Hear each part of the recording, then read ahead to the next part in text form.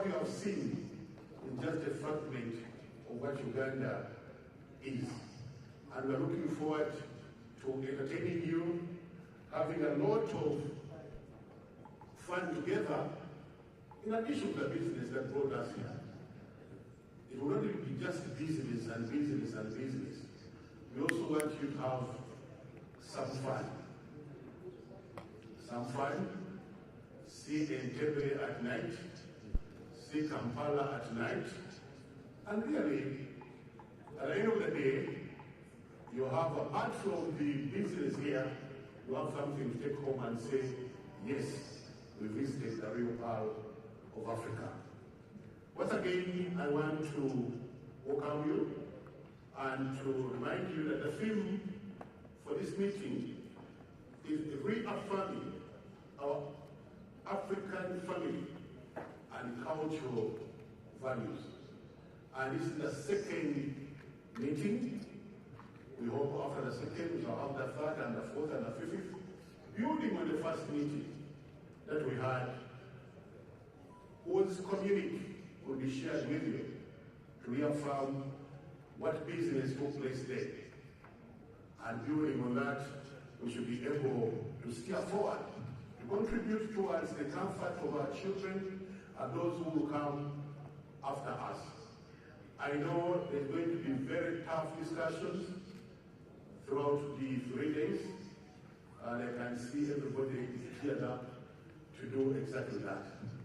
To speak and speak, but at the end of the day, we must ensure that we put in action what we would have discussed. Because generations to come will not judge us by the words that we have said, but will judge us by the actions that we will take. And this reminds me of one of the people whose books I like reading. It's called Steve Jobs.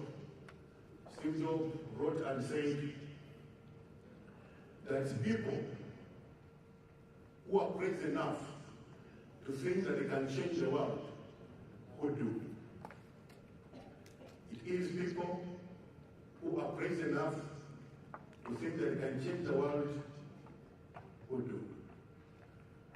And somebody else wrote and said, and I think this is Robin Sharma wrote and said that in the world we don't always get what we want, but we get what we work for. And so we are here to work for the future that we want to see. And somebody wrote and said that you are the change that you want to see. So I believe that we are going to do everything possible to build the future that we want to see. And I want to thank you once again. We should be able to start in the next about 2-3 minutes. I want you to finish up the discussions you are having now before we gear up into the business.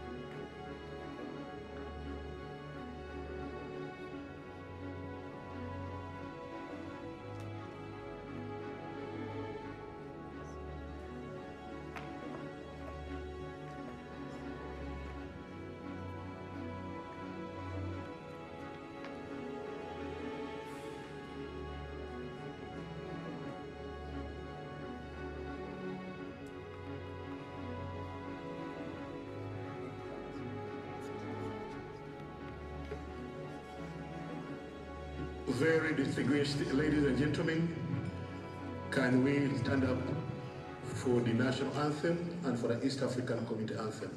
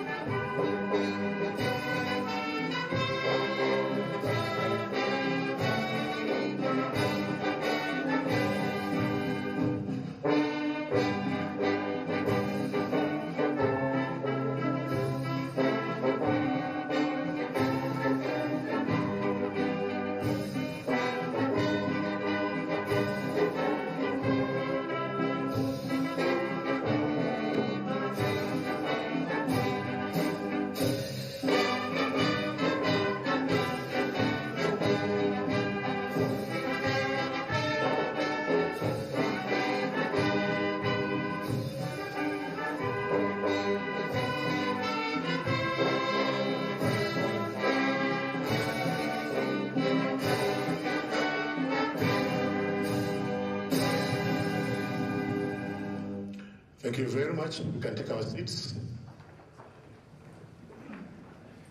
Can I now invite Reverend Richard Rukondo, Church of Uganda Provincial Youth and Children Director, Namirembe Diocese, Kampala, to come and lead us into communication to the Almighty God. Reverend.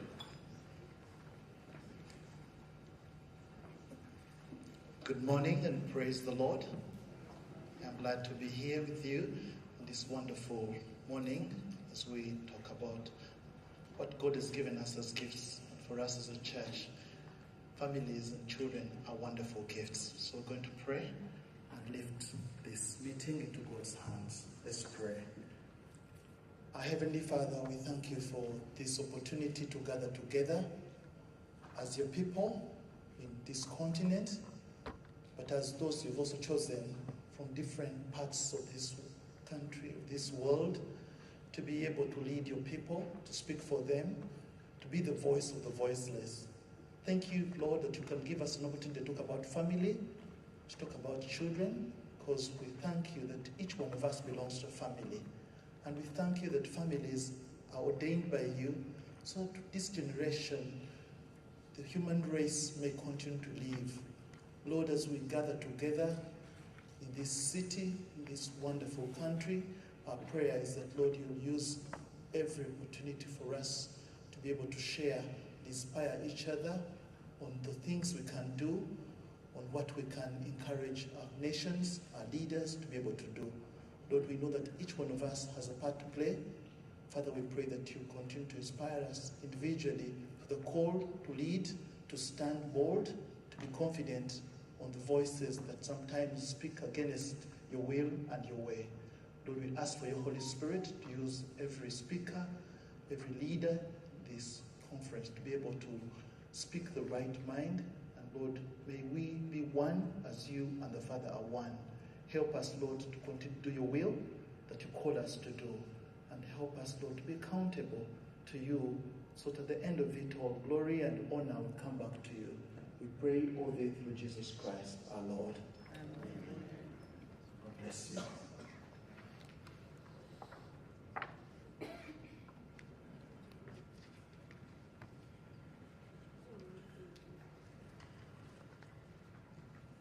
Thank you very much, Reverend Richard Uganda. Right Honorable Justin Kasule Mumba, the Minister for General Duties in the Office of the Prime Minister. Right Honorable Speaker of the National Assembly of the Gambia. Right Honorable Speaker of the National Assembly of Botswana. The representative of Her Royal Highness, the Nabagereka of the Kingdom of Uganda, Right Reverend Dr. Sheldon Mweswa, the Christian Council International Goodwill Messenger, HENC, Honorable Sarah Opendi, the chair for this conference, the honorable members of Parliament here present from the various countries represented here, the civil society organizations, the media fraternity, ladies and gentlemen. I would like to warmly welcome each one of you to this second African Inter-Parliamentary Conference on Family Values and Sovereignty, taking place here in Uganda at the Imperial Resort Beach Hotel, Entebbe. And I want to thank each one of you for having found time to come and be part of this whole historical moment where we interrogate the theme, reaffirming African family and cultural values. I want to thank all of you for having decided to come. May you allow me to invite the Honorable Sarah Opendi, Chair for this conference, to officially welcome you here. Honorable Sarah Opendi, karibu.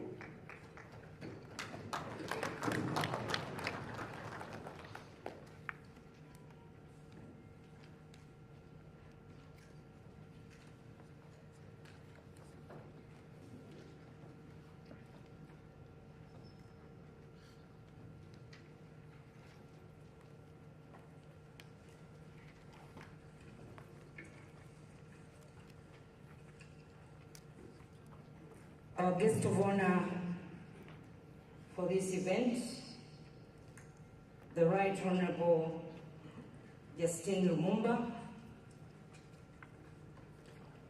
the Right Honorable Speakers here present, the Right Honorable Deputy Speakers, Oweekitiibwa our Queen, the Nabagereka, who is ably represented, the honorable members of Parliament here present, our Bishop, Bishop Sheldon Mwesigwa, our friends from the Netherlands, Mr. Henk, distinguished guests, ladies and gentlemen, I take this opportunity to welcome you all on behalf of the conference organizers to Uganda, the Pearl of Africa.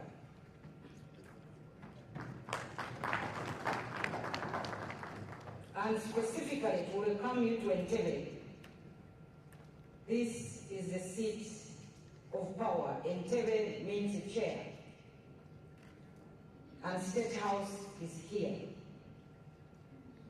So I welcome you to the second African Parliamentary Conference on Family that has been convened under the theme, reaffirming our African family and cultural values. We held this conference last year here in Entebbe and came out with an outcome document which I believe all of you have been able to receive in the past. I want to thank you for honoring our invitation and for being part of this very important conference that should shape the future of our nations and Africa as a whole. As I did indicate, this is a follow-up conference from last year. The Entebbe Declaration was adopted with a call to all stakeholders that include the religious leaders, the cultural leaders, the citizens, the members of parliament, to protect Africa from a secondary colonization of our values and cultures. We called on legislators to get involved specifically in scrutinizing the treaties and the international commitments or agreements as people's representatives to ensure they are in line with our own values without any contradiction. As you all know, as Africans, we have a distinct, rich, and positive culture, which are our heritage, that must be passed on to generations that will come after us. We received these values from our forefathers, and as leaders today, we must ensure that we protect them and pass it on to the other generations. I am cognizant of the African Charter on the Human and People's Rights, and we hope, ladies and gentlemen, this is our dream, that this conference, we are going to share ideas that will strengthen us in averting the cultural colonialism that is already in our doorsteps through legislation and move towards an African protocol for the protection of family and African cultures. I'm glad that in this conference we have all the stakeholders present. It is my pleasure, guest of honor, that at this juncture I introduce the various delegates that are here with us today. We have with us Botswana, and the delegation is led by the Right Honorable Pandu Skelemani, the Speaker of the National Assembly. We have with us the Gambia, and the delegation is led by the Speaker, the Honorable Pabakanyi. Please excuse me if I don't read the name well, or maybe I stop there. The Speaker of the National Assembly of the Gambia. We have with us Ghana, led by the Deputy Speaker of the Ghana. We have with us Zimbabwe, that is led by, we have Senate for Zimbabwe, that is led by the Lieutenant General Michael Nyambuya, who is the Deputy President of the Senate. And then we have the Right Honorable Deputy Speaker, the Honorable Tsitsi Gezi, and her delegation.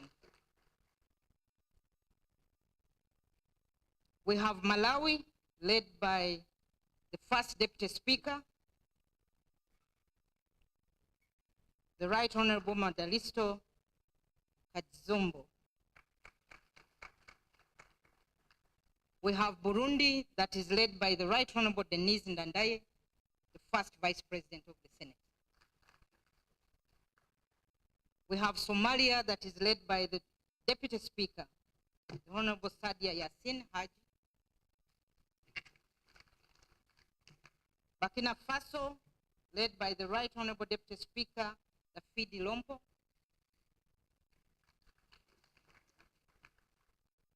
We have Eswatini, led by His Royal Highness Prince Lindamikosi Dlamini. Eswatini, you're most welcome.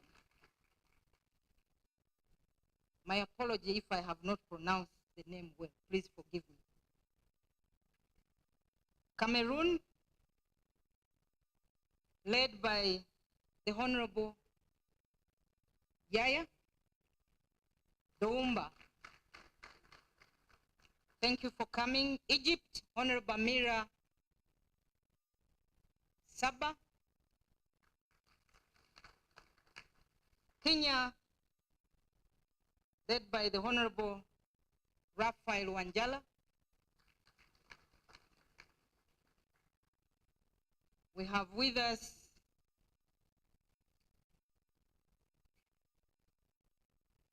South Sudan, Honorable Christine Naboi. The other delegation is delayed. They will be here later in the day. We have the Zambia,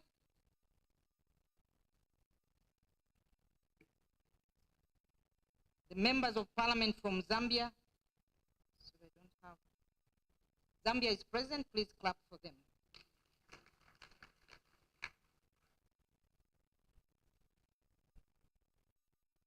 Have I missed out any country?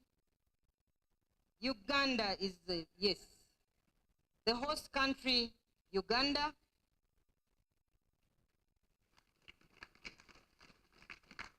We have the Comoros present.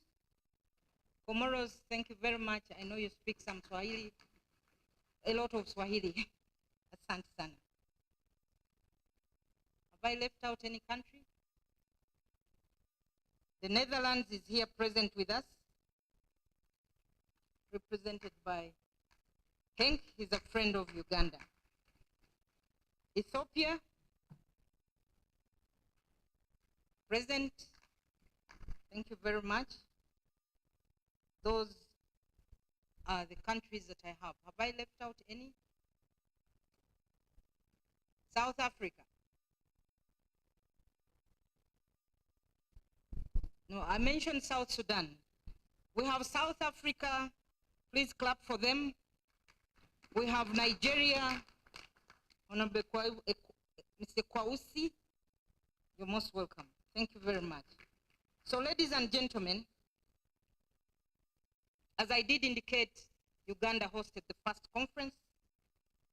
And as I said, at the hope at the end of this conference, we hope that we should be able to move towards a protocol, an African protocol that will protect our cultural values, family, and family values.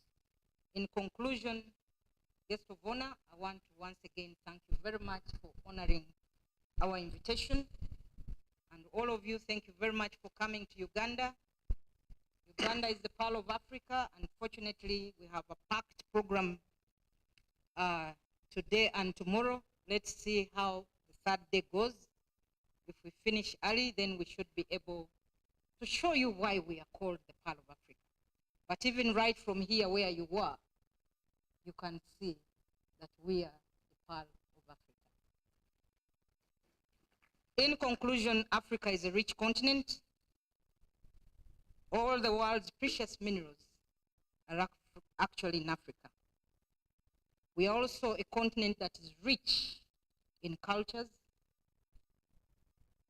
It's my plea that let us unite and protect our continent from exploitation in all forms, and if we do not do that, then we shall be distinct.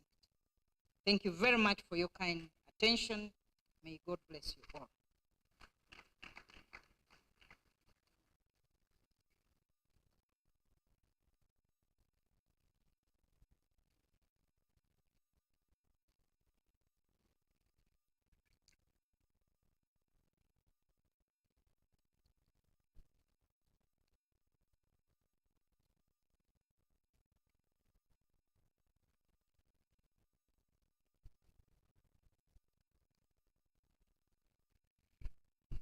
Thank you very much, the Honorable Sarah Opendi, for coming us here to this very important meeting.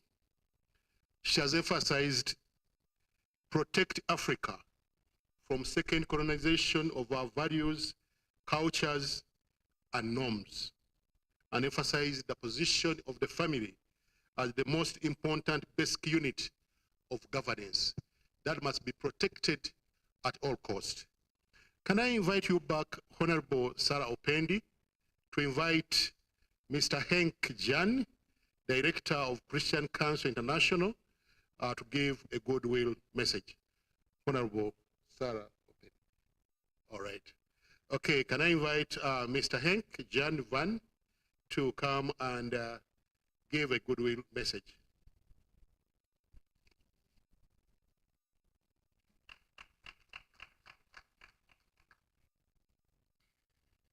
Honorable members of parliament, distinguished ladies and gentlemen, just a few minutes ago, I was moved when I heard the sound of the national anthem of Uganda. I was sitting there, staying there, and looking that way. And there I saw the Dutch flag. Many times these days, I'm not very proud when I see the Dutch flag, knowing that the Netherlands is in the forefront of an exporter of all kinds of policies, which ruins African families, which ruins African cultural values because of its progressive character. All these sexual rights organizations and subsidies, many of them come from The Hague. I live about 20, 30 kilometers from The Hague. But now I'm able to represent this Dutch flag with a pro-family and pro-sovereignty sound. And I'm very proud of to do that. I am Henk-Jan van Schothorst. The easy way is say Henk from Holland. I'm a former staffer in the European Parliament. I'm a candidate for the European elections in June 6. And I'm also a father of 6 children. And if I did the work only for them, I would still do this work to defend and to promote life, family, and freedom at international organizations like the United Nations, like the Human Rights Council, like the European institutions, where we have consultative status, so we can do our work there. Recently, I wrote an article, and I give some quotes from that article. The article, the title is Bossy Brussels Clashes with the Bible. I'm a Christian, so I have the Bible as a standard. And I think that's what unites us as believers, that we have standards like the creation order, male and female He created them. And that is still the standard. But in Brussels, this standard is not accepted. Man has replaced God with human rights and a very liberal interpretation of them. If we go back to the Brussels values, which are established in Article 2 of the European Treaty, then we see nice words like human dignity, freedom, democracy, equality, rule of law, and of course, respecting human rights. Also, we have in the fundamental charter of the EU even right to life and freedom of religion. But, as I said, they are interpreted in a very liberal way. And that is the clashing reality. That the progressiveness and the overstep of their mandate in Europe, that's a real problem, especially from the European Parliament and from the European Commission. And sometimes the European Council can block it because there needs to be unanimity on several issues and policies. Some examples how Brussels is bossy in Europe. I mentioned just a few things. Brussels have created a parent certificate, and that parent certificate is as such that every country needs to accept the rules and laws around family, even including surrogacy, even including the most progressive ways of being a family, like 2 men and 2 women, or gays, or transgender, or whatever. They need to be accepted. So the most progressive legislation, that becomes the norm in the EU countries. Also, if countries don't accept gay marriage, they have to accept a couple coming from another country which are a gay marriage. Another thing, abortion as a human right. Can you imagine that if you defend right to life? And also how they mention women, how they define women, sometimes as persons with a womb. That's the reality in Europe. Then hate speech. Hate speech. If there is a Finnish member of parliament, Mrs. Päivi Räsänen, maybe you've heard of her. She has quoted the Bible on Romans 1, verse 24 till 27, when she said to her church, Lutheran church leadership, don't walk in the pride parade in Helsinki, because your basic document, the Bible, says this about homosexuality. And now she is prosecuted now before the Supreme Court, and because she said that is hate speech. But the Supreme Court has still to decide on that. And we invited her to the Netherlands on Friday evening, Queen's Christian Council International, and therefore I have to depart very unfortunately at tomorrow evening to be back in time to receive her in the Netherlands. Then I could also say things about gender equality or the LGBT strategy, but I'm not going into that. But not only within Europe, also outside Europe, yeah, the EU behaves like a boss. And I'm very curious to hear about the ACP-EU agreement, why countries did not sign it and why countries did sign it. There are so many problematic issues in this treaty. They should be addressed before Brussels addresses you, that you become indeed another colony of Brussels, like Honorable Opendi just rightly said. I could also say something about what I just saw a few weeks ago in Geneva, in the Human Rights Council, where the EU tried to define intersex as a new non-discrimination category. And I saw with my own eyes, just before the vote on this issue, the diplomats from the European countries going out, they went to the Africans and to the developing countries, trying to pressure them on something. I could not hear it, but I can imagine that they tried to pressure them to vote in favor with their position. Many African countries stood strong at that time, but the pressure is high. And that's why I conclude with, we need to stop Brussels. And we need Africa. Sometimes I've said, Africa is the last man standing for these values. And please stand for it. We need you to stay strong for family values and cultural values. Not only for your children, but also for the poor children in Europe. Thank you for staying strong. Thank you.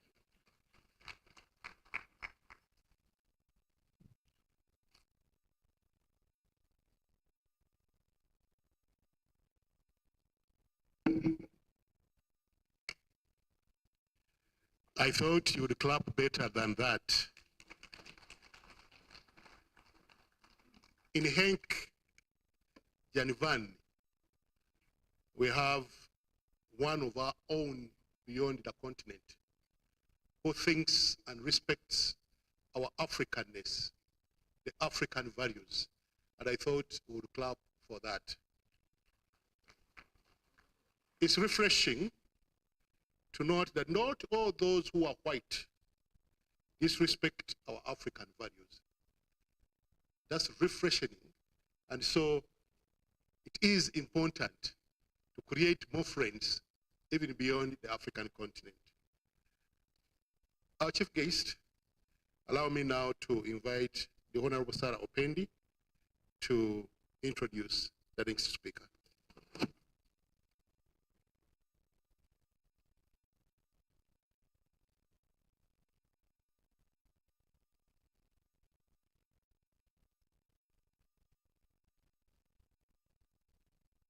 It's my pleasure now to invite the Honorable David Bahati.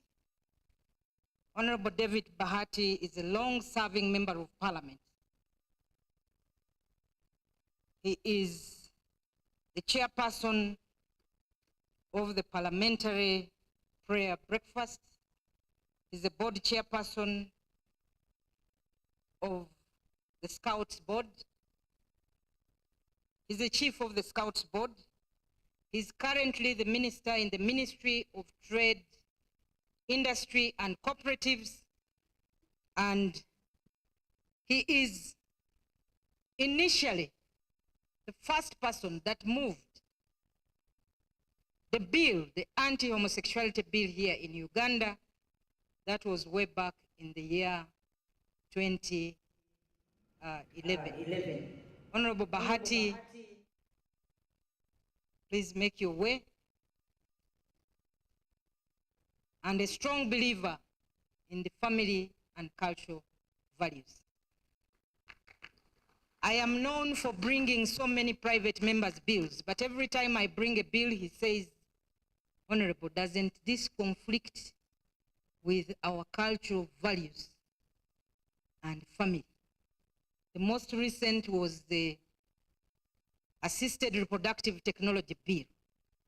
You all know that infertility is a challenge now in most of our communities, and we have fertility clinics all over.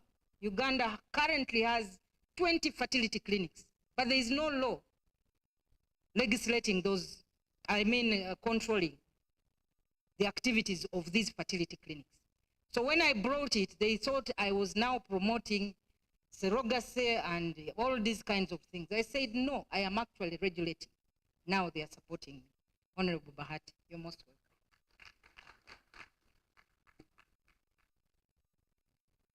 The right honorable speakers from different countries, the right honorable deputy speakers, our chief guest, who is the Speaker of the Parliament of the Republic of Uganda, represented by the Minister for General Duties in the Office of the Prime Minister, Justina Lumumba, the Chair of the conference,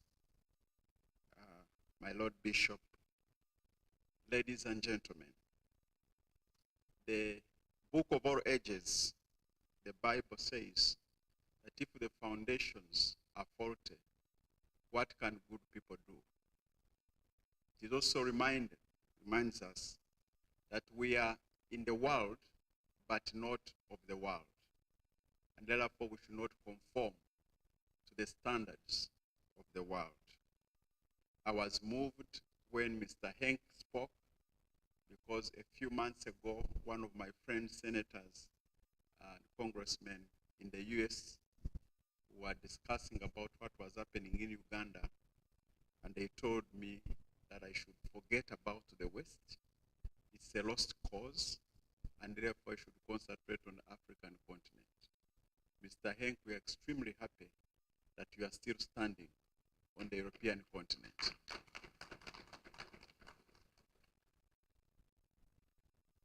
I'm happy that we are meeting together in this conference to defend and stand for Africa, for family values and cultural values, to defend and support a cause against recognition of our values.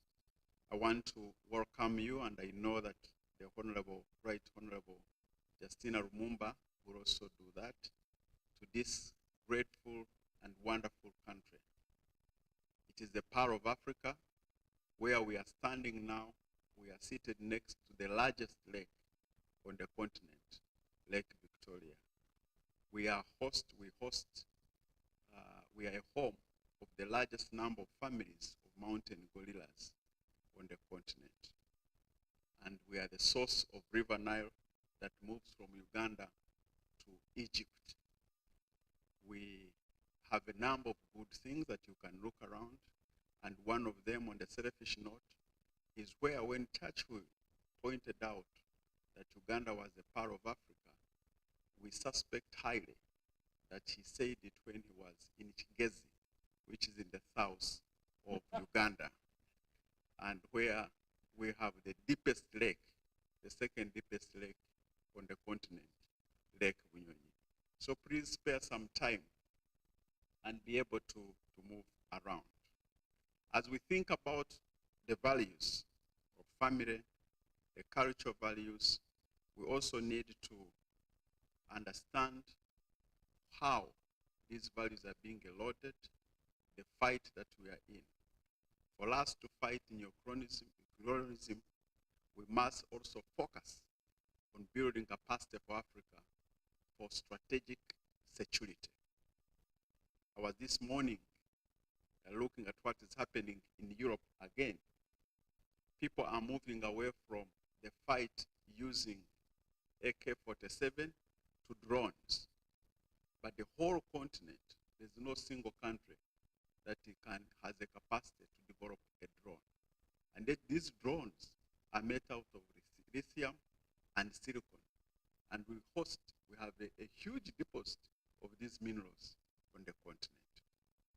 One of the things of intimidation, and by the way, you must excuse me, Salah, the chair of the conference, I didn't put on a tie today because I'm protesting. I heard that yesterday the UK put a sanctions on the speaker of the whole Republic of Uganda, that he should not travel to UK and he should not travel to also the assets are going to be frozen. And one of the reasons why they are doing that, we suspect, is because we passed the anti-homosexuality bill in the House. So I decided to pull off the tie so that I can protest. I need to be free. So when you see me without a tie, it's not that I don't have a tie, but I'm just protesting. I'm protesting.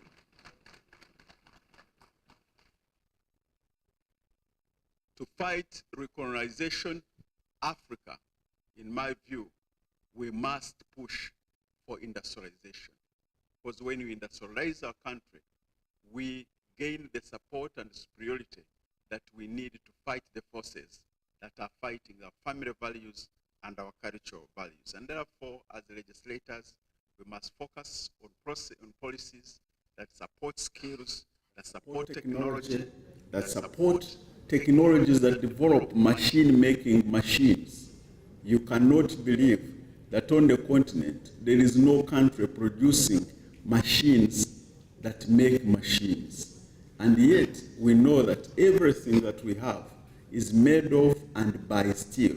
And we have the largest deposits of iron ore in the whole world. But we continue to import machine-making machines. So as legislators, we should look at the way to defend families and cultural values by strengthening the capacity of our countries to industrialize. Because when industrialize, we get the power to fight this. One of the bishops is here. When I was moving the anti-homosexuality bill in 2001 for the first time, I had a good friend of mine who was a reverend, a pastor. And he came to me and said, David, I support what we are doing, but the Bible says that you should be wise. Now, I'll be praying for you, but I will not speak openly because I'm receiving some funds of support from USA. So just go ahead, know that I'm praying for you, but I will not speak openly because I have to be wise. He was getting funds from the other countries. Poverty is one of the things that weakens our fight against the defense for our family values and for our cultural values. So as legislators, as we sit, we should put this topic into the context and family poverty levels on the continent.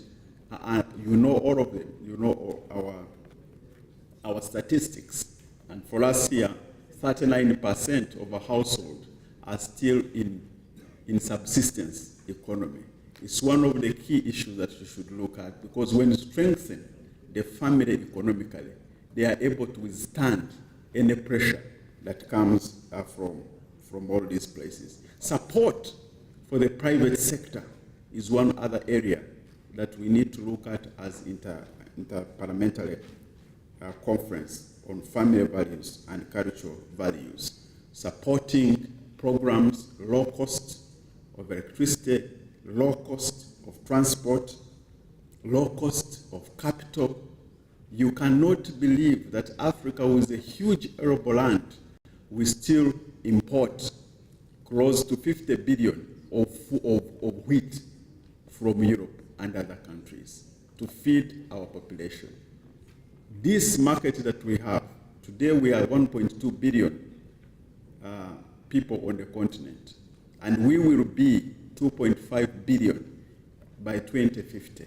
This strong market must be utilized to strengthen our values, strengthen our cultural values. So, brothers and sisters, in the defense of family values and cultural values, we must look at prosperity for the continent. We must look at prosperity for the continent. From my own experience, I have seen that without strengthening prosperity for our countries, we are going to continue to be bullied, we are going to continue to be manipulated, we are going to continue to be influenced. We should stand up. And I'm happy that this morning I was given a few minutes to speak to you as the Minister of State for Industry in the Ministry of Trade, Industry and Cooperatives. We signed a whole African continental free trade area. But what are we trading to strengthen our communities? So I'm here in solidarity with what we are doing. We had to skip the International Day on Labor to come and be with you in solidarity, to know that you are in fact the foundation that we are talking about for the continent. And if the foundations are faulty, what can the right people do? The bishop is here. He will be able to tell us what can the right people do. But I think my Lord Bishop, that this conference is part of that foundation that we are building for the African continent. Without morality, prosperity will not stand. I thank you and wish you the best.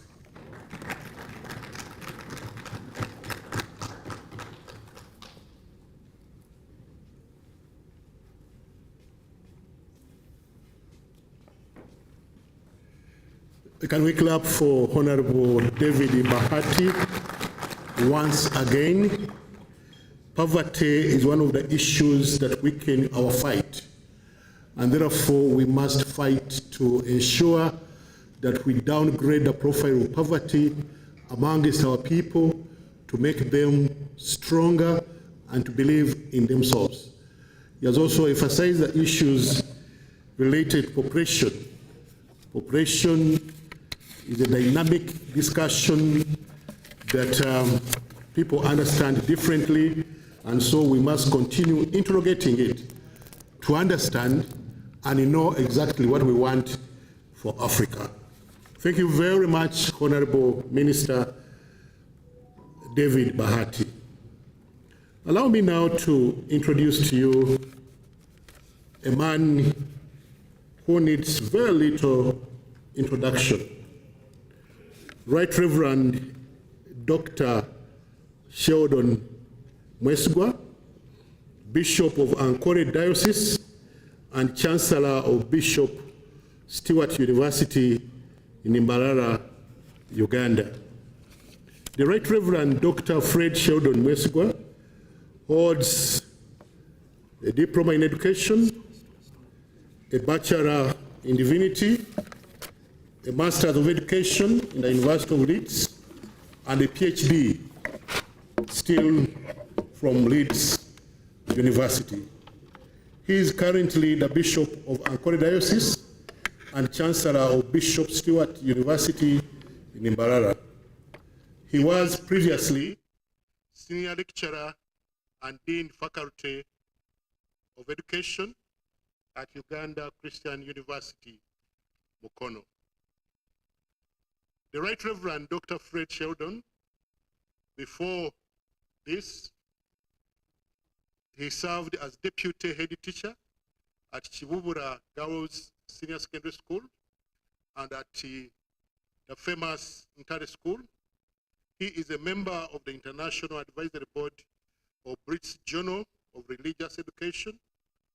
He is founder and patron of Revival Radio 93.2 FM, founder, patron, Millennium Circle, guest writer in Uganda leading dailies, New Vision, and Daily Monitor newspapers. The Reverend Dr. Sheldon Mwesigwa is going to speak to us about protecting the African children and families from emerging global threats, a religious perspective. There are so many threats, but it's going to take the religious perspective. May you join me in welcoming the Reverend Doctor to speak to us.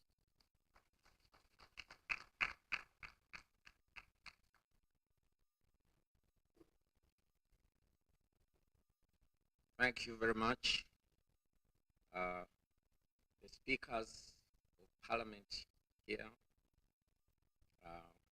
the guest of honor who is representing the office of the Speaker of Parliament of Uganda, deputy speakers, Parliament, honorable members of Parliament, different distinguished guests in your respective capacities, ladies and gentlemen, what an honor this is to rub shoulders with parliamentarians. Where I stayed in the hotel, they were addressing me as Honorable Bishop. Yes. And normally when religious leaders come to our side, they say the protocol in church, we are not sure. So also here, I'm not sure, but I'm so glad I'm here. Many people have welcomed you to Uganda, the Pearl of Africa.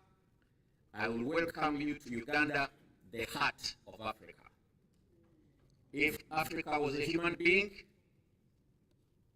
you just hold your hand here, you will find Uganda there, the map of Africa. You are welcome, and I want to welcome the conference, to appreciate the conference convener and the team that has organized this, and for having thought it wise to include religious leadership representation. By the way, that is excellent, unbelievable. I will explain why. Most of the agendas that are being driven, social, economic, otherwise, which are driven by the Western world, do not give cognizance to religion for obvious reasons. But for you parliamentarians who have thought it wise, it's exceptionally good. Thank you so much. And I would dare say, if you ignore religion in Africa, you do conference on coffee. Our diocese is involved in trying to address issues of employment and whatever. And the Ethiopian guy who drove me, of course his English was not as good, but he said, in conversing, he said, I can die for my religion. This is not a bishop, this is not a priest. He's saying, I can die for my religion. So, thank you for the religious perspective. Safeguarding African children and families from external influence, the religious perspective. What is a family and who are children? I'll deal with that a bit and see how we can do safeguard and conclude. Family consists of two or more individuals who are related by blood, and there are different types of families: marriage, holy matrimony, where you can have some other members of the family, some may be adopted, and you know how families in Africa are so big. There are other forms of legal or society ties that we have. And we belong to so many families. Personally, by testimony, I was raised by my mother, so mine was a female-headed family, you would call it. And by God's grace, I was able to grow up, and now I also have a family. And the family I have a wife, Dr. Alice, who sends greetings, and children. We have a WhatsApp group. They are now aware of what is going on, and they are keyed in. That's what a family is about. A child, if you talk about children, may vary in our definitions, but the underlying principle is that children are young individuals in need of protection, nurturing, and opportunities for health development to reach their full potential. They are being looked after to grow. And Uganda's constitution, 1995, would refer to all those under 18 as children, one would say. There are some young adults. In church we say 0 to 12 are children, 12 to 18 to 17 would be young adults, but 18 is the age where one can even marry or get married. Some statistical representation. Between 2015 and 2030, the number of children under 18 in sub-Saharan Africa will rise from 496 million to 661 million. Think about that, children. And the Bible says, where your heart is, where your treasure is, there is your heart. Luke 12, 30 something. Where your treasure is, there is your heart. Is our heart on the children and the youth, since they are this much? In our planning, in our parliaments, from 2026 onwards, sub-Saharan Africa will be the single most important region, the single region with the greatest number of children under 18. In 2021, there were around 207 million children aged 0 to 4 years in Africa. In total, the population aged 17 years and younger amounted to approximately 650 million. Think about those statistics. What do they mean? It means we are producing. And if we are producing, we need to think serious about those. I liked the presentation of Ek, who said he has 6 children. For me, with my wife, we had a big debate. We ended up with 4. But in Europe, to get someone with 6 children, he deserves a big credit. And I really liked his presentation. He said, Africa is the last continent standing, and I agree greatly. I studied in UK for about 3-4 years, and I studied the English society. And him being here is exceptional, and I thank God for it. I left England after my PhD when I still had 1 year on my visa. And when I came back, some of my colleagues said, this young man, what's wrong with him? There must be something wrong in his head. But I purposed to come back. Why? There were 3 reasons. 1, I had my children all there with my wife. They were starting to say they are going to introduce sex change. They send a letter, they say, now end of term. Mr. So-and-so, next term is going to come as Miss So-and-so. He's going to undergo sex change. Me, I had to take off. I couldn't get my children there in UK. No.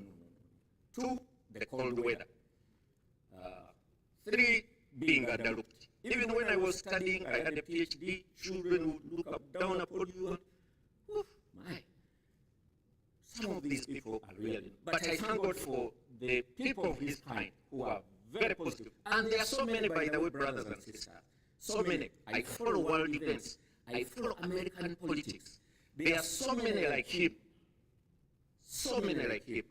We thank God for this collaboration. Legal framework. I will not go to the legal framework because mine is the religious, but there is some data there to show what African countries are doing to protect the family. In 2004, African Union came up with a plan of action on the family to improve the quality of life of all families, and all the different countries are listed there with efforts. What does it mean to safeguard children and family? The protective measures and strategies aimed at preserving the well-being, cultural identity, and values of African children and families from outside influences that may pose risks or challenges. And what do these include? There is cultural imperialism, foreign ideologies. There are so many when you come think about them. And some of them are very subtle. Many of us, for example, love soccer. Arsenal, Manchester. I know. You hear them. If you hear, do you know the impact of this on our youth in terms of even work? When I go to schools, I tell these young people, the guys you are watching on the screen, do you know how much money they pull in? How much for you do you have in your pocket? Sports betting. I don't know whether Honorable Pendi has jumped on to betting. But betting, the other day I read the newspaper, whereby a medical student, 4th year, Makerere University, was confessing he had become a victim of sports betting. That means he's going to bet with people's lives when he becomes a doctor. Those influences, there are many. The Hollywood influence, the films we watch, even us here, probably. The subtle influences, there are so many. They affect us and our children. We need to rethink. Reverend Rukundo, for him, he challenges me. I came with him, he says, for me, I don't have a television in my home. I only have books, they read, and they read so many books. I haven't reached his level, but he is very aware of what is happening. Economic exploitation or social pressures that may undermine African traditional values and practices. Why? We need to maintain the integrity of African communities and ensure that children grow up in environments that support their holistic development while respecting their cultural heritage and identities. I know our cultures also have some negative elements. I have not addressed those. We do have some. But let's go to the religious perspective. upholding positive traditional values, moral teachings, and spiritual practices. Train a child the way he should go, so that when he grows, he will not depart from it. Proverbs 22, verse 6. We need to train up our children. The school curriculum, very, very important. When I went to study in the UK, I did my research on, it was the time when moral education was being introduced in Uganda. Can you imagine moral education? If you do a study of moral education, it is aimed at personal preference, as opposed to Christian values or even Islamic religious values. But sadly, in Africa, we don't respect research. Even when I came back with my research, I shared it with the National Archive. Go and read. I will not tell you what is there. Also, African Christian marriage versus Western Christian marriage. I want to explain this. We have done some research, Bishop Stewart University, I have the team. In our region of Ankole, which is neighbors, Honorable Bahati's, Chigezi is where revival started from, 1935. Then it came to Ankole.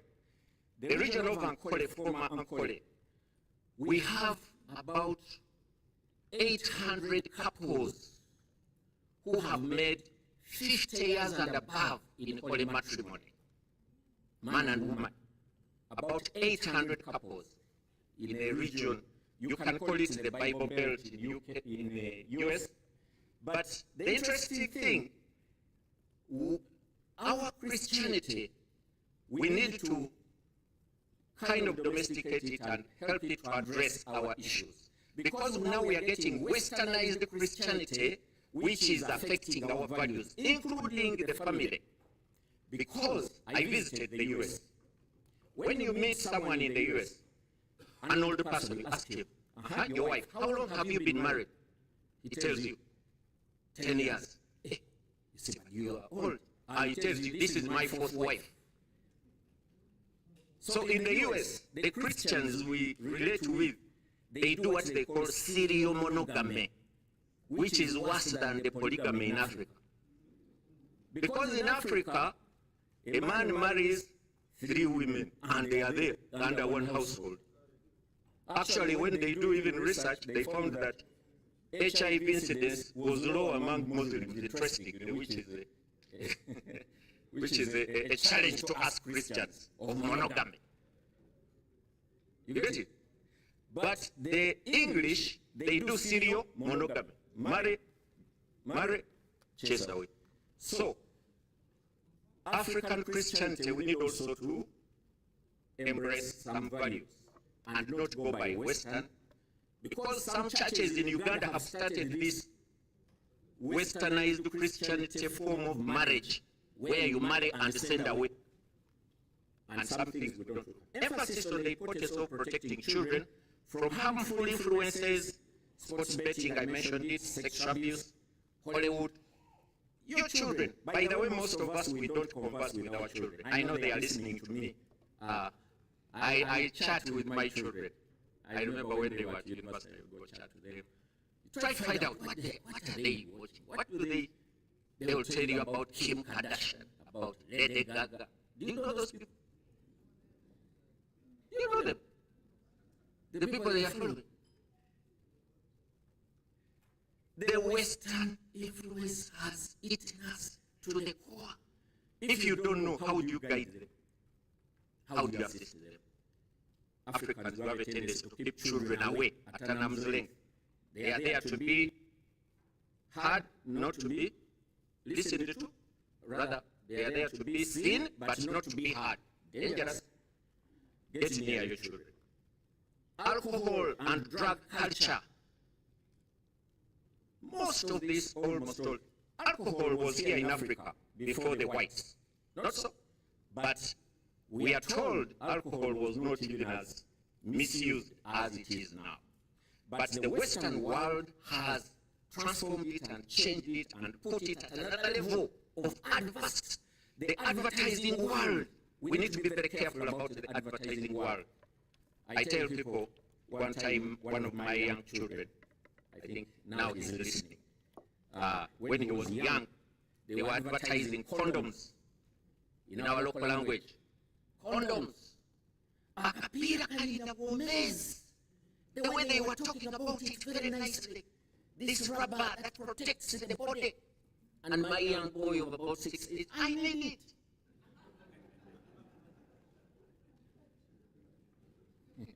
You see how the influence comes in?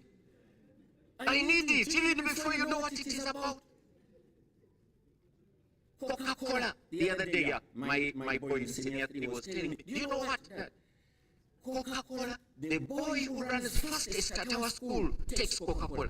Why? Because when they are advertising, they get this, the greatest runner, Coca-Cola. Oh my. Do we think about some of these things? We need to be careful. The LGBTQI, which needs no mention. We need to safeguard our children. Content on TV, parliamentarians. I think in Uganda, the last time I checked, they were talking about local content being like 75% or something. What is it that they are watching on television? Can we make sure the content is also assessed? Cartoons. The last time I checked, they had said Nickelodeon was about to bring in homosexual couples. These seemingly innocent cartoons, most of you say, I'm going away. You get the TV. You look for the channel for children. Do you know the cartoons for children, what they are, the images that are on them? Preservation of positive cultural and religious identity. May God help us to see. We need to encourage strong family bonds. Let's have strong family bonds. Let's be near our children, our families. Parental guidance, very important. I'm a teacher. One of the last titles they didn't mention, I'm now an associate professor by God's grace. I teach, I lecture, but I taught for 25 years in government schools. And I was a priest, but also a teacher. I dealt with young people. And there is nothing as encouraging as a parent being near to children and being near them and talking to them and guiding them. Parental guidance and community support networks. We need those. In Africa, Professor Mbiti said, I am because we are. And since we are, therefore I am. The community matters more than the individual. The Western philosophy is based on a model of the individual being supreme. And it arises from a French philosopher, René Descartes, who says, it is from, I think, French, cogito ergo sum, which means, I think, thus I am. I think, thus I am. So, whatever I want to do, what does it concern you? The other day I saw in England, men got bicycles and women, they were riding through the streets of England naked. Old men and old women, because it pleases them. What do you have to do with that for you? Why is it troubling you? But in Africa, would you do that? I think, thus I am. That is the philosophical ground on which the Western philosophy runs. That's why now in US, they say children as young as 6, as 4, can decide to say, I feel I'm not, although I'm a woman, I'm not a woman. I'm not a girl. I want to be a man. And they will take you, the government pays for you, they change your sex there and then. In Uganda, we are about to review our canons. And one of the things we are going to address is that marriage is between man and woman who are anatomically and biologically male or female. Because now, definition of men and women has changed. So you can no longer just say between man and woman. There is something missing. Educating families about potential threats being caused by external influences. So for that bit, I think fairly, if we can be try to safeguard through you, the parliamentarians. You are the door lock, you are the entry point of safeguarding us in a way. We want to appreciate what you are doing, promotion of the family. I want to appreciate Ugandan MPs for standing firm on the issue of homosexuality. Honorable Bahati, yes, please clap hands for them. Because actually I think Uganda took the lead, more or less. Didn't it? Uganda on issues of religion, even people died for their faith here. You may need to visit Uganda Matters and understand their history. So we thank God that many countries have continued. Ghana, Nigeria, I think those who did it long ago, and those that kind. Let us protect family. And in my conclusion, I would like to make a small commercial. I have a book here. In my thinking, if you want to understand about Uganda, this book can help you. Uganda's educational, religious, political, and socio-economic tapestry. It has articles on different aspects of Uganda, which I've written for I wrote for 15 years, and touches on almost every topic, including family. And one of my pet topics is the one about marriage, the 800 couples who have made 50 years and above. The oldest couple in Uganda in marriage has made 77 years in marriage.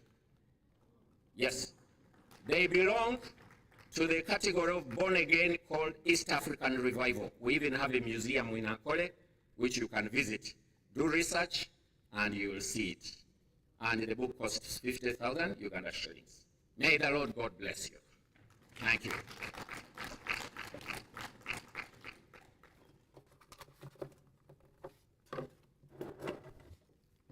$50,000 Uganda shillings is about $15.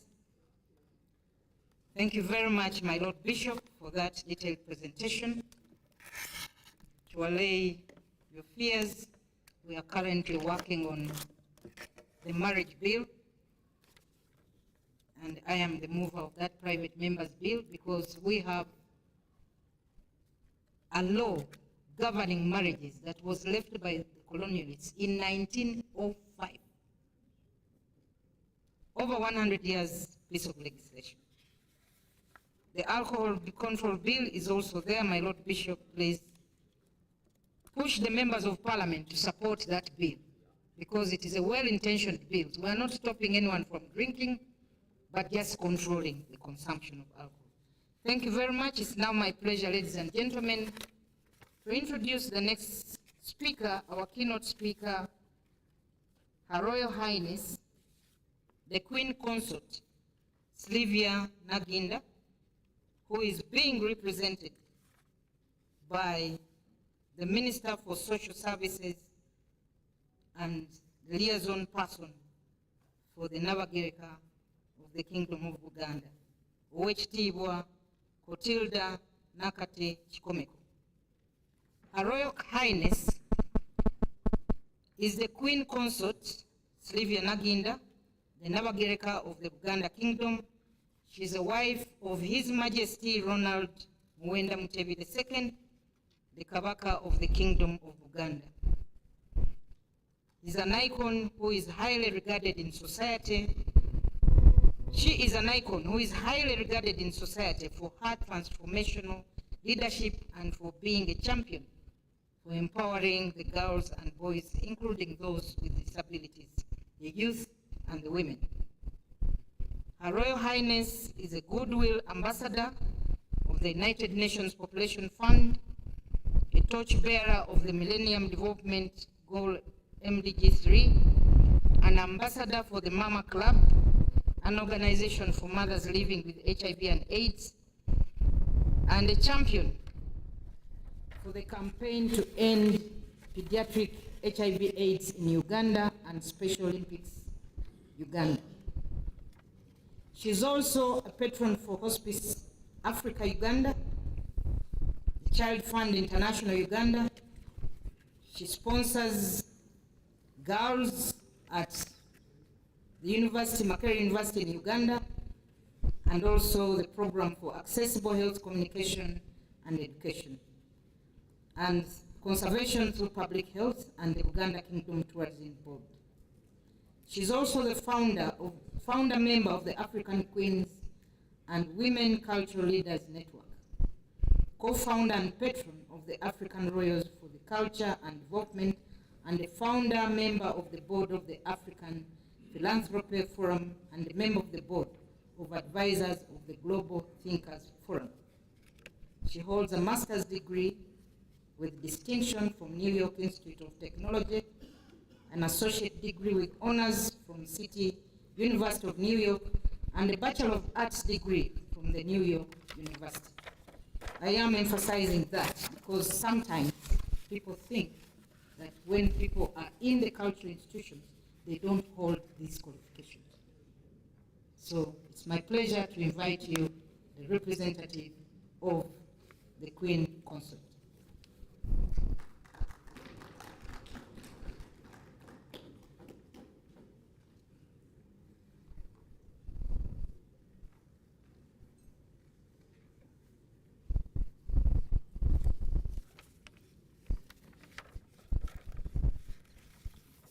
Thank you, Honorable Sarah Opendi, for the introduction of the Nabagereka. And you can see I'm privileged to read her keynote address.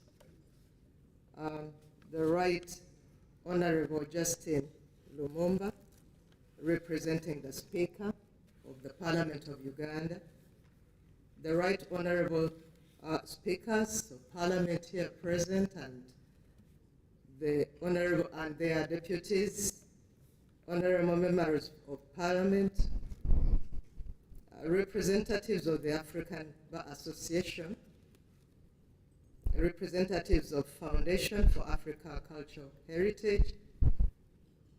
I would like also to address all the distinguished guests and facilitators in your various categories. Ladies and gentlemen, it is my honor to address you today on the crucial topic of safeguarding our African traditional and cultural values against global threats. Our continent boasts of a rich tapestry of traditions, customs, and beliefs that have been passed down through generations. These values are the foundation of identity and play a vital role in shaping our societies. However, in today's rapidly globalizing world, our traditional values face numerous threats, from the influence of westernization to the spread of mass media and technology. Our cultural heritage is at risk, and it is at risk of erosion. It is imperative that we take proactive measures to preserve and protect what makes us uniquely African. First and foremost, education is key. We must ensure that our younger generations are taught about the importance of our traditional values and the role they play in our society. This can be achieved through integrating culture education into school curricula and promoting cultural exchange programs. Furthermore, we must leverage modern technology to our advantage. Instead of allowing it to dilute our culture, we can use it as a tool for preservation. Digital archives, online platforms, and social media can be utilized to document and share our cultural practices with the world, ensuring that they are not lost to future generations. Community engagement is also essential. By fostering a sense of pride and ownership in our cultural heritage, we can empower individuals and communities to take an active role in its preservation. This can be achieved through organizing cultural festivals, promoting traditional craftsmanship, and supporting local artisans. Additionally, we must advocate for policies that protect and promote our cultural heritage. This includes measures to safeguard sacred sites, protect indigenous languages, and preserve traditional knowledge and practices. Through the Nabagereka Development Foundation, which I established almost 25 years ago to promote the well-being of children, women, and youth, we have used culture as a tool for development. In the Kingdom of Uganda, we have a values and ethics system referred to as Ubuntu Bulamu. It is the cultural value system that guides all aspects of life,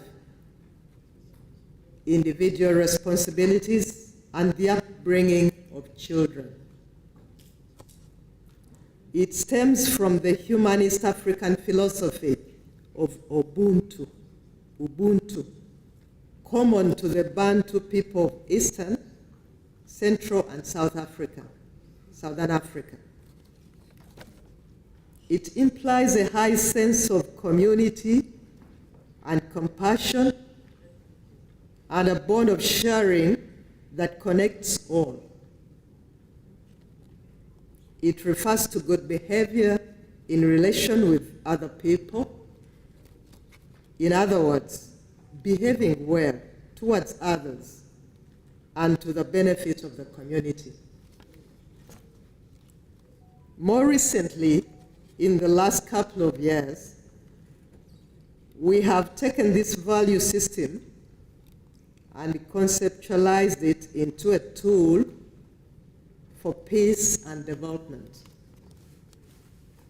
With the support of United Nations Development Program, the Foundation has partnered with the Ugandan cultural institutions and kingdoms of Acholi, Alur, Bunyoro, Buganda, and Busoga to develop a national program for the revival of Ubuntu Bulamu for peace and development.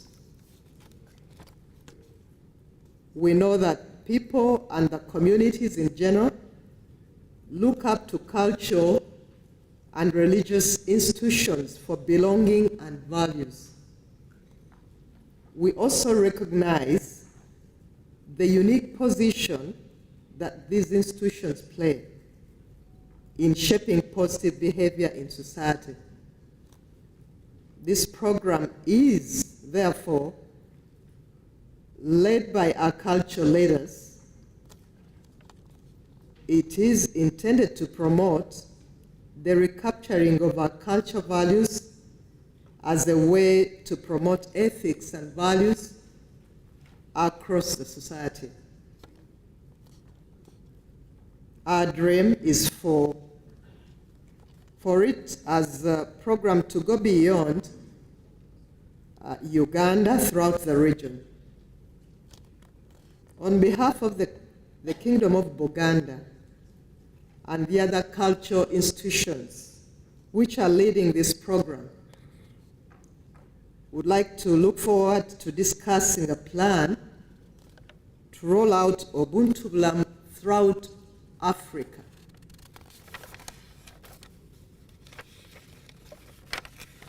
Almost 17 years ago, we launched the Ekisakate Nabagereka. This is a children and youth mentorship camp, targeting 6 to 18 years old, that aims at nurturing holistic individuals within a blend of traditions and modernity. The Chisakate builds on the conviction that in the context of global development, raising holistic individuals requires that they be grounded in positive cultural values. In 2022, I established an endowment fund as a channel to mobilize financial resources to enable consistent investment in building peaceful, joyful, progressive, and self-sustaining communities. This fund, which is championed by women, aims to reshape the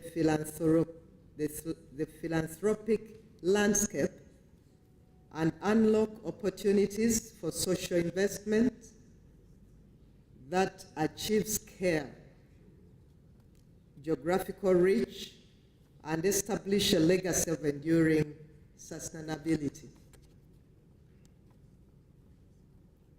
In conclusion, safeguarding our African tradition and cultural values against global threats requires a concerted effort from all sectors of society. By prioritizing education, leveraging technology, engaging communities, advocating for supportive policies, and the role of cultural institutions should be acknowledged and harmonized within development plans and processes to ensure that our cultural heritage continues to thrive for generations to come. The Nabagereka of Uganda, God bless you.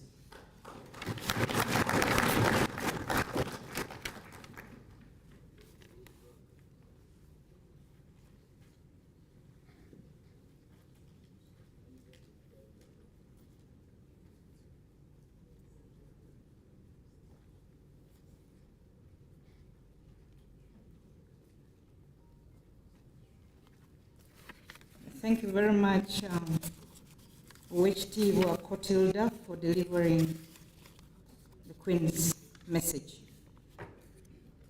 Ladies and gentlemen, it's now my pleasure to invite our next speaker, who is the Right Honorable Pandu Skelemani, Speaker of the National Assembly of Botswana, and what I can say is a Mutswana. I hope I have said it well.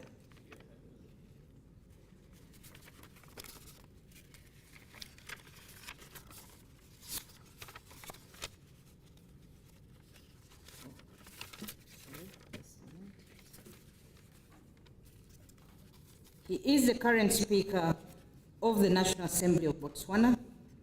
He has served as Minister of Foreign Affairs before, as Minister of Presidential Affairs and Public Administration. He is a former Minister of the Administration of Justice and Attorney General in Botswana. He also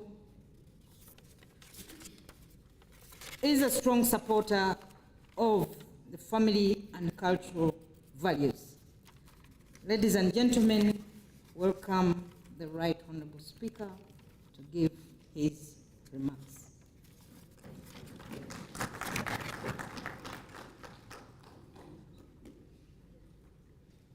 Thank you very much.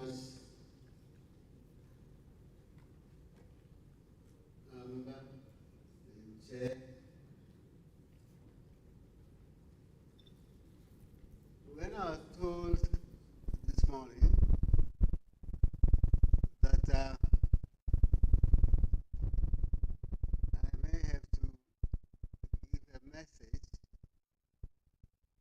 will, I ask myself, having seen the people who are on the program, what can I say? Well, they had a lot to say. And, well, our speakers,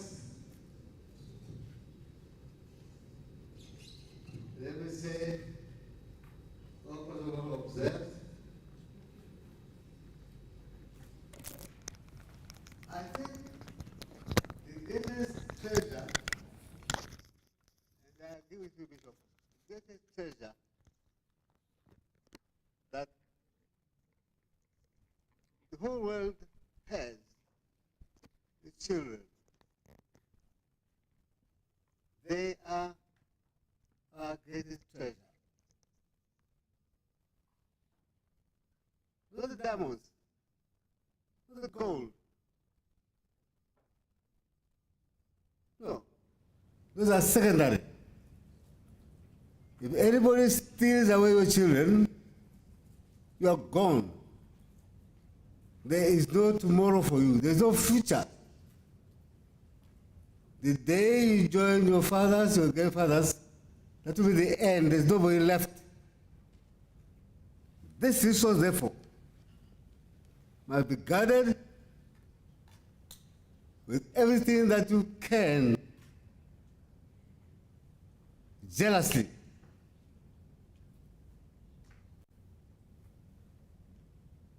Some years ago, in our part of the world, of this continent, we had President Cecil Khama saying, people without a culture are lost.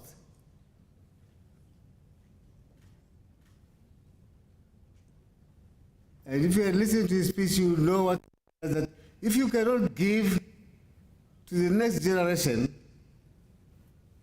what you hold dear, they'll be lost, they'll be wandering, they'll be going all over. Culture is what you are. You don't go to school or get a PhD for culture. It's what you are. It's you. Give that to your children. Let them know the Uganda. Let them know that. Let them be proud. They don't have to be Europeans, they're African. And they should be proud of that. It's their culture.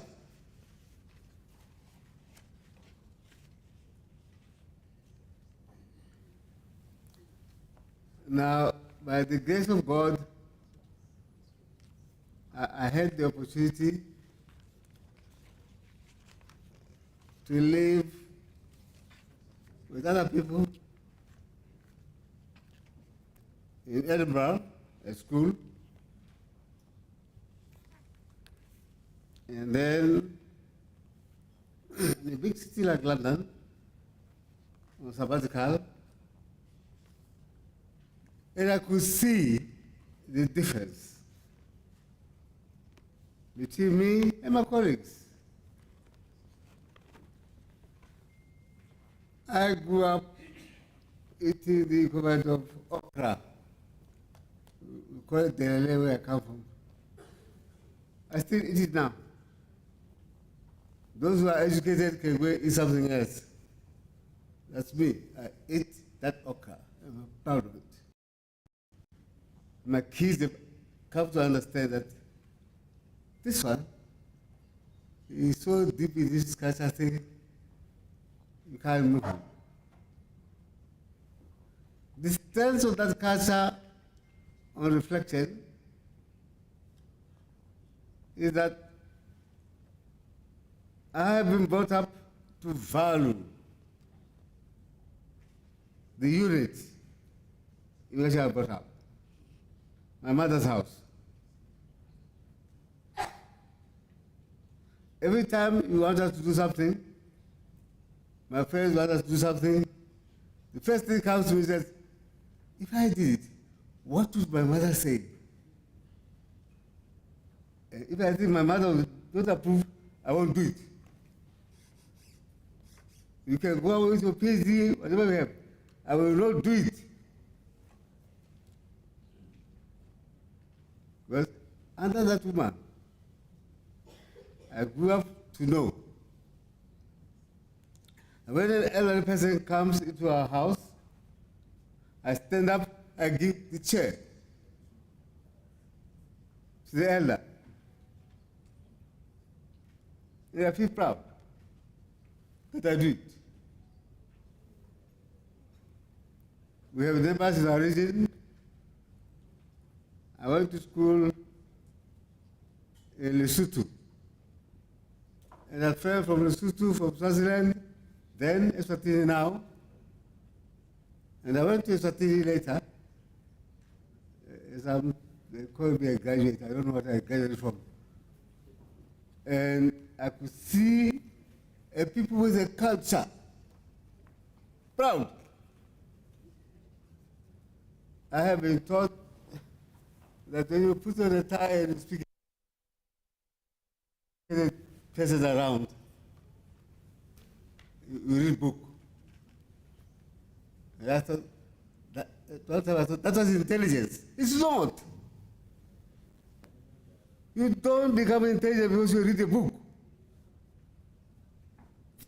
This country, where we are now, do you think it would have survived? Who of your kings had read a book to defend it? To know that they had to hold the community together. It was wisdom, not reading a book. Can you impart that to your children? Can you be proud as the Swatis are? And they dress, I thought they first, like this was it.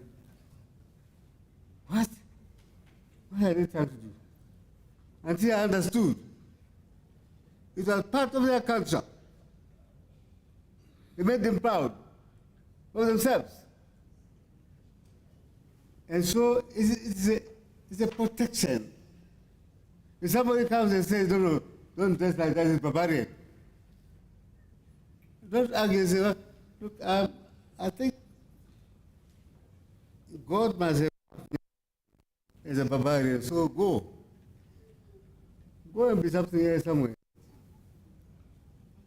I'm a barbarian in your eyes, that's okay, go. Samai, leave me alone. That is what you should impart to your children. It's someone says that's stubbornness. But it's because I value what I am. If we do not pass to our children, the next generation, the African spirit, and all we allow them is to look at the TV, to copy, to be like that person, dressed funny or jumping around half naked, and they think that's life. The next thing, while we are jumping around like that, they will take the minerals. While we are jumping in the trees, because you think that's funny. They take the minerals. Your minerals. Know who you are. It is not a mistake. God could not have made a mistake to have this whole continent full of us. To allow some people, I'm not saying that other people shouldn't come. All I'm saying is that whatever we do in future, please let's find a way of making sure that one, we do not just swallow what other people bring to us. We digest We can't stop them coming. They come, we digest, we say, thank you very much. We've heard what you are saying, we see what you are doing, but you know what? We will develop in our own pace. You know, as I grew up, I don't think this thing about homosexuality and whatnot was not there in Africa. It is not in my country. In my place, it was there. It was such a taboo. And nobody would dare come forward and say, I want this man to be my wife. What? A man to be my wife? Are you lunatic? That's where we brought up. It had never, ever. And that was culture. We didn't have to go to school. We were taught at home. So each and every parent has a civil duty to do that. And I'm very proud that the organizers found it fit to organize this conference, to have very wise speakers to deliver to us words which we can hear home and hopefully pass on to the others. The chair told you that I was once a politician. You should never give audience to a politician. There's a tendency to talk on and on and on, even when we're not campaigning for any seat. So I should observe the indicative 10 minutes I was given. But that is my attitude, that you must always be proud of your roots. There's no mistake that you are African. There's nothing wrong with the Europeans or the Americans. That's their country. Let them do what they want. I saw a funny picture sometime on the social media. A priest marrying a man to his dog in the name of liberty. Not in those continents. Please, no. Thank you, madam.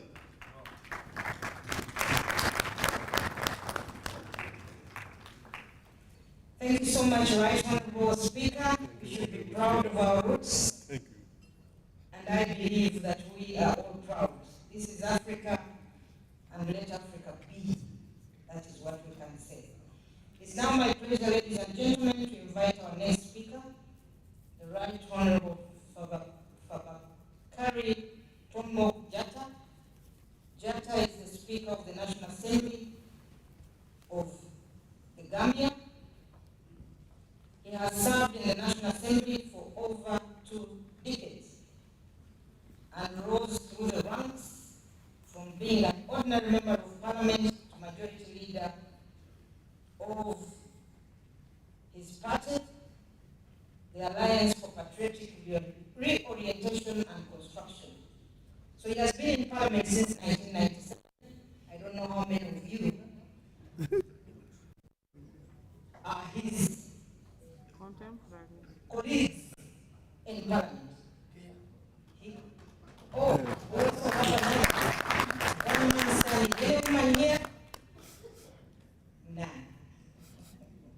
He has served as Gambia's representative in the Pan-African Parliament and also ECOWAS. Ladies and gentlemen, he's a strong advocate for the African values and systems, and it's now my pleasure, ladies and gentlemen, to invite the Right Honorable Speaker of the Gambia. Thank you.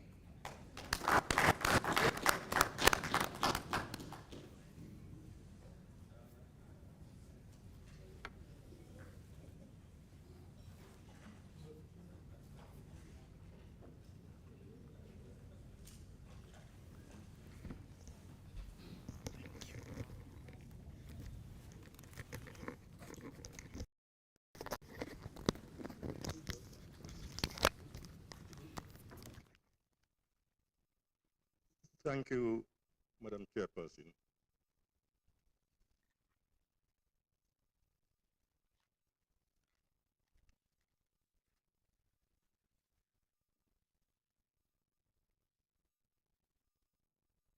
guest of honor, representing the Honorable Speaker of the Ugandan Parliament, Honorable Speakers here in present, Honorable Deputy Speakers, Honorable Members of Parliament, my Lord the Bishop, distinguished invited guests,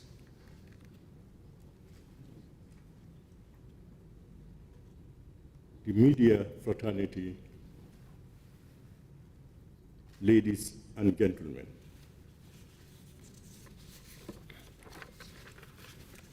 I bring you warm greetings from the National Assembly of the Republic of the Gambia. I wish to recognize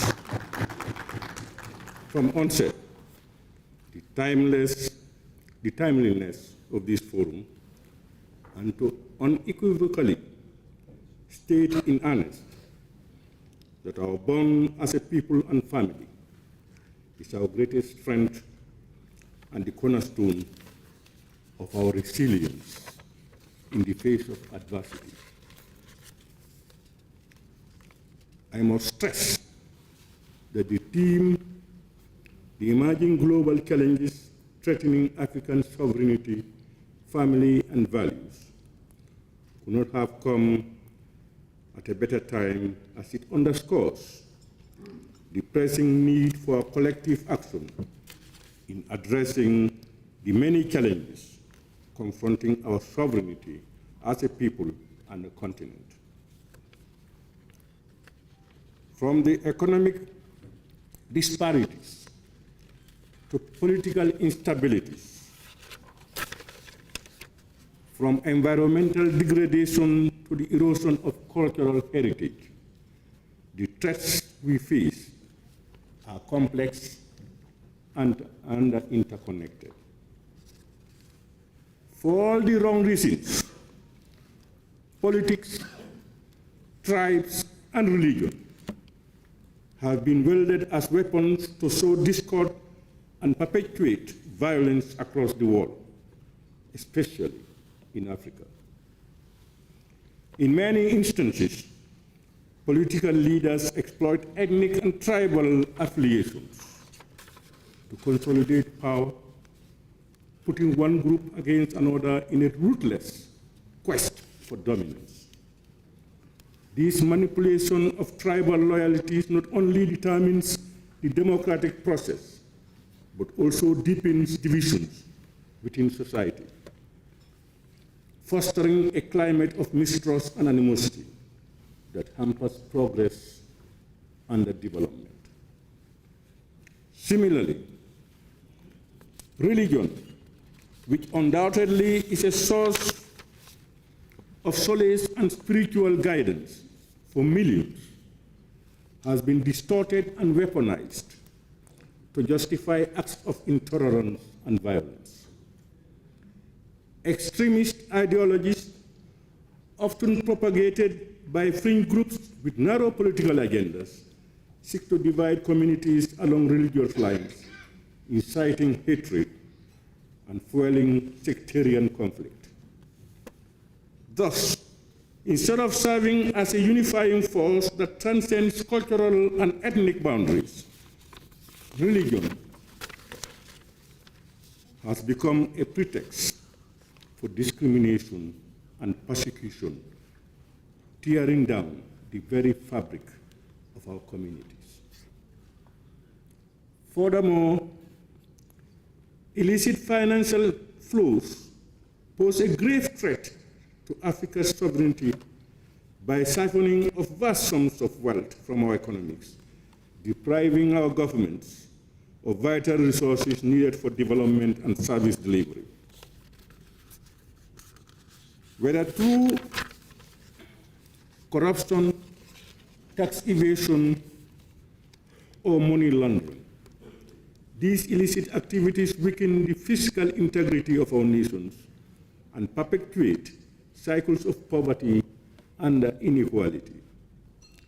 As parliamentarians, it is incumbent upon us to enact robust legislation, oversight mechanisms, and strong institutions to combat financial crimes and ensure that our national resources are used for the benefit of all citizens, rather than lining the pockets of a selected few.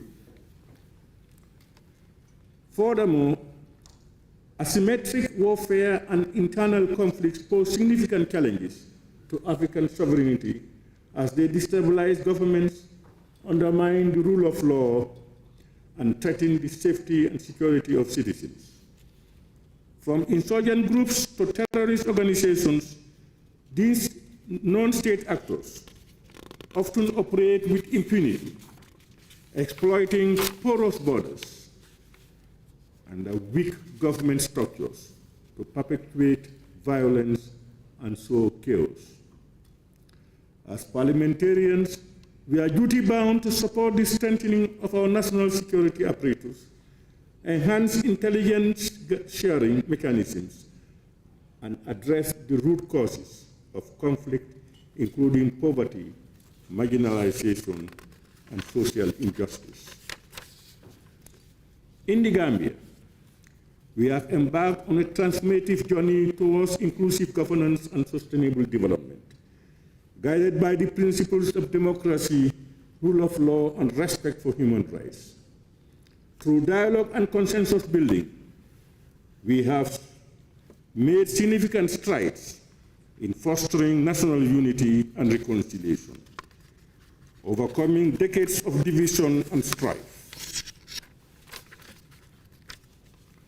Following the dawn of a new government in 2016, a Truth, Reconciliation and Reparations Commission was established, and a National Human Rights Commission was equally created by Parliament to be a national watchdog on human rights abuses and excesses of state and non-state actors.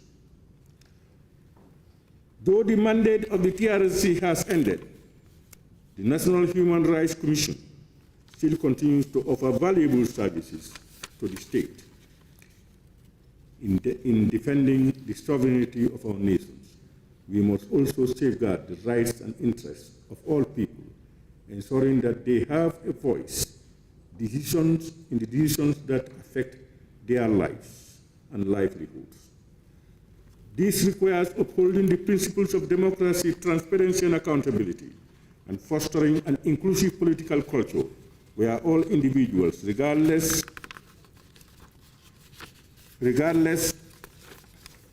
of their background or beliefs, can participate meaningfully in the democratic process. By empowering our citizens and building resilient institutions that are responsive to their needs, we can fortify the foundations of African sovereignty and chart a course towards a more prosperous and equitable future for all. Furthermore, we cannot ignore the existential threat posed by climate change and environmental degradation. The adverse effects of climate change are critical to our lives and livelihoods, as they threaten not only our immediate well-being, but also the long-term sustainability of our communities and economies. Food insecurity, exacerbated by shifting weather patterns and decreased agricultural productivity, jeopardizes the nutrition and health of millions of people across Africa. Water scarcity driven by changes in precipitation and increased evaporation undermines access to clean and reliable water sources, affecting sanitation, hygiene, and overall quality of life. And the escalation of natural disasters, such as droughts, floods, and storms, not only leads to loss of life and property, but also disrupts essential services, hampers economic productivity, and exacerbates social tensions. Addressing these challenges requires urgent and concerted action, including mitigation efforts to reduce greenhouse gas emissions, adaptation measures to build resilience to climate impacts, and international cooperation to support vulnerable communities and countries. As lawmakers, we have a responsibility to prioritize climate action, allocate resources effectively, and collaborate across borders to safeguard the future of our planet and its inhabitants. We have a duty to enact robust environmental policies, promote sustainable development practices, and invest in renewable energy sources. To conclude, honorable members, distinguished ladies and gentlemen, I challenge all of us to seize these opportunities presented by this gathering to reaffirm our commitments to African sovereignty, family, and values. Let us harness the collective wisdom and expertise gathered here today to chart a course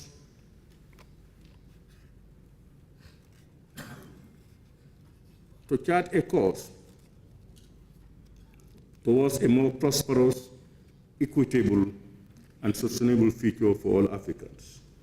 As parliamentarians, let us lead by example, inspire our constituents, and urge partnerships that transcend borders and generations. Distinguished guests, may I finally seize this opportunity to thank the Honorable Speaker of the Ugandan Parliament, honorable members of Parliament, clerk, and staff of Ugandan Parliament for their warm reception since our arrival here to this beautiful city of Entebbe in the Pearl of Africa, Uganda. I thank you for your attention.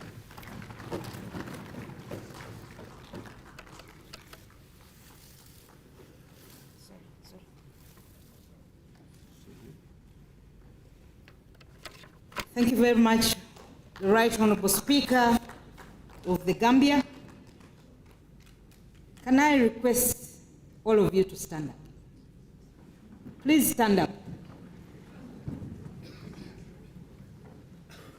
Can you box someone? Just box. Just box. Just box. Don't box somebody, please. Assume you are boxing somebody.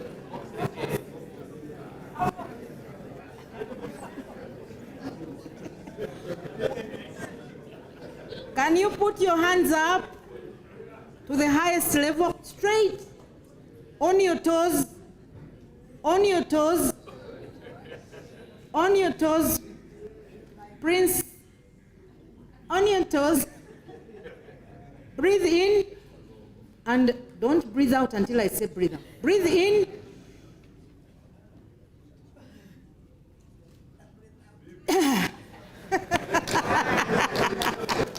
Another, try it again. Breathe in. Please don't breathe out until I say. Or until you hear me breathing out.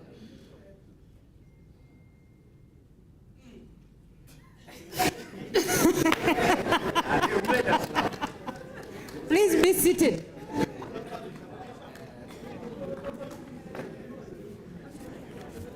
Something to keep fit. Just breathing in and holding your breath for as long as you can is exercise enough, because it works up the heart.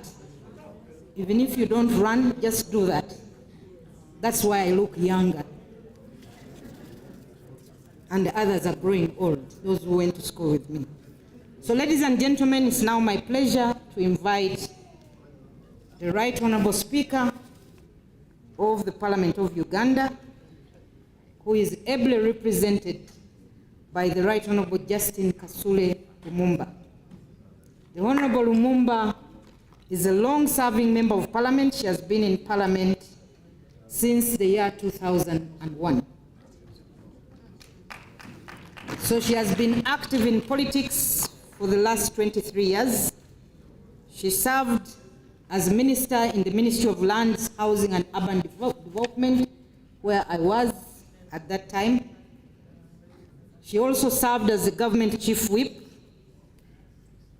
She served as the Secretary General of the ruling party, the national resistance movement that is headed by General Yoweri Kaguta Museveni. Until the year 2022, when she was appointed Minister for General Duties in the office of the Prime Minister.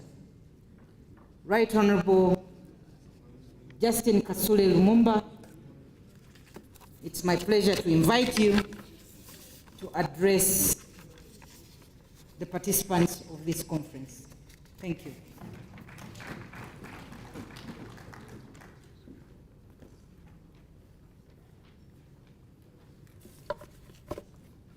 Thank you so much, Honorable Sarah Opendi Acheng, our chairperson, the convener, but at the same time, the woman member of parliament for Tororo District, Eastern Uganda. Right Honorable Fabakari Jetta, the Speaker of the National Assembly of Gambia. Right Honorable Fandu, the Speaker of the National Assembly of Botswana. Deputy Speakers who are here with us and presiding officers, ministers present, Honorable David Bahati, members of Parliament, Her Royal Highness Livia Naginda, the Nabagereka of the Kingdom of Buganda in Uganda, represented by a fellow teacher, Madame Chikomeko, Right Reverend Dr. Sheldon Mwesgwa, the Bishop of Diocese of Ankole and Chancellor of Bishop Stewart University in Mbarara, Mr. Henk, Director of Christian Council International, who is our goodwill ambassador and somebody who values us Africans and looks at us as fellow human beings, technical staff who are working with us here. I bring you greetings from His Excellency Yoweri Kaguta Museveni, who is presiding over the national celebrations in memory of the workers who have made Uganda be. And also greetings from Right Honorable Annette Anita, who has not managed to be with us because she's busy presiding over a meeting, which is crucial, but she'll find time and be with you at the time of the dinner. I also bring you greetings from Right Honorable Robin Anabanja, the Prime Minister of the Republic of Uganda, because that's where I serve as a minister in charge of that office.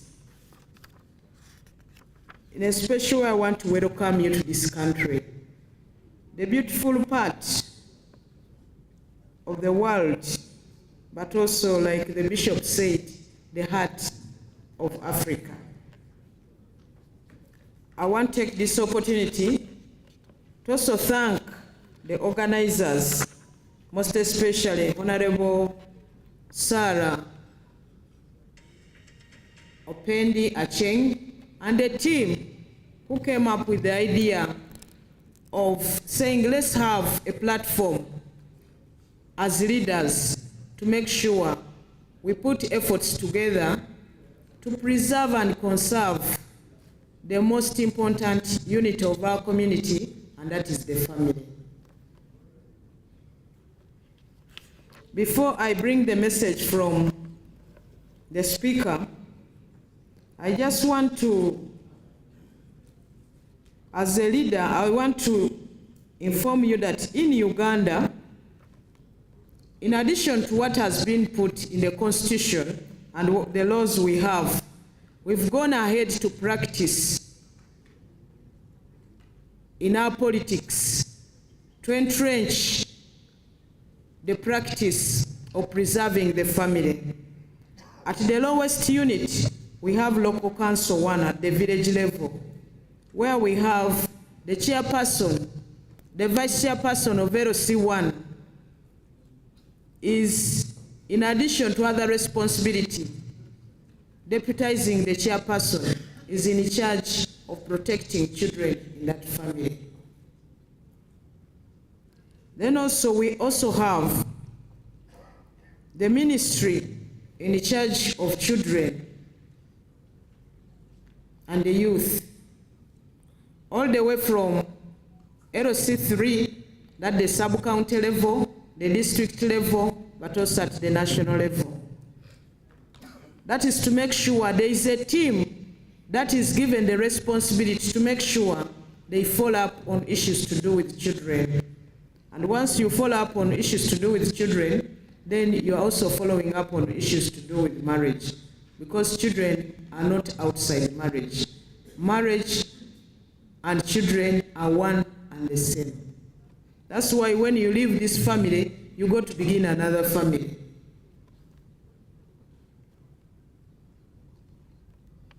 So issues to do with children's rights are protected in our laws. But the only challenge we are faced with as a country, we've taken on a decision to make sure the children don't get punishment, whether at school or at home. And yet, we parents don't have much time to sit with the children and advise them constantly. So it is also causing a gap that we need to fill up. Then what I also want to talk about is the issue of capitalism versus our cultural values. Money came in, we're all looking for money. The father wakes up in the morning, the mother wakes up in the morning, they're all running to go and look for money to make sure they fend for the family. But then we are leaving behind the technology to take charge of our children. We in Uganda, we have to do a lot on issues to do with censoring what is going to these children in terms of technology, the TVs and the radios. Everybody has become a reporter, whoever is carrying a smartphone, and what do they report?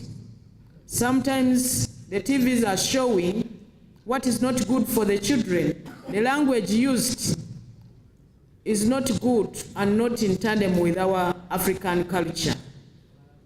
We have a lot to do as we enter into technology, as we think we are fending for the family. We are leaving space for the devil to come in and occupy space and implement what they want our children to be, instead of us deciding what our children should be. So let's just unite and make sure, as legislators, we bring laws that will help and protect the child and the community given the challenges they are going through. We also have a habit and a challenge which has become part of us as governments in Africa. We always think we should always go to borrow money, go to borrow money. We all run to go out to the Western world to go and borrow money.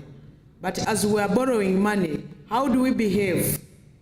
We are the countries who are carrying our gold to go and keep it as securities in the banks in the Western world.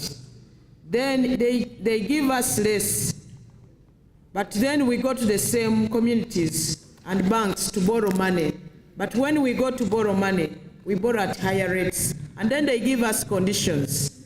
They must send us the contractor, they must send us the company to offer the insurance, they must send workers here who come with their own culture. Where do we end? Then we say we are independent. Can we be independent in the sense of being independent? And that will help us to protect the family better.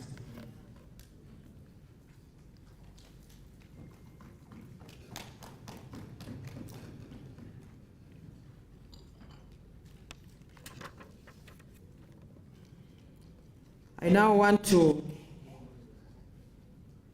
read the message from the Speaker of the Parliament of Uganda. It is a privilege to be part of this second African Regional Inter-Parliamentary Conference and dialogue on global challenges to the protection of the African child, the African family, the African culture and values. I take this opportunity to appreciate the Uganda Parliamentary Forum on Family in partnership with the African Bar Association and the Foundation of the African Cultural Heritage for working tirelessly to bring together leaders from the African, Caribbean, Pacific, Asia, and European countries to reaffirm our position on family and cultural values. It was around the same time last year when we hosted the first ever African Inter-Parliamentary Conference on Family Values and Sovereignty under the theme Protecting African Culture and Family Values. And the fact that we are here convened again in big numbers is a testament to our resolve and commitment to protect and uphold our dignified and treasured African cultures and family values. This year, we are brought together under the theme Reaffirming Our Family and Cultural Values, intended to discuss and map a way forward collectively and strongly tackle the pervasive form of cultural colonization that is accelerating at the international, regional, sub-regional, and national levels, and now into our rural and local communities.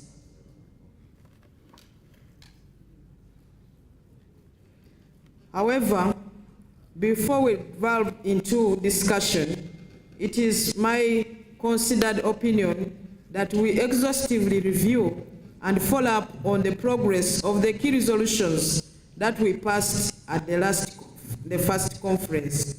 For example, what measures have our respective countries adopted to safeguard women and children from sexual exploitation emanating from exposure to pornography? Have we upheld and tightened our laws to guarantee the protection of natural families?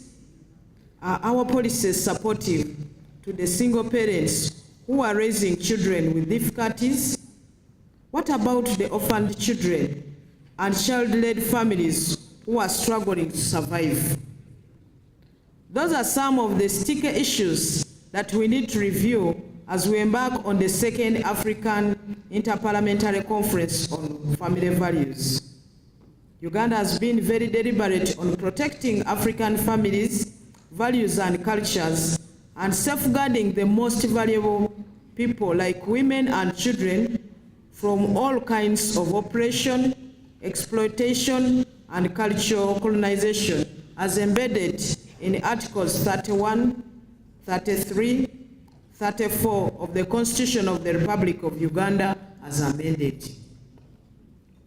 You may recall that in 2022, Parliament passed the Computer Misuse Amended Bill that, among others, makes it unlawful to share data relating to children without authorization from their parents or guardians. The advancement of technology has become a necessary evil, and we must remain steadfast in dealing with these distressing effects resulting from cyberbullying and misuse in a bid to protect human dignity and the African child. We have allowed technology to run our families. We no longer sit down and tell folk stories to our children. We now sit in our living rooms, and everyone, including children, is on their phones or tablets. Parents do not regulate the online content or educational materials that children are consuming, and this has fueled the rise of immoral behaviors like pornography and homosexuality. To emphasize Uganda's commitment to protecting African families and values, we stood our ground and passed the anti-homosexuality bill in 2023, even when the rest of the world was against us. This is because we are a godly nation that respects the sanctity of marriage ordained to be between a man and a woman for the intended purpose of procreation and companionship. So despite the intimidation from the West, we must stand firmly against vices like homosexuality and its associated evils, and unconditionally defend our cultures and values with our bodies and souls, because it is a just fight. We have witnessed Western countries imposing sanctions, including threatening and even withdrawing funding from countries that resisted their cultural colonization. And Uganda has been a victim of such. On a personal level, several leaders, including me, have been denied or had their visas cancelled to some Western countries. This is the cultural slavery that we must stand against to protect our sovereignty and independence before it is Europeanized in exchange for economic gains and favors. These Europeans should not take advantage of our poverty to exploit and colonize us again. We should not take your sugar-coated grants if they threaten our independence and erode our cultural norms and family values. Therefore, it is high time we build new alliances to harness new opportunities and support each other's strengths and weaknesses to achieve a socio-economic transformation agenda. If the West do not want us because of our position on homosexuality, so be it. We shall make new friends and still grow. After all, what is the essence of gaining the whole world and lose your soul? Ladies and gentlemen, these are some of the emerging global challenges that we must fight as a unified voice if we are to protect the African child, the African family, and the African culture and values. Let us protect the fortune of our children, because their future depends on the collaborative decision that we take today. We therefore need to integrate and unify in a strategy and also approach on the way forward in addressing cultural colonialism in African laws, policies, and programs, including in the areas of education, health, and human rights. It is also important to involve local communities, cultural and religious institutions in instilling, preserving, and transmitting African values across generations. Lastly, for African countries that share the same aspirations and cultural norms, it is inevitable for us to work together as a concerted African force, share resources, opportunities, and build a robust African economy that is self-sustaining for the future generations, that will retain our political independence and sovereignty.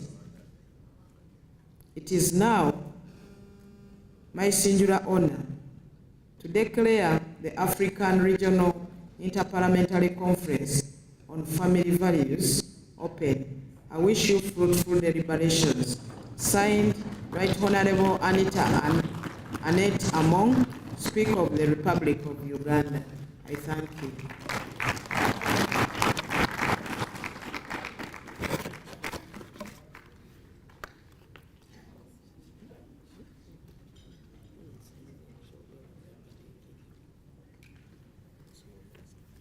Thank you very much, the Right Honorable Justine Kasule Lumumba, for that very detailed speech from the Right Honorable Speaker, but also from yourself.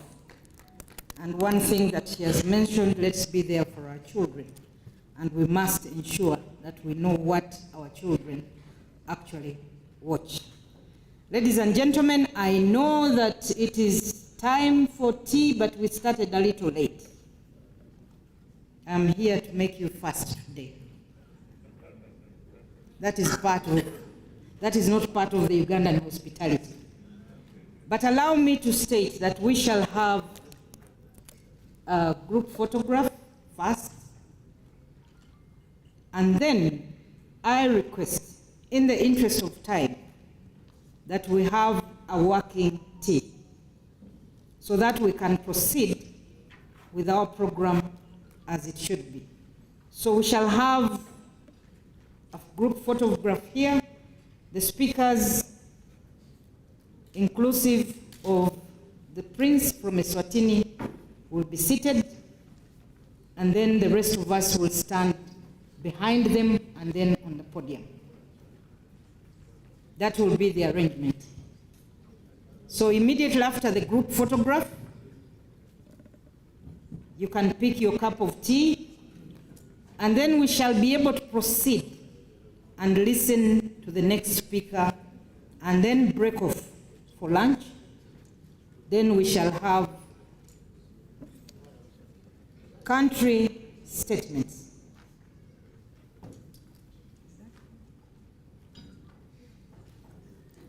Okay. So I request the speakers to please move to the front with the Prince from Eswatini.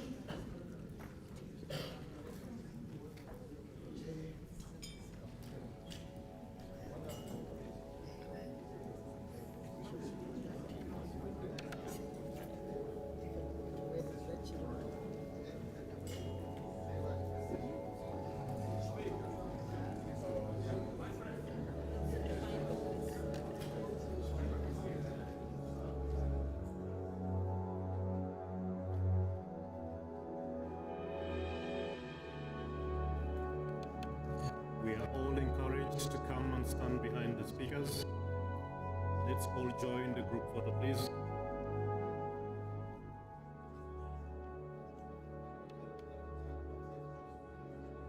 Let's try to redeem time.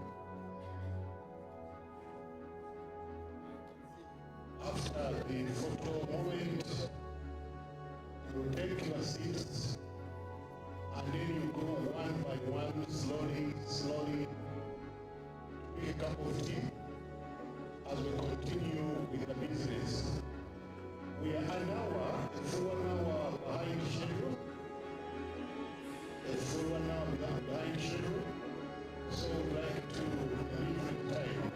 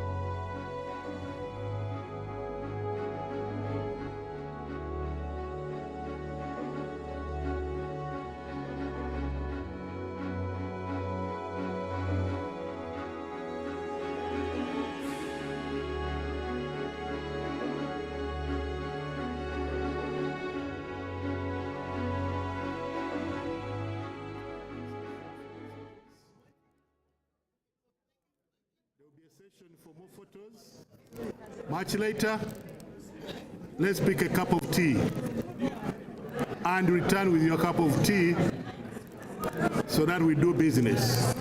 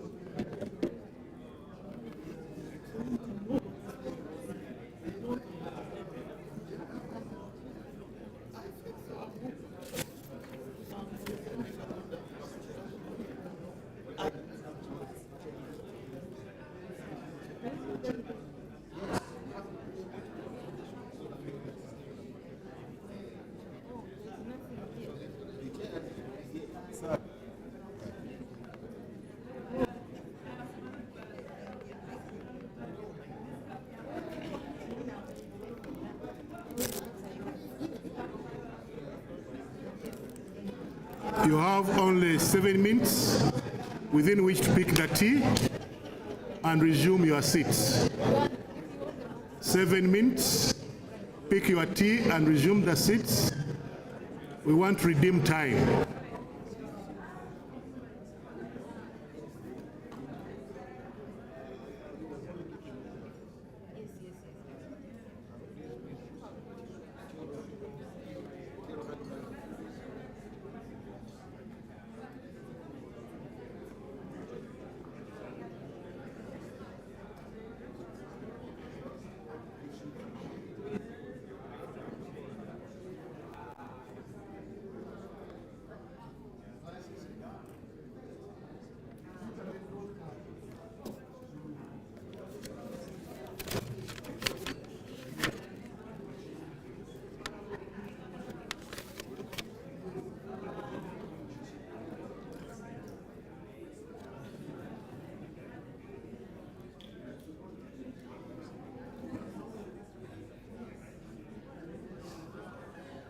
Sorry, we took time.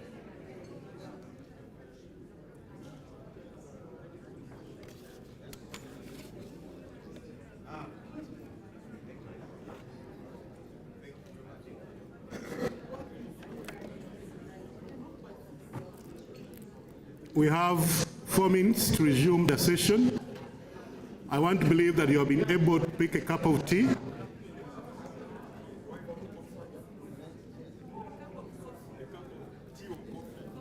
Tea, coffee, chocolate, cocoa.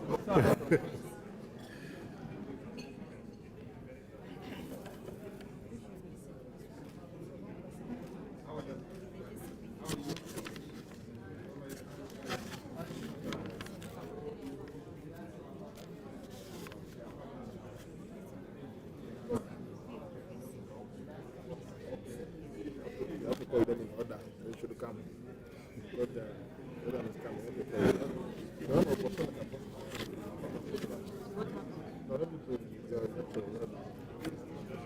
You give the chair back.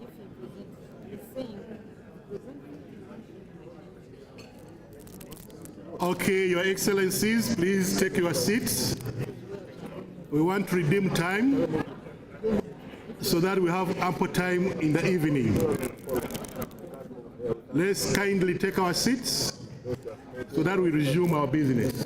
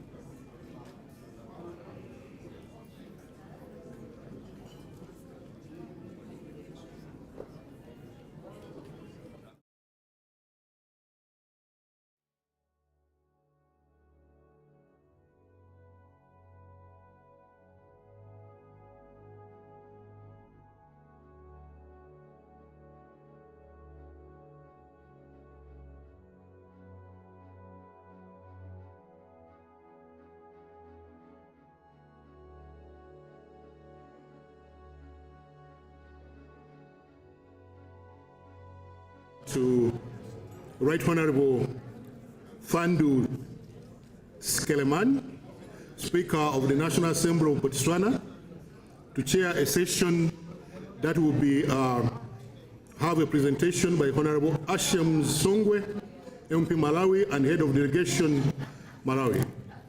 Right Honorable, I hand over to you, sir. Thank you very much. Thank you very much. All members, ladies and gentlemen, let's start the new session. And if we can give our attention and listen to our somewhere, we were from Malawi, Head of Delegation, our somewhere.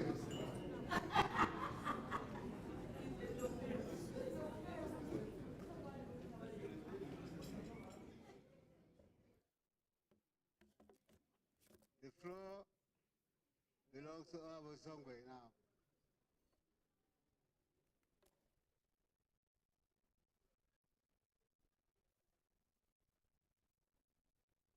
We have to understand what this agreement really contains.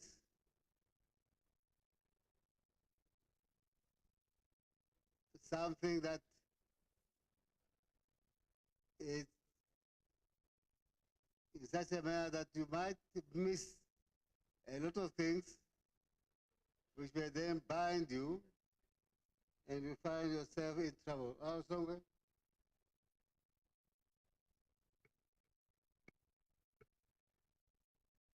Good afternoon, everyone.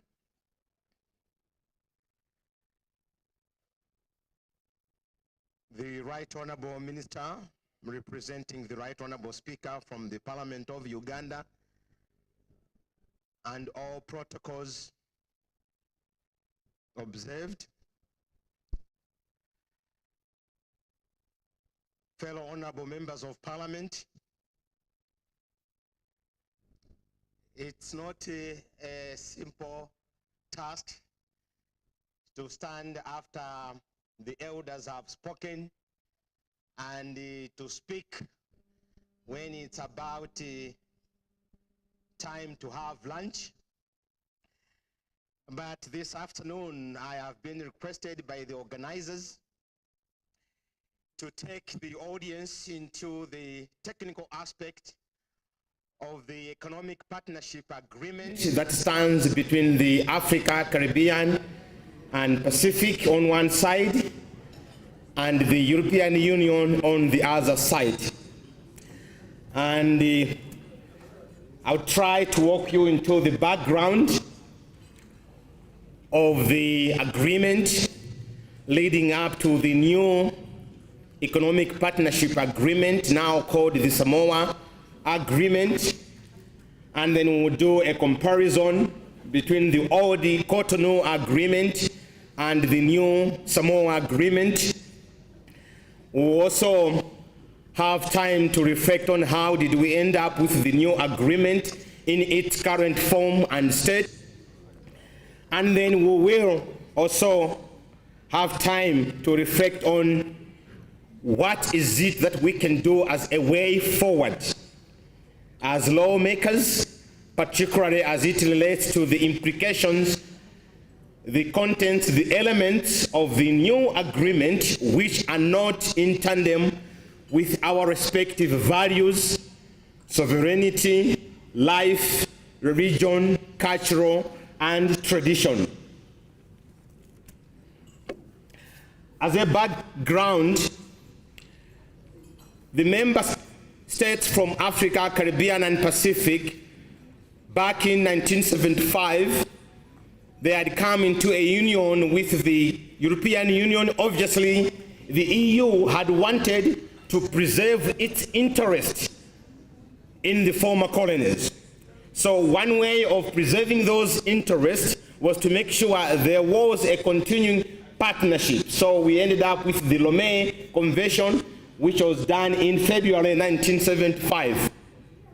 At that particular point in time, the member states from the Africa, Caribbean, and Pacific were not in a formalized structure. And it wasn't until the third quarter of 1975 when the former group called the Africa-Caribbean Group was established that now had a more legal mandate to negotiate with the European Union. Fast forward, in the year 2000, the Lomé Convention was translated into an agreement, economic partnership agreement, and that was signed in Cotonou, I believe, is it Guinea? Cotonou, Benin, eh? In Benin, correct.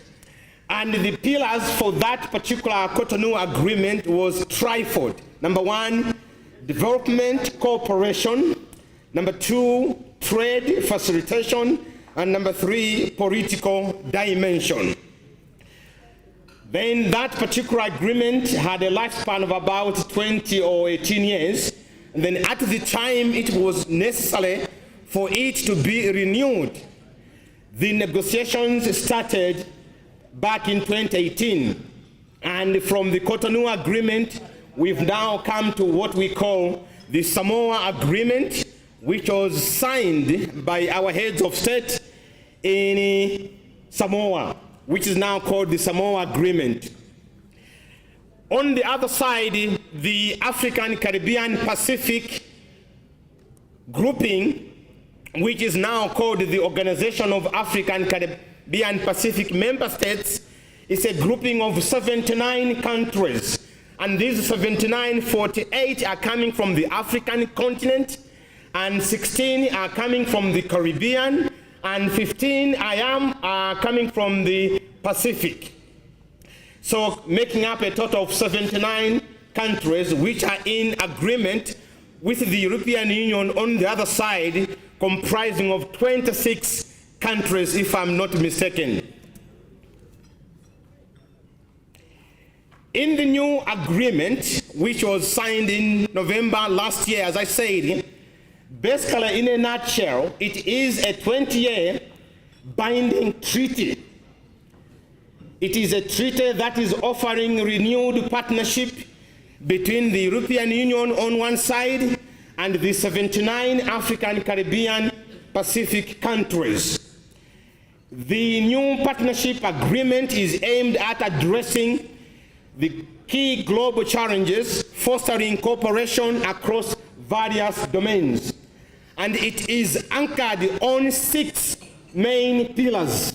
And these are: number one, human rights, democracy and governance. Number two, peace and security. Number three, human and social development. Number four, inclusive, sustainable economic growth and development. And number five, environmental sustainability and climate change. And finally, number six, migration and mobility.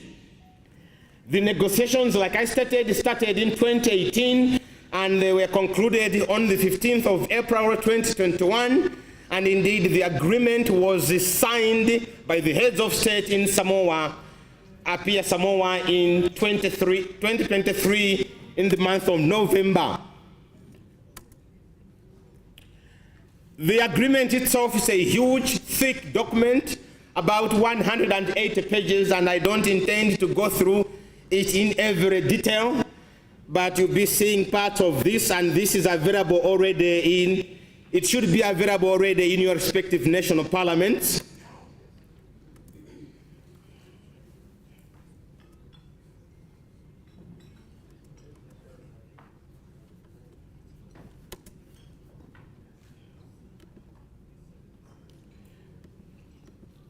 So those are the elements. I stated the 6 pillars of the new economic partnership agreement. And surprisingly, it has got more than 100 references to do with human rights.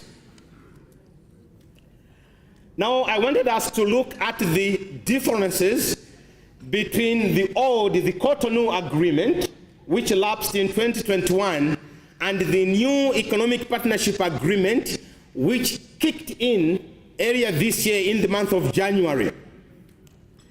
There are main 4 broad areas I would want us to look at as we compare the old agreement and the new agreement, which would be able to help us understand the sensitivities that are contained in the new agreement. Number one aspect is governance structure. Under the old agreement, there was a single bloc, Africa, Caribbean, Pacific, on one side, with one voice, a solid voice, that were engaging with the European Union. Under the new agreement, an attempt has been made to balkanize the ACP and break it down into 3 regional protocols. And the implications of that, it means the ACP will not be able, whenever it engages with the EU, to speak with that one solid voice, because now the EU will be speaking with Africa in their own protocol, and will be speaking with the Caribbean in their own arrangement, and with the Pacific in the same manner. And what is surprising, as much as we have been broken into these regional protocols, the main themes in all these 3 regional protocols are the same. Number 3, under the new agreement, the same as under the old agreement, there was lack of accountabilities to the OACPS assembled by the Committee of the Council of Ministers and the Committee of Ambassadors. Basically, these 2 organs, whatever they would have discussed and agreed, they were never, and they still won't be ever, answerable unto the OSPS Assembly, which is the legislative body of this particular agreement. Number 3, on the oversight. On the old agreement, we had 3 standing committees. As we all do well know, a lot of work in Parliament is done at the committee level, where you have got a lot of scrutiny and you are able to filter and digest, as the Honorable Speaker from Botswana said, digest, chew properly before you swallow. Now that process has been eliminated. There will always be, whenever as needed, the committees, but you have no certainty that we're going to have subcommittees. Another point that we need to reflect on regarding the comparison between the old and the new agreement is the funding mechanism. Under the old agreement, the funding mechanism was being done by the European Development Fund, EDF. And the beauty of that fund, under that model, under that old agreement, number one, there was certainty in terms of receiving grants from the European Union, because these were kind of ring-fenced. And indeed, to enhance the execution of programs in the various member countries or beneficiary countries, the EU had established the National Authorizing Office in each and every country. And that did speed up a lot of rigorous paperwork to enable countries to access the grants and loans from the European Union. However, under the new agreement, EDF has been replaced by what is called NDICI, which is Neighborhood Development and International Cooperation Instrument. And the process for any member states from the ACP to access grants or loans under this new agreement is a laborious one. The requirements, the prerequisites are so complicated. Member states must comply with some, and when I say comply with some, basically I mean these unacceptable conditions, unacceptable terms. And the Office of National Authorizing has been eliminated, which grants the EU direct dealing with ministries. And the danger of that is the EU can dictate what kind of programs and policies those particular ministries should adopt in order for them to receive grants or to receive aid. The other aspect of the comparison is to do with the sovereignty and values. On the sovereignty, there are particularly two articles I'm going to quote. Article number 88 of the new agreement states that there will be a council of ministers which will have powers to make binding legal decisions that directly impacts laws and policies of the ACP member states. Article 97 states that no treaty, convention, agreement, or arrangement of any kind between one or more member states of the European Union and one or more OSPS members shall impede the implementation of this agreement. The picture I'm trying to draw is the new agreement is somehow challenging our sovereignty. As I've just read out those two particular aspects from the agreement, the articles.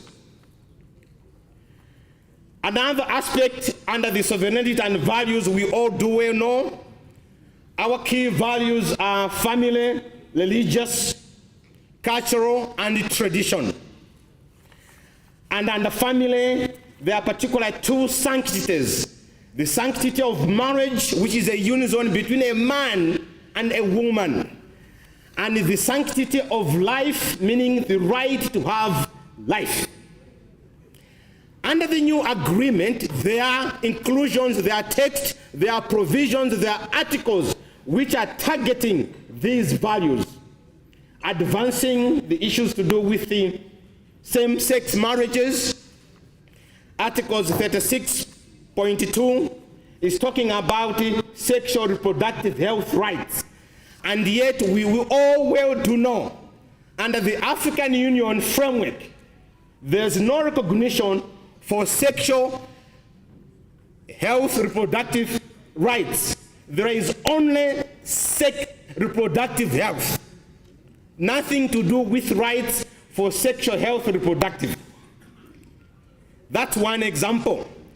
Another article, Article 40.6, is advancing the comprehensive sexuality education, which goes as far as trying to teach our young ones in the elementary classes things they shouldn't be learning, things they shouldn't be knowing, how they can have the chance to change their gender identity.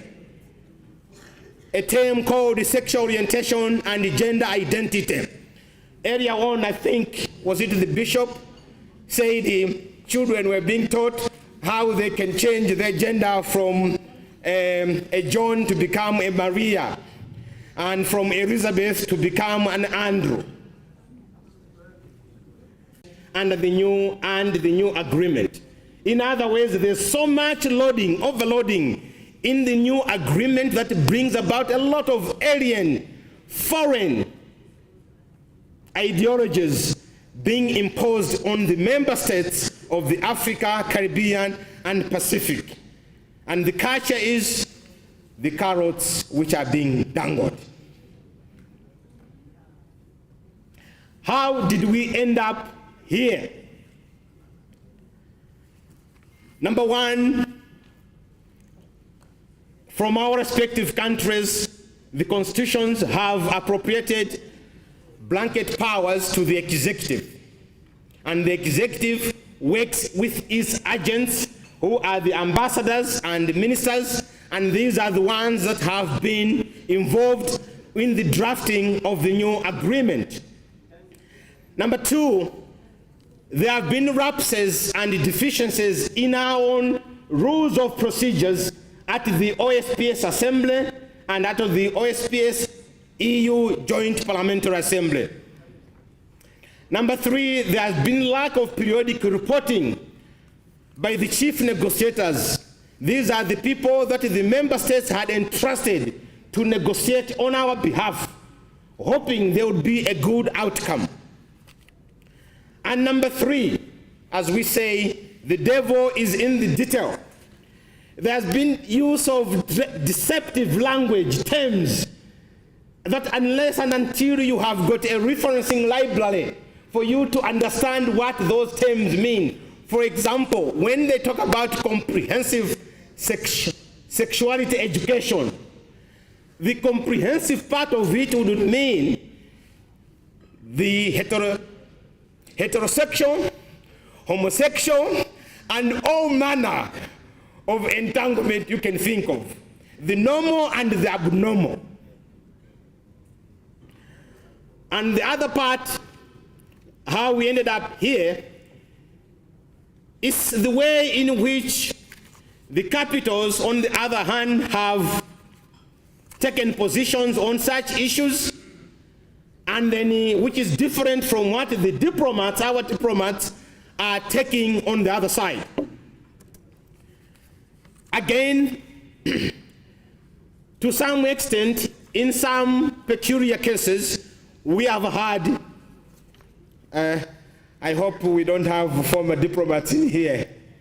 Maybe the right honorable speakers will call me out of order to use the word rogue. Right honorable speaker, can I use the word rogue?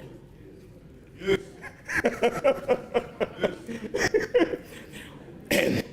To some extent, we have had rogue diplomats that have been able to make decisions merely driven by individual idiosyncrasies without paying regard to the cost of those decisions being made on behalf of their appointing nationals, countries. Also, we have had instances where the ministers of foreign affairs, they're saying one thing, and yet they have done a different thing altogether. And the other reason why we found ourselves in this state is because of the lack of accountability mechanism, which I talked about by our Council of Ministers and the Committee of Ambassadors, and not being able to report and not being able to be accountable unto the OSPS Parliamentary Assembly. And of course, the buck stops by us as parliamentarians. There have been instances where, because of some gaps, some deficiencies in terms of analyzing legal instruments, agreements, we have allowed these things to happen. And the question is, going forward, what can we do? As I stated, the agreement has been signed last year, November. At this point, I remember we have had a lot of back and forth in Brussels, in Maputo, in Strasbourg, France, trying to see whether we could have stopped the train. But we were defeated, and we thought we would move with one voice. It wasn't possible. So eventually, it was left up to each and every national parliament to deal with the monster. And the way we're going to deal with it in our respective national parliaments, I would like to believe it is a prevailing practice in many countries that when international treaties and agreements have been signed outside, they must come to Parliament for ratification. And we would like to believe that parliamentarians, in your exercising your rightful roles of scrutiny, you'll be able to scrutinize and be able to cherry pick. I'm sure that's what we should do, so that we don't just accept wholesalely everything that has been stipulated in the agreement. What we really need in these agreements is meaningful cooperation, where we are all taken on equal footing. And I remember colleagues have argued that Europe couldn't have been where it is without resources that were taken, whether legally or illegally, from the African continent. But we have now been reduced unto total beggars. Very humiliating. And what we need in this agreement is a win-win agreement. And what we need is we need directed, strategic, targeted investments in power, in agriculture, in mining, and in road infrastructure development. Because these are what are going to help us, and not the handouts we are getting at the cost of exposing our children and to foreign ideologies, and to foreign behaviors, and to foreign unacceptable practices. But on the other side, our partners in the West, they don't want us to prosper that way. I'll give an example. Back in 2016, in the DRC, they had come up with a power project, the Inga 3 project, which was going to need about $100 billion, and it was going to have the capacity to generate more than 44,000 megawatts, enough to power half of the African continent, and it was touted to become the world's largest hydropower dam. But because they know, once Africa has got power, reliable power, we'll have less dependent on them. And that particular project was killed. I've just given you one example. And another example, the African continent, out of its 100% of arable land, we are only able to utilize 3%. If we are allowed to utilize up to 50% of this arable land, we will be able to produce enough to feed everyone on the African continent. We will be able to produce enough to export into Europe, Asia, and the Middle East. And that would mean generating more forex for us. And that would mean creating more jobs for our youth and for our women. This, they would not answer you to invest in. But this is what we should be demanding. Right, honorable speakers, honorable members, as I stated, these treaties are heading to your national parliaments. And you have a duty as lawmakers, whether at plenary or at committee stage, to make sure you subject these treatments unto proper scrutiny. And some of them will come with grants coming through the Minister of Health, Minister of Education. The ministers will table the bills. We need to look into the detail, the fine print. What is the cost to the nation of these grants? Ladies and gentlemen, I thank you very much for your kind attention.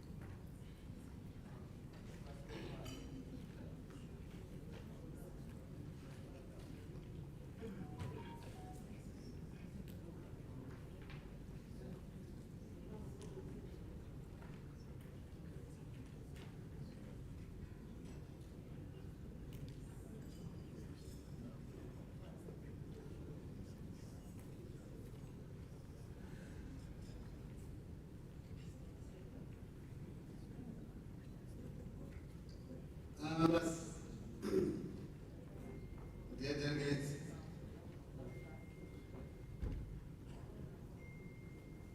you heard, as I said, the illuminating presentation of our sovereign. You need to reflect on it very seriously for interaction here conference, and he thought that it was a good idea if we adjourn now and go for one talk, and go for lunch, and we're back here at 2 p.m. to go into the discussions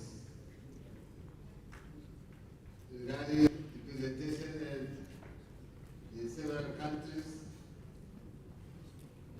We want to react first. We have Ghana, Zimbabwe, we also have Malawi, Cameroon, the Gambia, Zambia,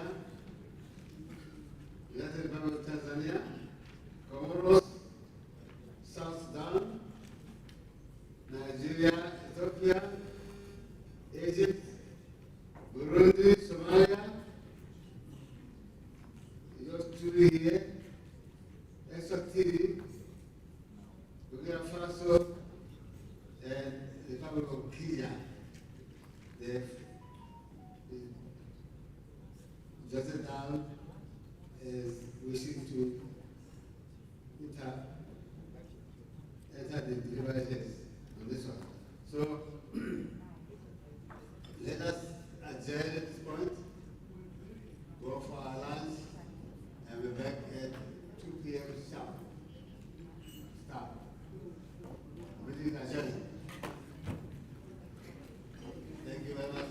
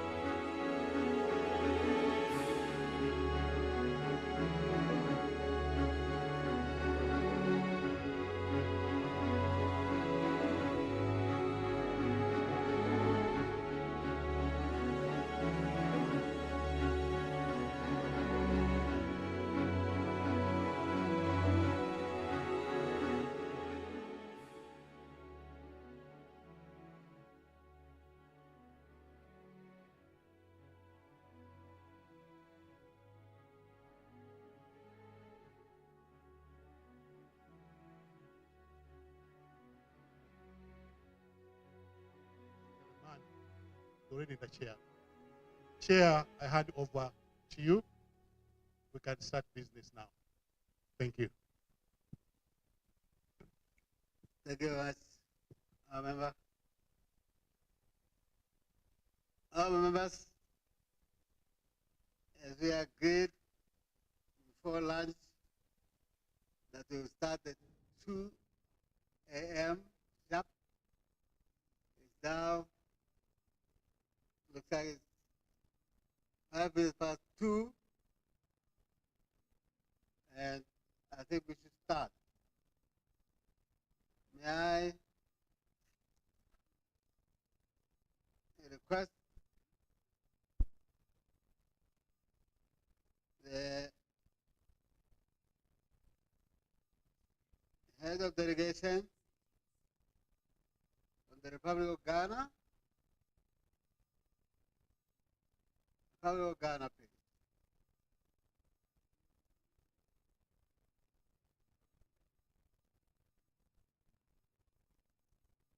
We are reacting to what our Sam Songwe, the delegation from Malawi, said. We are reacting to that speech.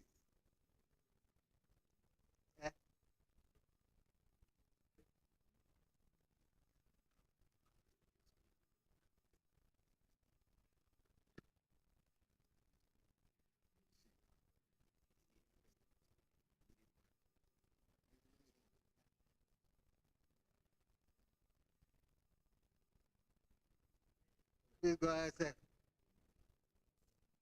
The floor is yours. Mr. Chairman, Honorable Bernard Ahiafo is my name.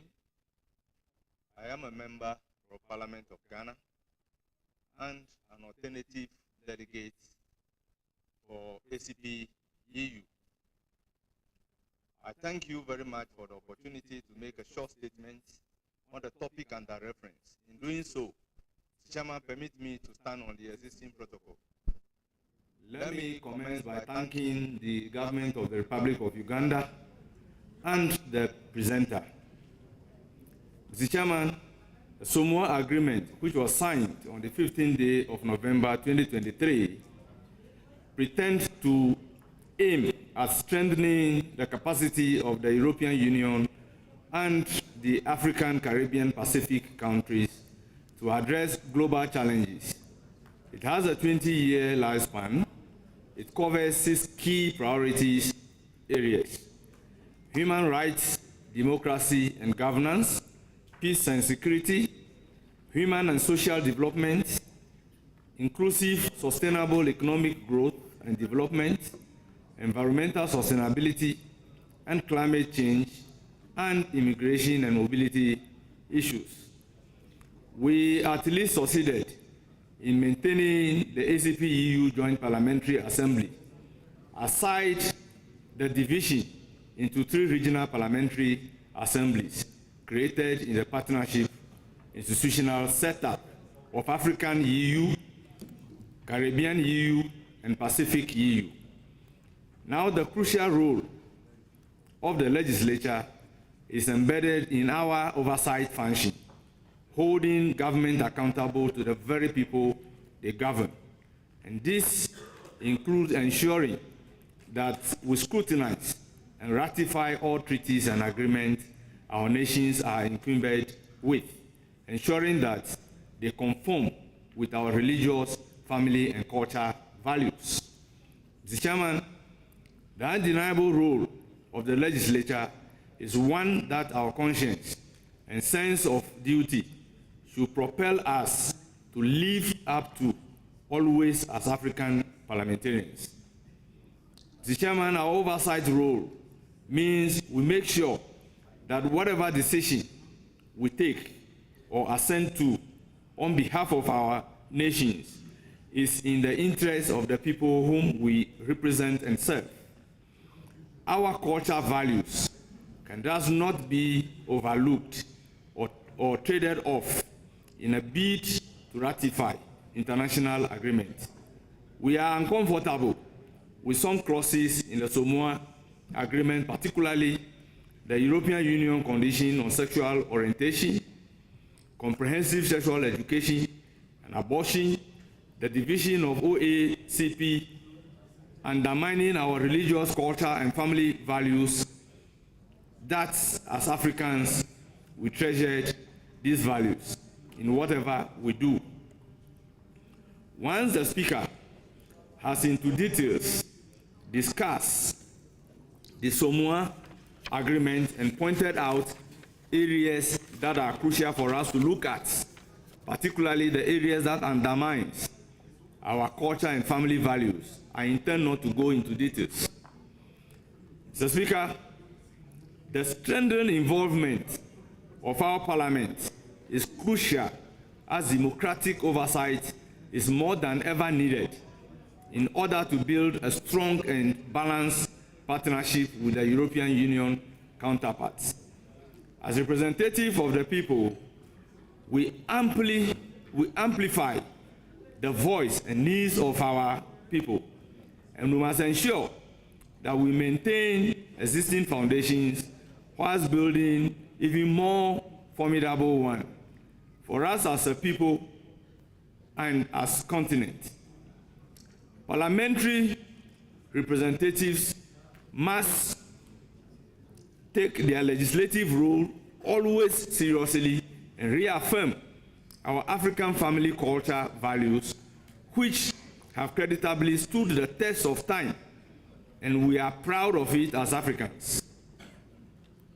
We have the constitutional power and responsibility to ratify international agreements, and we should be bold to reject any agreement that undermines our family and culture values and sovereignty. Ratification of international agreement in Ghana comes under constitutional imperative in Article 75, where two things happen: ratification of the agreement or rejection of the agreement. So it may in various constitutions in African states, we should be bold to reject international agreements that undermines our culture and family values and sovereignty in exercise of our oversight responsibility. I thank you for giving me the attention.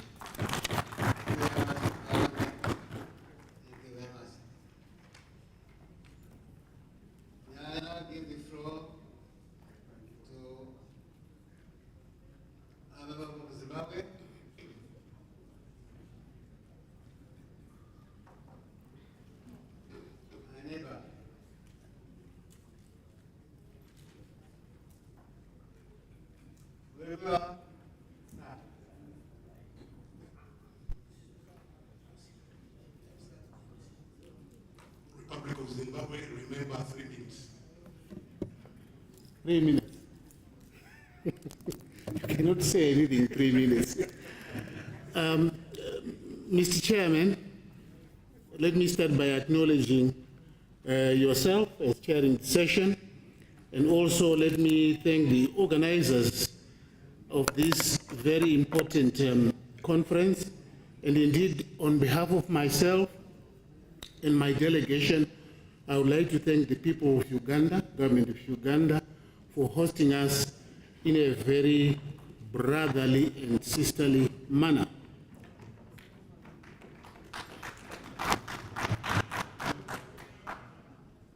The second conference, Mr. Chairman, has got a very important overarching theme which we cannot ignore as Africans. And that is the reaffirming of African family values, culture, and sovereignty. At the backdrop of having signed, in particular, the Samoa Agreement on the 15th of November 2023, the road to signing the Samoa Agreement is one that included a plethora of issues. Deep and wide negotiations were conducted by our own ambassadors and supervised by our own ministers. Unfortunately, the Samoa Agreement is fraught with many deficiencies and shortcomings, of which the following are the most important. Let me preface the issues which I am going to raise by the fact that I have been a member of the ACP EU Parliament since 2018. So I experienced the transition from the old Cotonou Agreement to the new Samoa Agreement. And I would like to say, ladies and gentlemen, honorable delegates, it is very unfortunate that we went into this agreement with our eyes wide open. Our eyes were wide open. Our own ambassadors in Brussels were the chief negotiators. Each and every one of our ambassadors were the chief negotiators, supervised by our own ministers of foreign affairs. So at each and every state, starting from 2018, the ambassadors would come and brief us. The first briefing was in Romania, where we are briefed by Ambassador Joao Siku, and thereafter we had regular briefs as members of parliament. Perhaps it is also important to note that in accordance with our parliamentary systems, we have separation of powers. And it is the executive which has got the responsibility to negotiate treaties and agreements. But I think what we need to do is to refine that process to the extent that there is wide consultation when substantial and important issues such as this one are being negotiated and being constructed. Now, I have listed here a number of issues which I consider to be very much deficient in the Samoa Agreement. First of all, the agreement, like Honorable Songwe has intimated, the Samoa Agreement is a clear, very clear act of balkanization. It's a clear act of divide and rule. It's a clear act of trying to dilute. Sorry? Ngua, yeah, I'm concluding before I start. So that's a very big disadvantage. The agreement balkanizes the region, that is Africa as well as the Caribbean Pacific. And that's not good for us. Secondly, the agreement does away with the committee system, which is the basic mode of operation of our parliaments. 3, the agreement does not accommodate the reservation clause, which is typical in most agreements. When you sign an international agreement, normally you want to have a clause which says a country can express a reservation. That is missing from this particular agreement. Thirdly or fourthly, some issues were smuggled into this agreement, and the most prominent one was the LGBTQ. It was not there in the original draft, but in Samoa, we suddenly found it there. I went to Samoa myself, I was there. 5, the real issue about the Samoa Agreement, which people are missing, is the fact that the Samoa Agreement, unlike Cotonou, is really about resources. It's about Africa's resources. And there is nowhere in the agreement where you see any detailed plan by the EU to assist Africa to beneficiate its resources, to do any value addition in its resources. It's about them getting resources from Africa and from anywhere. Lastly, the way forward in time of the time which I don't have anymore. Honorable members, the only way forward, I'm not too sure that it is not trying to bolt the stable after the horse has already gone. The only way out is the ratification process. If members of parliament can make their reservations, their issues known, and perhaps refuse or recommend the non-ratification of this agreement. That could be the way forward. Thank you, Mr. Chairman. Thank you.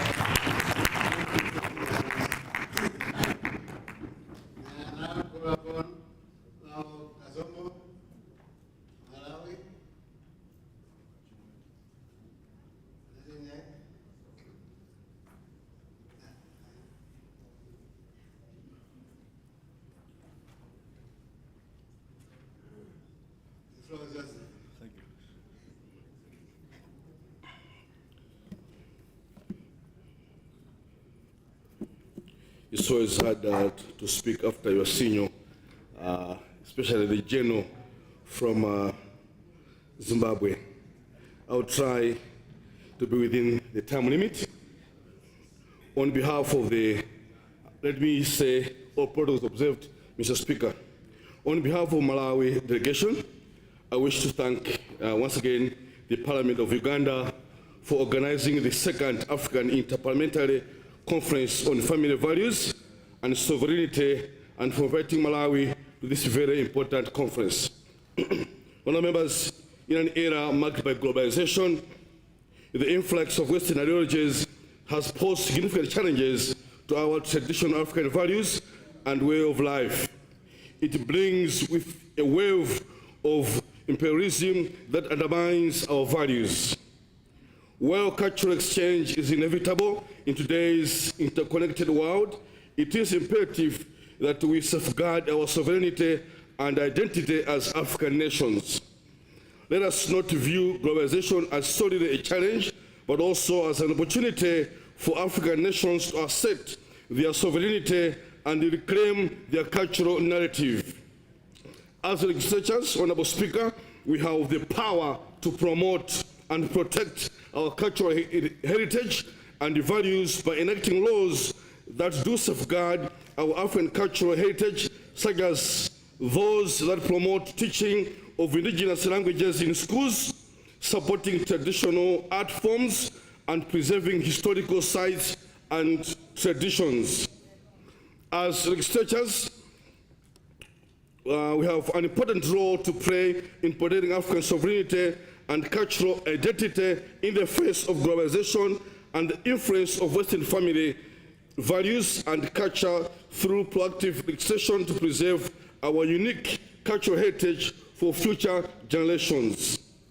Allow me to echo and reaffirm the remarks that were made earlier by my colleague, Honorable Asham Songwe, an MP from Malawi.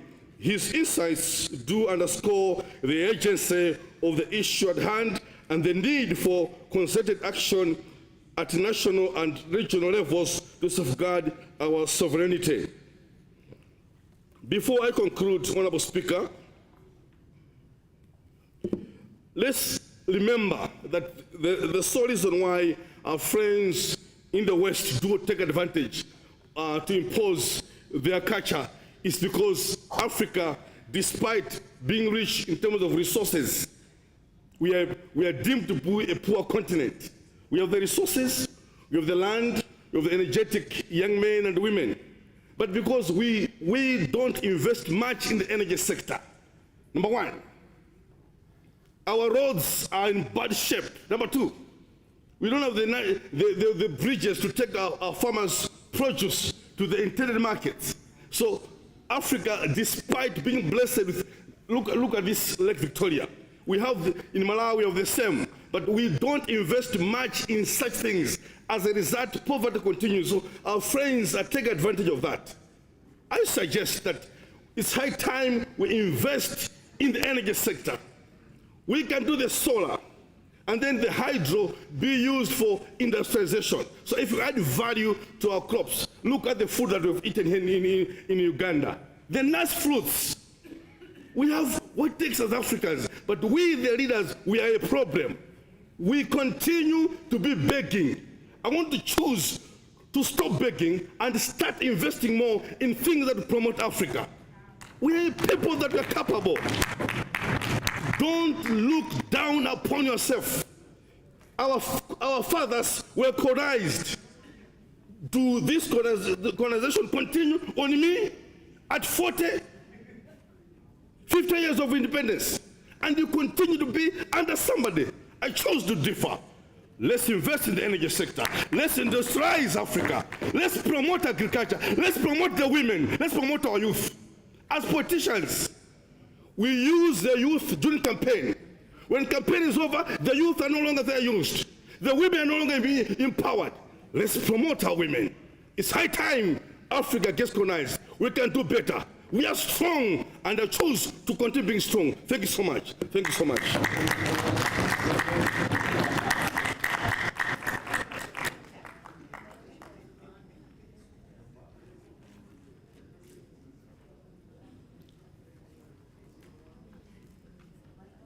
Thank you. The floor from our delegation of Cameroon.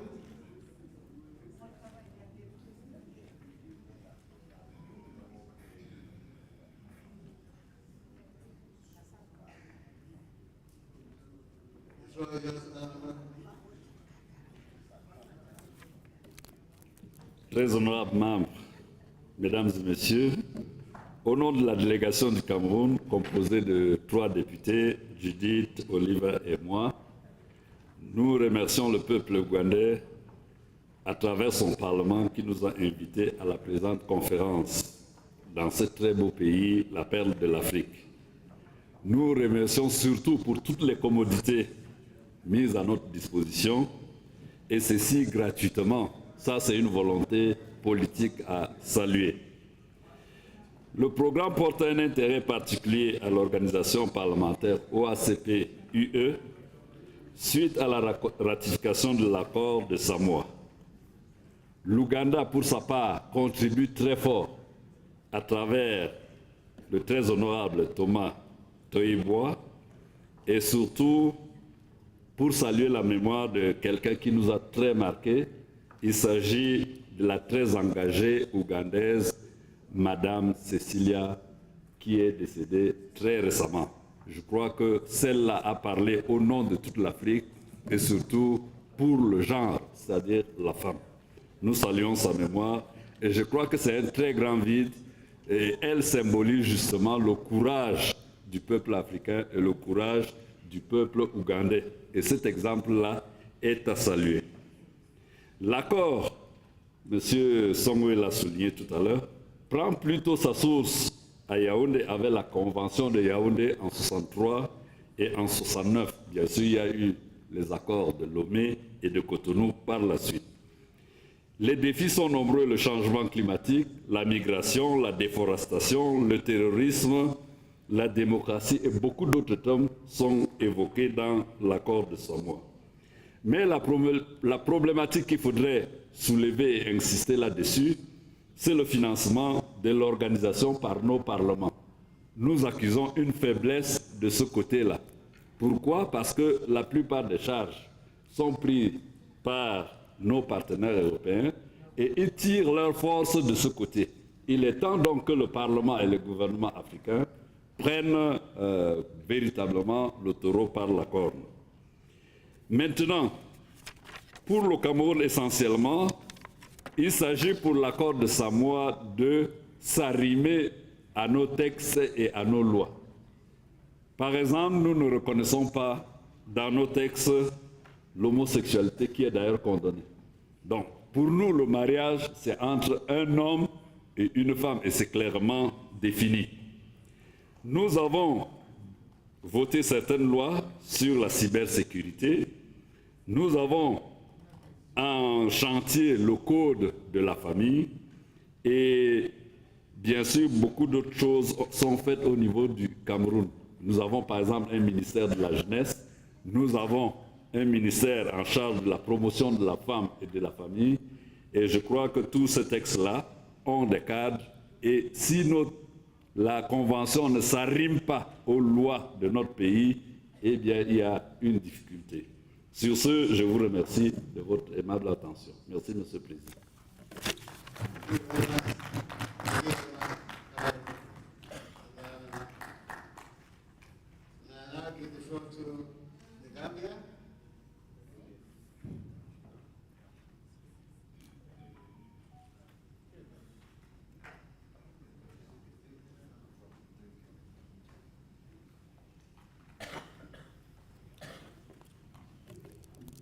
Thank you so much, Chairperson. Let me also first thank our brothers from Uganda for hosting us in this very important forum. And of course, let me also thank members of parliament from different countries being present here today. Personally, I wanted to highlight this from a country perspective, that is the Gambia, where I come from, looking at the theme of this very important program. The Gambia, as a country in West Africa, has a constitution that protects the fundamental human rights of its people, and of course respect the fundamental rights of other people. But of course we also will note that the values of our culture and tradition is well respected, is well defined in our constitution and is respected. And of course Gambia as a country will uphold to see that the value, traditions of our culture are not compromised. Africa as a continent, I believe we must unite further to speak one language, to speak the same voice, to be able to overcome what is before us. And as a member of the ACP Parliament, even though I am new, I have understand a lot of things in the Samawa Agreement that the presenter highlighted. And these are, of course, great concerns for everybody if you are an African in the ACP Parliament. But we can only overcome this as Africans when we speak the same voice. We definitely have to speak the same voice and empower each other. We cannot speak over each other. And that is the reason why we are not being able to tackle the decision that was before us in approving the agreement, probably in Angola and in Paris, in France. So I just wanted to say this, that Gambia, from the perspective of Gambia as a country, we respect human rights, but we also respect the value, tradition, and culture of our people, and that will not be compromised at all costs. Honorable Chairperson, for those few remarks, I just wanted to thank you and then thank my colleagues for the presentations that are going on. Thank you so much.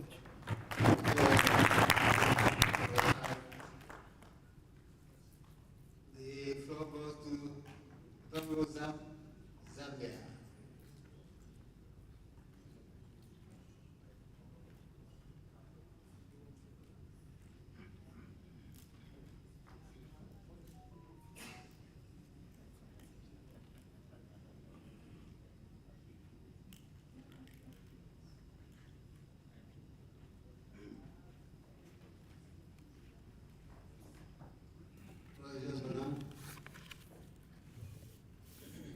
Thank you, Mr. Chairperson. We recognize the presence of the speakers of various assemblies in Africa. We also recognize the members of parliament coming from different countries. It's good that we can gather in such a manner as Africa. There is a saying which goes, as united we stand, divided we fall. If we can be able to stand and look at some of the issues which are affecting Africa as a region, in one accord, we can be able to speak to what we are going to leave for our children. The Samoa Agreement, despite it being a trade agreement, there were some of the other issues which were being added to, such as the issues to do with sexual rights and the reproductive rights, some of the things that we do not agree to. As Zambia, we have our constitution, and this constitution, in the preamble, it says we are a Christian nation.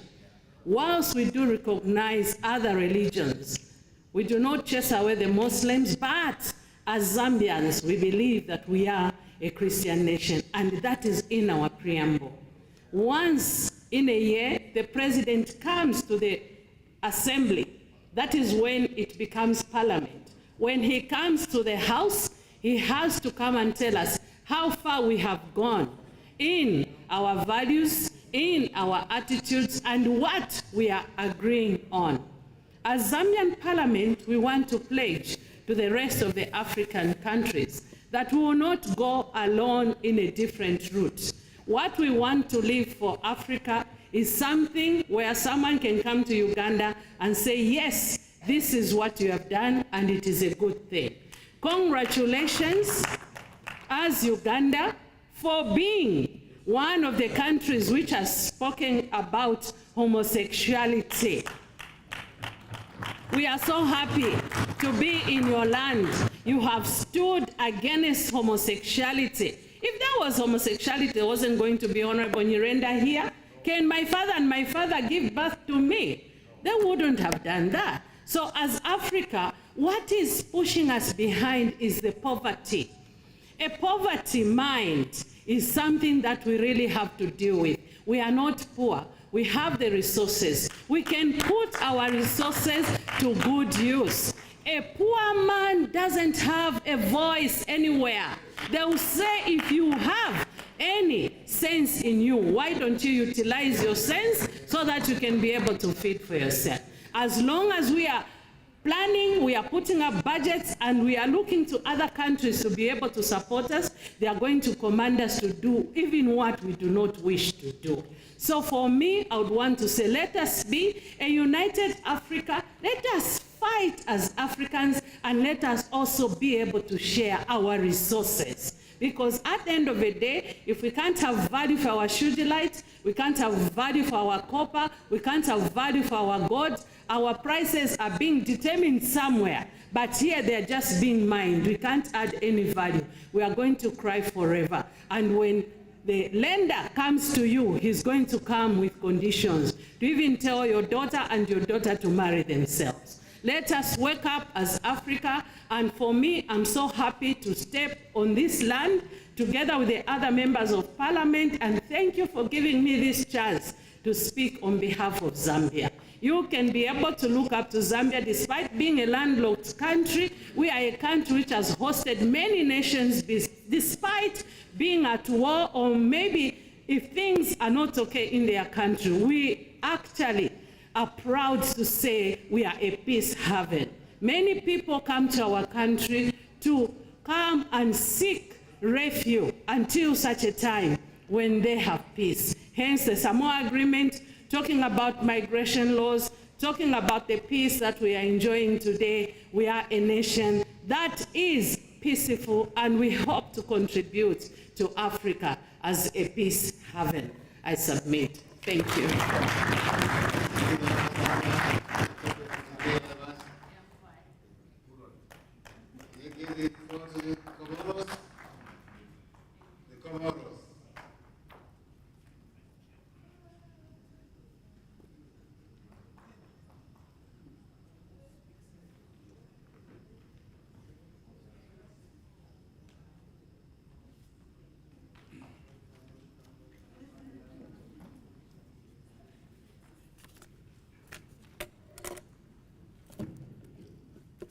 Monsieur le Président, Mesdames et Messieurs les présidents et les vice-présidents des assemblées, Mesdames et Messieurs les députés, honorable assistance, permettez-moi tout d'abord de remercier l'Ouganda pour cette grande initiative d'unir toute l'Afrique dans cette belle ville d'Entebbe pour défendre nos valeurs familiales et culturelles. Vous n'êtes pas sans savoir que l'Afrique est la cible d'une forme de néocolonialisme, et parmi les menaces de cette forme de colonialisation, c'est la destruction de la famille africaine. Afin de faire reculer le dynamisme démographique de notre cher continent, qui est le continent de l'avenir. Alors, J'invite tous les parlementaires présents dans cette conférence de prendre l'exemple de l'Ouganda pour construire une mur contre la destruction de nos valeurs familiales et culturelles.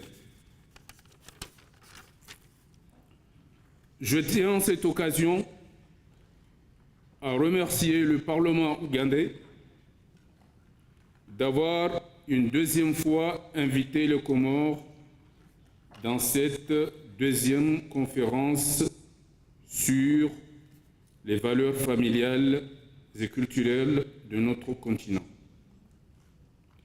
Vive l'unité et le bien-être de la famille africaine dans sa diversité culturelle, et je vous remercie.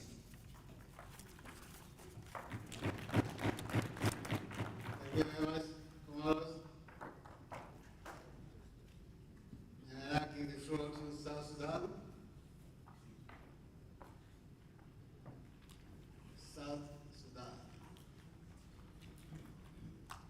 The floor is yours.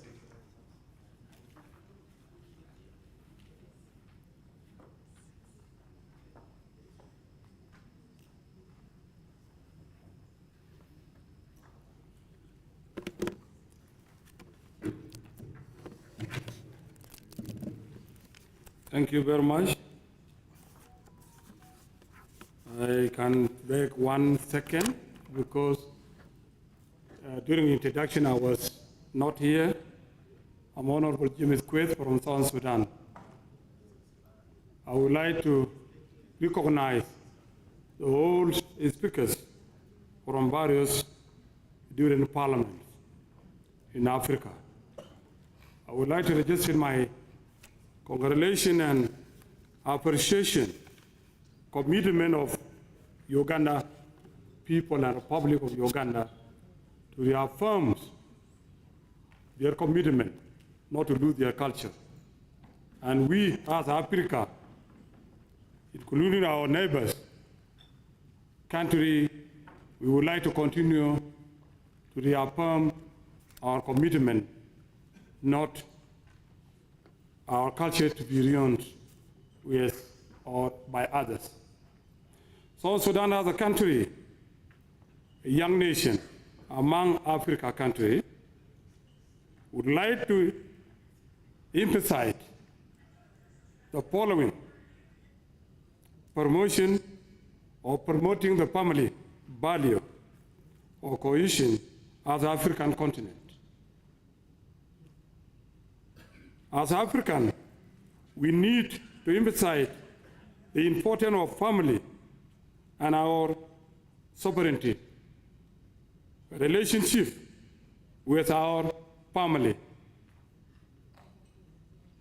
This helps to not to lose or strengthen the family values, preserving traditional custom law and other values in our continent. Africa is found on traditional and culture.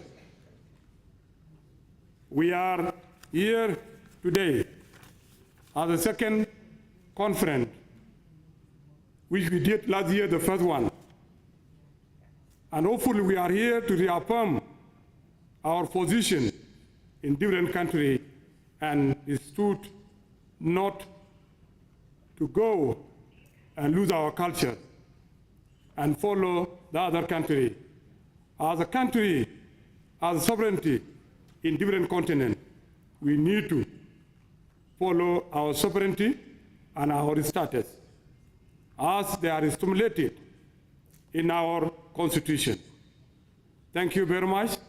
We are going to support each other, and I would like to urge Uganda to continue the good work as they started last year. Thank you.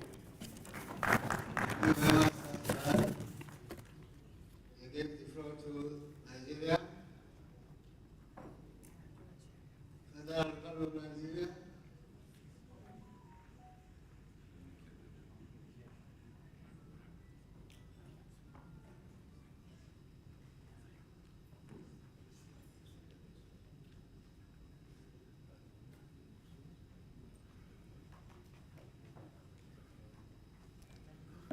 Let me stand on existing protocol. Nigeria, the giant of Africa, the most populous African country. Nigeria's position on this matter, on the issue of the family, has been consistent over the years. And you know, Nigeria, when Nigeria speaks, the whole world listens. The whole Africa listens. We're not trying to intimidate anybody, but that is the way we are. And we have said that the family is the fundamental unit of society. It is not a make-up. We are not just joking when we talk about the family, when we talk about the African cultural heritage. It is at the core of our existence. It is also recognized in international law. Well, not because I'm a lawyer, I'm mentioning that it's a known fact that when we talk about the family, it's also incorporated in the human rights documents that Nigeria has signed, and also in the Universal Declaration of Human Rights of 1948. That is the human rights instrument that almost all the nations signed. The family is there as fundamental rights, as fundamental unit of the society. So nobody can tell us otherwise.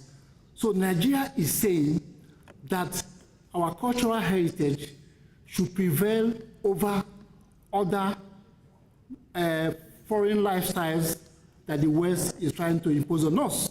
There's no going back on it.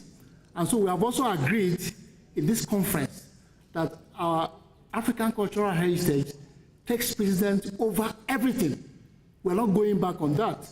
That's the message that I'm taking home. That is the position of Nigeria over the years. And the Nigerian parliament is very conservative on this matter, that all the bills that were sent to our National Assembly, okay, I'm not in the parliament, but I happen to know, I'm an advisor to the parliament, that so many bills that has to do with foreign lifestyles have been removed, discarded by the Nigerian parliament. They were not passed. They were thrown away, including a so-called gender equality bill, including the so-called women's reproductive rights. We're all thrown away because the parliament is saying, look, we are conservative. We hold strongly to African cultural values. We are not going to compromise on that. This is our position, and this is what, because it has to do with our life, our very existence. Thank you. Thank you very much. Nigeria, thank you very much. Is it up there now? It's up there?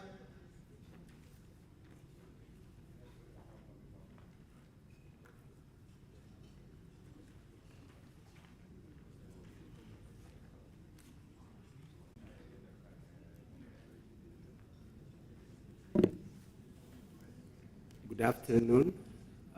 It's an honor and a privilege for me to stand before your excellencies, all protocols observed. Ethiopia has been at the forefront of the battle against cultural colonialism by the West. And as you all know, it has been a nation that was never colonized by Western powers. But now there has been a number of advances by the Western nations to bring about cultural colonialism on the continent of Africa. And it is Ethiopia's firm stance to be a gatekeeper in preventing this cultural colonialization of the continent of Africa. We have stood our ground with the ACPEO agreement. There has been a major campaign that was ongoing against the ratification of this agreement, and people have spoken, our religious leaders have spoken against its ratification by the Parliament, and Parliament has a firm stance on not ratifying this ACPEO agreement. So I think all other African nations should follow suit, and we need to stand together because this agreement, as has been previously said, is a way to divide and rule nations and continents. So we need to say no. And Ethiopia is coming out and taking the lead and preventing from this happening, meaning colonization will never happen again in the continent of Africa. Enough is enough. In fact, it is our firm belief all these ideologies, especially the SRHR agenda, the sexual and reproductive health and rights agenda, which is a package, a euphemistic term to advance the LGBTQ rights, the comprehensive sexuality education agenda, and the transgender rights. This should be killed in Africa. In fact, Africa should be a graveyard for this agenda. So it's our firm stance. We need to stand up and say no. Thank you so much.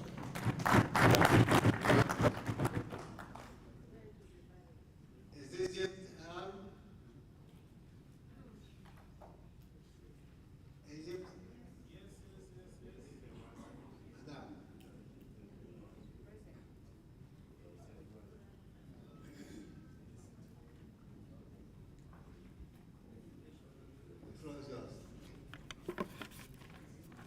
Good evening, and thank you so much for giving me the chance to meet the esteemed MPs from all across Africa and to discuss this very important topic. I'm proud that I represent my country as a young MP, and I believe that young parliamentarians are key when it comes to changing the narrative all across the global south and in Africa too. I'd like first to give a salute to every worker in Africa, since it's the International Labour Day today. So let's cheer all our workers who give this continent its life and who contributed a lot to the civilization as a whole. It's the shoulders of the Africans that built this civilization too. And I also want to mention that Egypt, my country, has lots of efforts, ongoing and past efforts, to centralize how important is the family. And we as legislators has been extremely alerted to what makes this family defragmented, and we are working on that.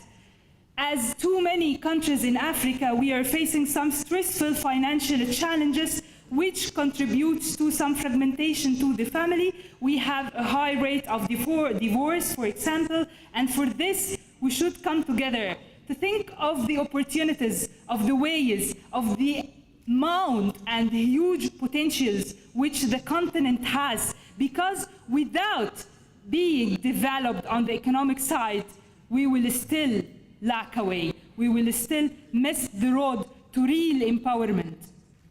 So I think that with this amount of raw materials, with this amount of potentials, human capitals, excellent minds, we can do whatever it takes to make Africa where it deserves to be, without any kind of colonization in any form, especially the cultural one, which I believe is happening, always happening, through different ways, because actually we have everything. We have everything in our continents, and without these raw materials, without what makes the technology, the world is not going to go anywhere. So the first thing is to recognize how strong we are. I also want to mention very quickly what is happening in my country other than the legislations. Was it to face female genital mutilation? Was it to empower women more economically so that they could really stabilize the family and add to the economy? Or was it even through initiatives that run all across the country, like Decent Life Initiative, which targets 50% of our population in the villages, in the areas where the development hasn't been achieving or reaching thoroughly? Also, I have been on the board of a national dialogue, and the experience of the national dialogue in Egypt is extremely important, where it brings together people from all across the political spectrum, from the very far right to the very far left, and we together came on consensus on some very important economic, social, and political outcomes which are now being actually executed either through the legislative hand or through the administration by the government. So I invite also all the countries which still has lots of differences amid its communities to initiate a dialogue. We didn't reach a complete harmony, definitely no, but we started a very important process under this political national dialogue. Also, everyone knows how much Africa is fragile to climate change. We didn't really contribute to that. We didn't contribute, yet most of the burden is on the shoulders of the countries which don't have the amount of fund that makes the transition fair. So we call here for a fair transition too. This all relates to the wellness of human beings, all relates to the concepts which we are talking about today in prosperity and in development. I believe that there is no one safe, and this should be the win-win situation and the mentality that should change. It's not a power struggle. It's not those who have rules, those who don't. It's that we are together in that. COVID happened and we suffered the consequences, and it highlighted that no one is safe until everyone is. And so as it goes for also climate change, but we have to do the narrative ourselves, set the priorities ourselves, and determine ourselves the way, and never accept any agreement or any protocol or whatever is imposed upon us when we come together and say yes or no according to our very own priorities and our very own targets and achievements. Yeah, just to end up, I want to highlight a beautiful quote here from Milan Kundera. The first step in liquidity a people is to erase its memory, destroy its books, its culture, its history, then have somebody write new books, manufacture a new culture, invent a new history. Before long, the nation will begin to forget what it is and what it was. The world around it will forget even faster. The struggle of man against power is the struggle of memory against forgetting, and we will never forget. We will never forget the rights of Palestine to their land. We will never forget that human rights, freedom of speech have been tested in the West and they all failed. We will never forget this. Viva Africa and viva to whatever will take us to prosperity. Thank you.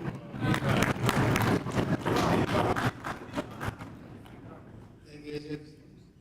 We give the floor to Burundi.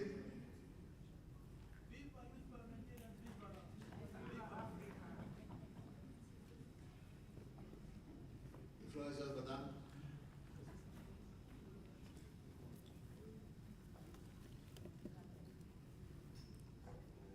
Honorable Président, chers collègues, distingués invités, tout protocole observé, bon après-midi. Au nom de la délégation burundaise, permettez-moi d'abord de vous transmettre les salutations chaleureuses du peuple burundais.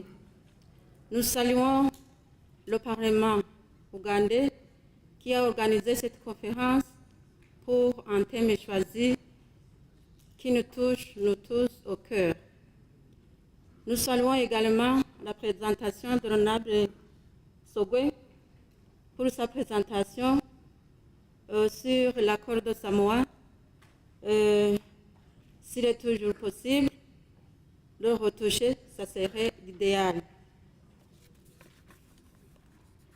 Au Burundi, le patrimoine culturel est très riche, très ambitieux, très ancien et très original, même si les traces physiques du passé ne sont toujours pas visibles dans certaines localités. Presque tous les aspects du patrimoine se retrouvent dans toutes les régions, parfois avec des variantes, voire des spécificités assez marquées. La famille burundaise s'identifie aussi à travers son patrimoine culturel. Sans être plus excessif, le patrimoine culturel burundais enregistre quelques aspects identitaires des Burundais, notamment le kirundi, la langue nationale, l'habillement, la coiffure, les croyances, les mœurs et les connaissances techniques, les expressions folkloriques et musicales, les sites historiques, musées, monuments et aires protégées, ainsi que les rituels et sites associés. À part que le patrimoine culturel peut contribuer à la consolidation du Burundi, il représente aussi une immense valeur socio-économique. La sauvegarde de la culture nationale fait donc partie des préoccupations des pouvoirs publics burundais et d'autres parties prenantes, en l'occurrence les privés. Le Burundi s'est donné une vision qui repose en priorité sur une nation unie, solidaire et en paix d'une part, et sur une économie prospère au service du bien-être socio-économique du Burundi. D'autre part, selon la même vision, le pays est bâti sur une société de droit qui jouit de son patrimoine culturel riche et diversifié. En outre, elle se donne comme objectif de valoriser la richesse culturelle du Burundi afin qu'il devienne le pays phare de la culture sous-régionale à travers les différentes manifestations socio-économiques, socio-culturelles propres au territoire burundais. Depuis 2005, des réformes importantes portant notamment sur la suppression des frais de scolarité dans le primaire et la mise en place du cycle fondamental à partir de 2013-2014 ont permis d'atteindre des progrès majeurs. Dès lors, la probabilité d'accès à la première année de l'enseignement fondamental est désormais pratiquement la même pour chaque enfant et dans tout le pays. Les inégalités de genre dans l'accès à l'éducation ont été fortement réduites.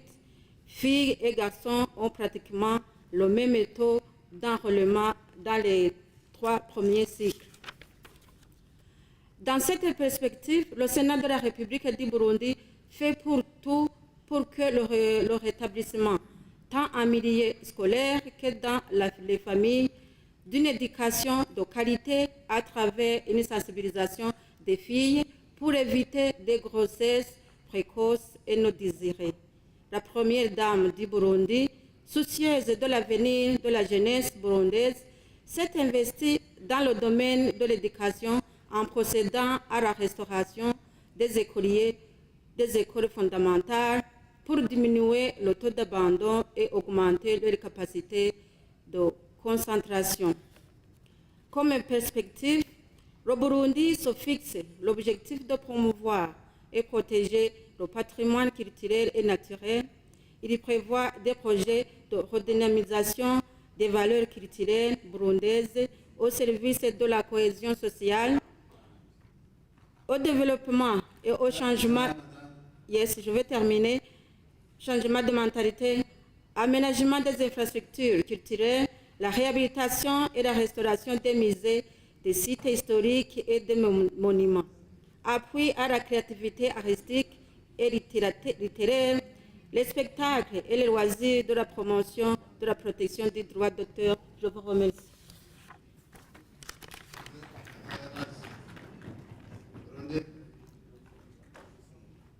Thank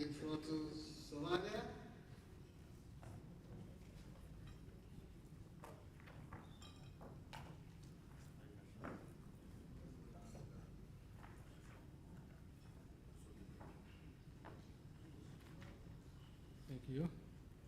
Honorable Speakers, Deputy Speakers, Member of Parliament, good afternoon. As Somalia, we are in particular situation. We are not actually any such policies as with EU. So, as principle, I share with my colleagues spoken before in the EU ACP Samoa Convention. Thank you.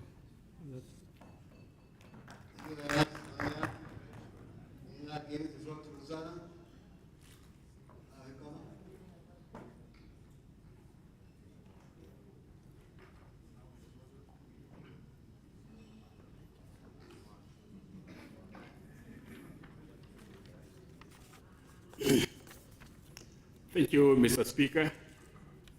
In the interest of time, let me observe or sum up the salutation by saying, all protocol observed.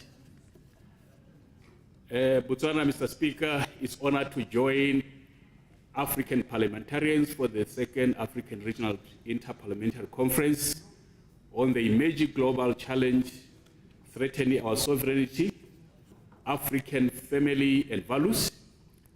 We convey our deepest regards to our host here in the beautiful city of Entebbe for their kind reception and hospitality. Ladies and gentlemen, allow me to share inspirations from my country, Botswana. Botswana, like many African countries, is endowed with a broad range of natural resources, including land, water, minerals, and flora and fauna. Botswana's natural resources are governed by laws, policies, strategies, and well-established institutions. To this end, Botswana natural resources have contributed immensely to her national development and economic status, ranking as an upper middle income country. Aid has and continues to augment the efforts of the government of Botswana to accord its citizens decent livelihoods. The Ministries of Finance and Development, as well as the Ministry of Foreign Affairs, have for a long time been responsible for donor aid and foreign policy to ensure that aid received in our country is aligned to the laws, policies, and national priorities. Be that as it may, Botswana cannot profess to have escaped influences on her culture and family values that come with aid on human rights, governance, and other policy shift requirements. However, our dual legal system cushions the risk of such influences going unchecked. During colonial times, Botswana had both foreign inhabitants living side by side with the indigenous people of the country. Each society was governed by a legal regime it was familiar with. Foreign colonizers were governed by the received law, while the indigenous Botswana were regulated under customary law. When Botswana attained independence in 1966, both legal systems were maintained and legislated for. Customary law continues to preserve the traditions of our society, operating under the Ministry of Local Government and Rural Development. The traditional leaders in Botswana are involved in the leadership of the country. Alongside Parliament, there also exists a body known as Inter-Parliamentary, or the House of Chiefs, which has an advisory role in the lawmaking process. The House has previously advised Parliament on bills which were deemed to threaten the traditions and culture of the people of Botswana. The most topical issue in Botswana, as it is in other African nations, is the convergence of culture and human rights. Some of our traditions have been labeled as harmful cultural practices by the committees of the human rights conventions and treaties which we have adopted. With the aid of the development partners and consultation of our people through the traditional forums called the Kotla, Botswana has been able to and still fights undeniable harmful cultural practices, some which perpetuated discrimination on various grounds, child abuse and gender-based violence, among other things. The country is, however, resolute to reject development aid or technical support to implement recommendations which are not consistent with its laws, yes, sir, and good traditional practices. In conclusion, Mr. Speaker, I'm urging all African nations to unite and cooperate in trade, capacity building for development, and public asset management, diplomacy and negotiation skills, as well as on the preservation of our traditional human rights and governance structure. We need to ratify the African Charter on Human and People's Rights and its protocols, and support the African Union to reach the level where it can support African nations with human rights and governance programs that implement African values. I thank you for your audience. Thank you.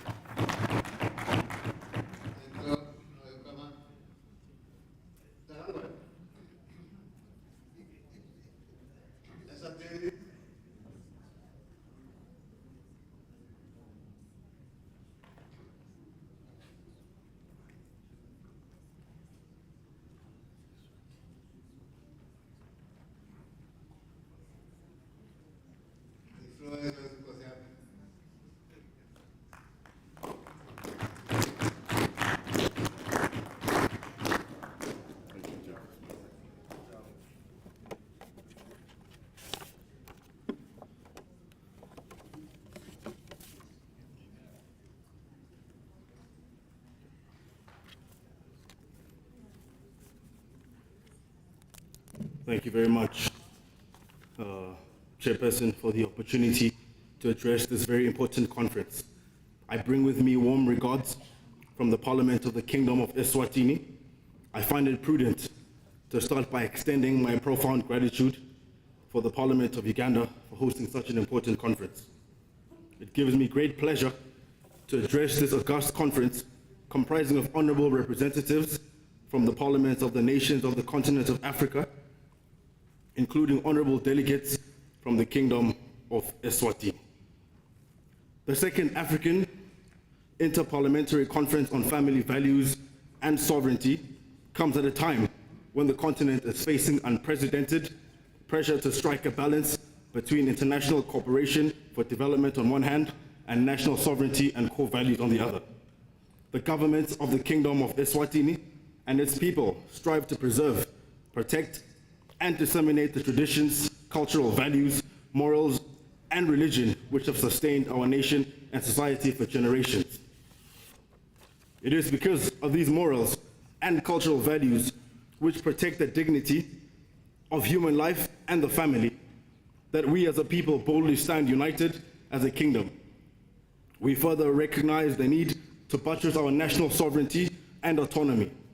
The Kingdom of Eswatini is a signatory to a number of international conventions, regional instruments, and agreements for the protection of human rights, promotion of gender equality, and protection of the rights of the child.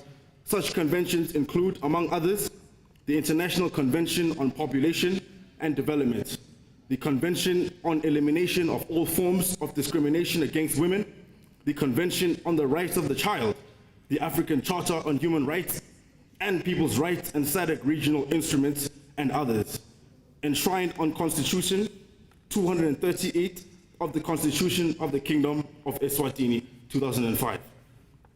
The government of the Kingdom of Eswatini recognizes the need for diligence in international cooperation, and there is a concerning tendency to include review outcome documents among the list of binding agreements.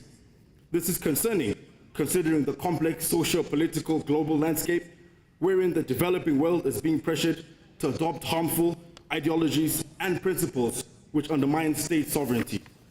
The Kingdom of Eswatini, operating within the parameters of the Constitution of the Kingdom of Eswatini, has enacted legislation including the Children's Protection and Welfare Act 2012, Sexual Offences and Domestic Violence Act 2012, Sexual Offences and Domestic Violence Act 2018, the Persons with Disabilities Act 2018, the Prohibition of People Trafficking and People Smuggling Act 2012. The government notes, however, that there is a need to strengthen the legislative framework to reinforce the country's position on issues affecting international relations. Primarily, the Kingdom of Eswatini is committed to creating a legislative and policy environment which reflects the country's autonomy, upholds the dignity of the family, the sanctity of human life, and the innocence of the African child. The Second African Inter-Parliamentary Conference presents an opportunity for like-minded African countries to band together to enshrine principles within international and regional law, which call for consistency with African values and development priorities with full respect for religious and ethical values and cultural norms, and which are conformity with universally recognized international human rights. The Kingdom of Eswatini is extremely optimistic about the prospects for collaboration and partnership to foster a stronger, united, and more resilient African continent. Thank you, and may God bless us all.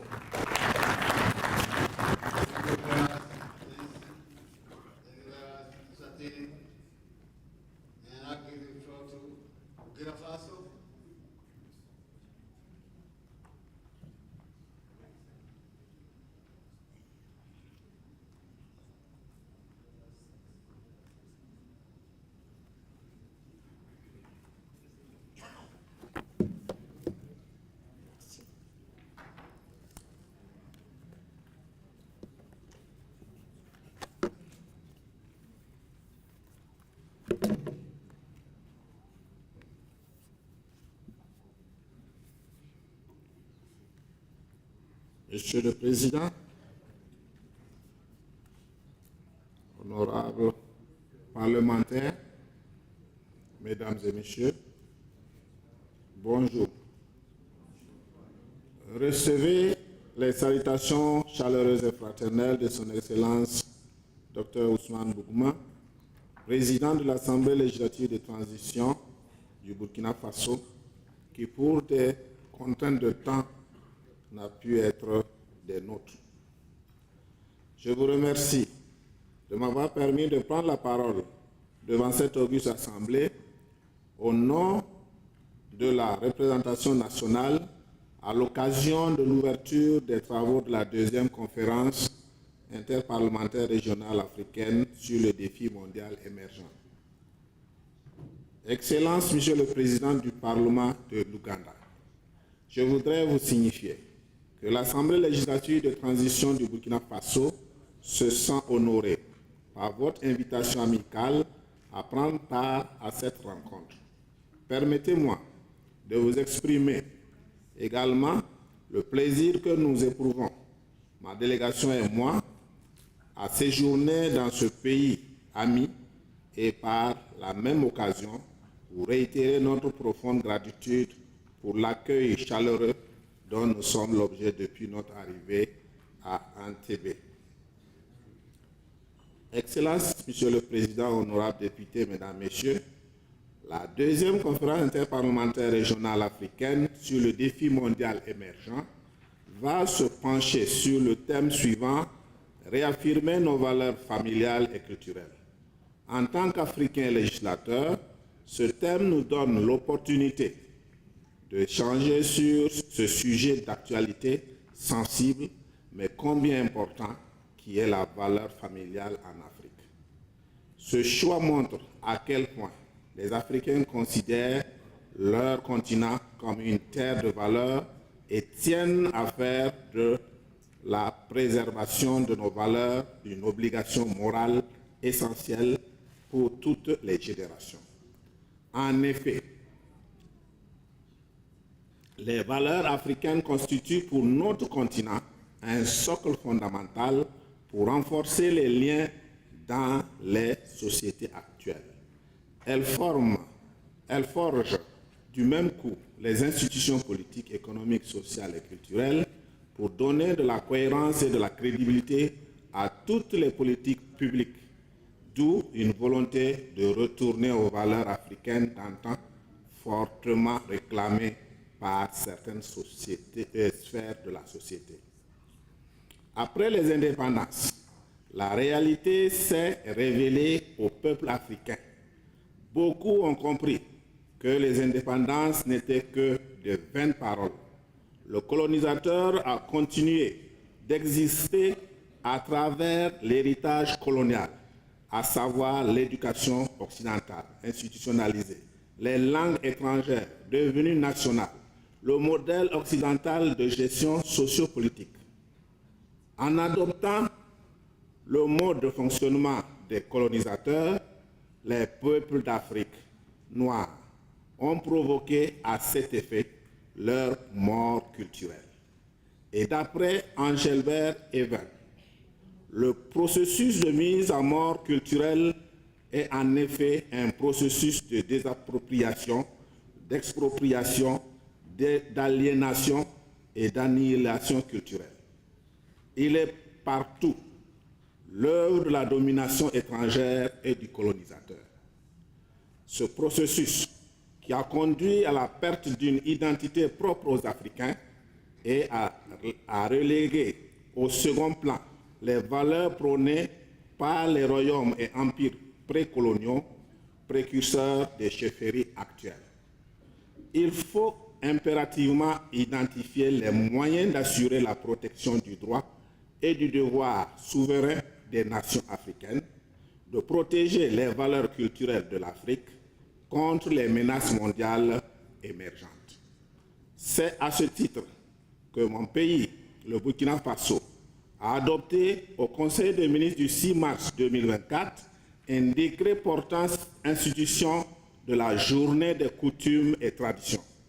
Désormais, au Burkina Faso, toutes les journées du 15 mai seront consacrées à la commémoration de nos coutumes et traditions.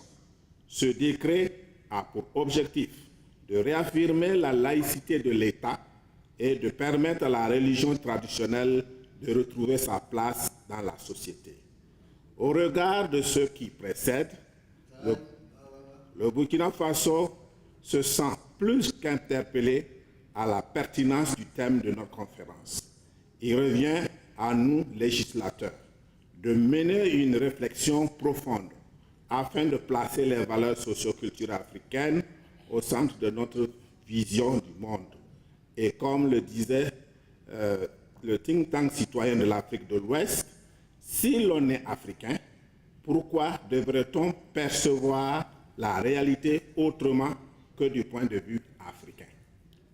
Pour terminer mon propos, je voudrais interpeller chacun de nous à travailler à lutter contre le colonialisme culturel dans les lois, politiques et programmes éducatifs de santé et des droits humains.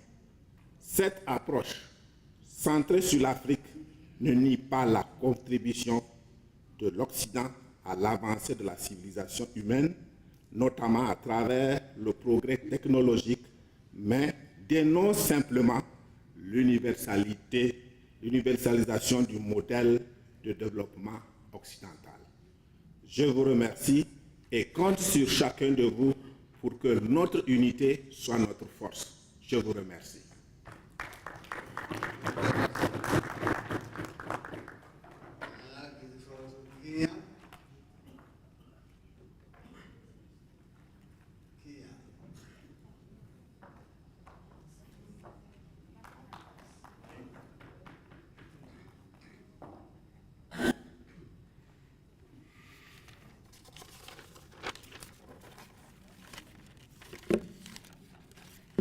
Thank you. I'm from Kenya, all protocol observed. I want first of all to thank the Parliament of Uganda for hosting us again for the second African Parliamentary Conference on Family Values and Sovereignty. I want also to tell the conference that as Kenyans, we are proud that we feed Lake Victoria with water. All rivers that feed Lake Victoria comes from Kenya. None is from Uganda, the waters. And as we are talking today, we have too much rain in Kenya. But Ugandans, we always appreciate you, that without River Nile to exit this water to Egypt, then Kenya will be no more. It will be a lake also. Thank you for emptying Lake Victoria. But allow more water to move to Egypt, because if it remains here, too much of it again, it floods in parts of Kenya, including my own constituency, which I represent. I want to affirm to this conference our earlier position last year when we first attended this conference. I'm also alive to that it is the executive that negotiates some of these conventions, some of these agreements, conventional agreements. And when the Kenyan executives negotiate for these agreements, they are always aware that we have a very robust and progressive constitution that we promulgated in 2010, a very progressive one, and they must always abide by that constitution, because if they don't, then some of those proposals will definitely die. That in our Article 45 of the Constitution of Kenya provides for the recognition of the family as the basic, natural, and fundamental unit of society, and thus has to be recognized and protected by the state. And consequently, in Kenya, after promulgation of that constitution,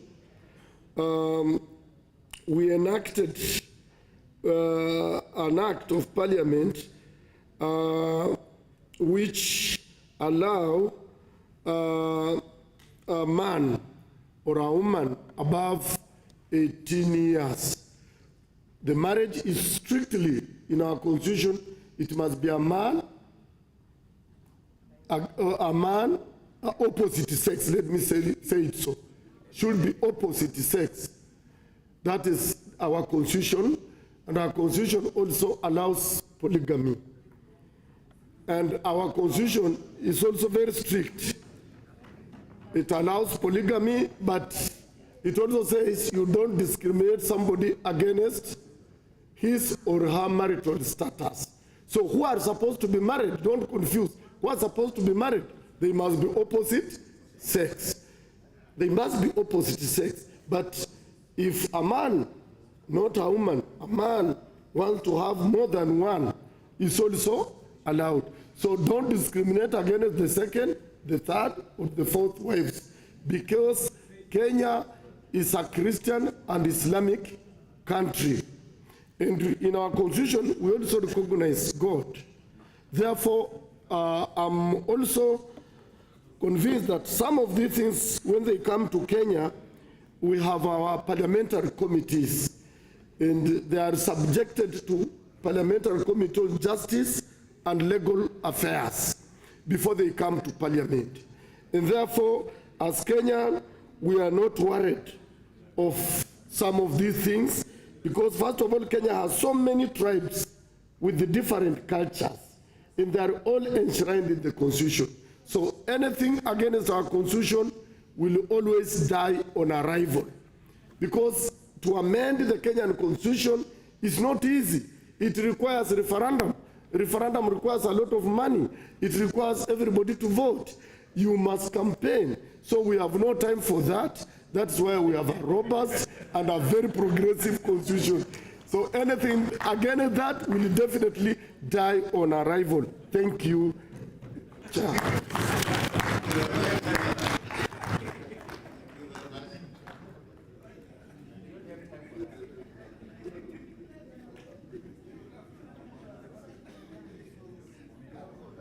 That was the last contribution on this very interesting topic. And in terms of the agenda, after lunch,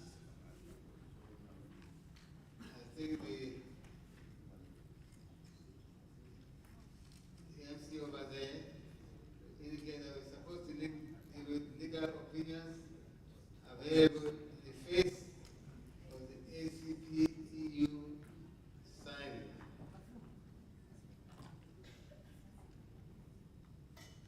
By the chair of the Human Rights Committee of the African Bar Association, Mr. Sonny Use.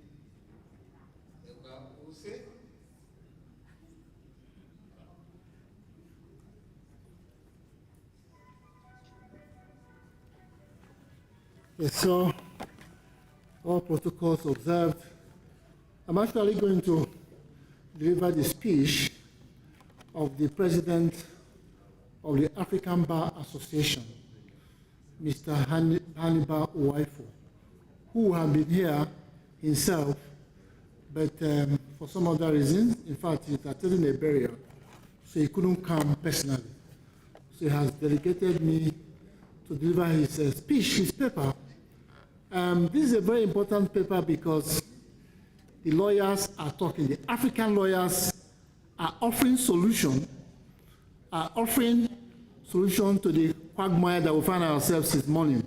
In the morning, you know, we'll be talking. Different speakers have come out to present, saying different things.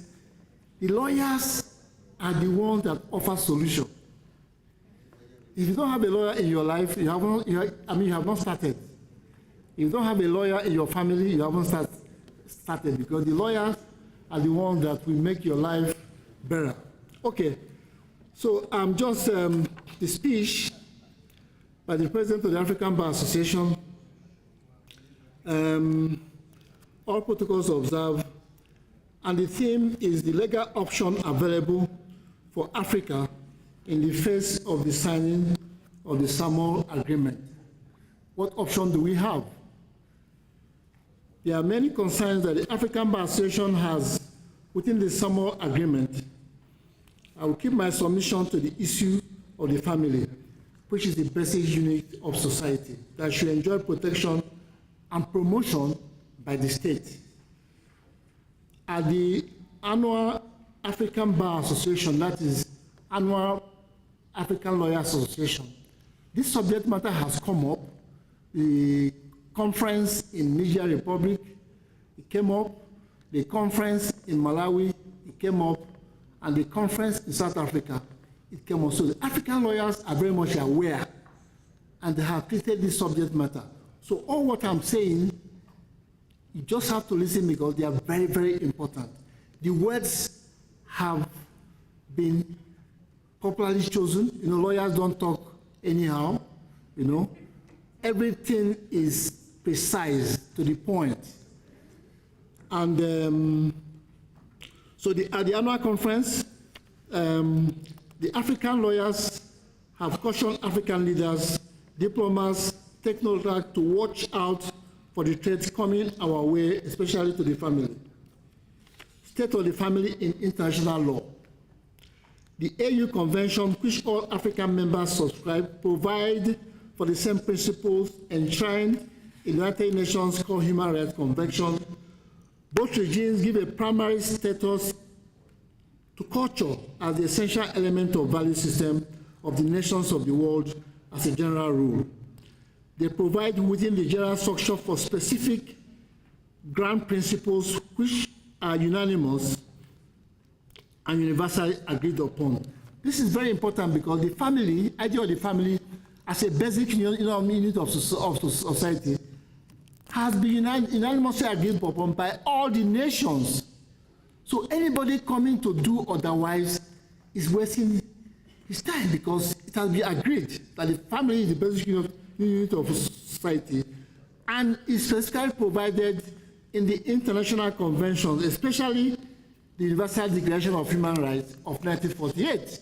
It is there stated that affirm that family is the natural and fundamental unit of society and is entitled to protection by society. Section 16 says, parents have a prior right to choose the kind of education that shall be given to their children.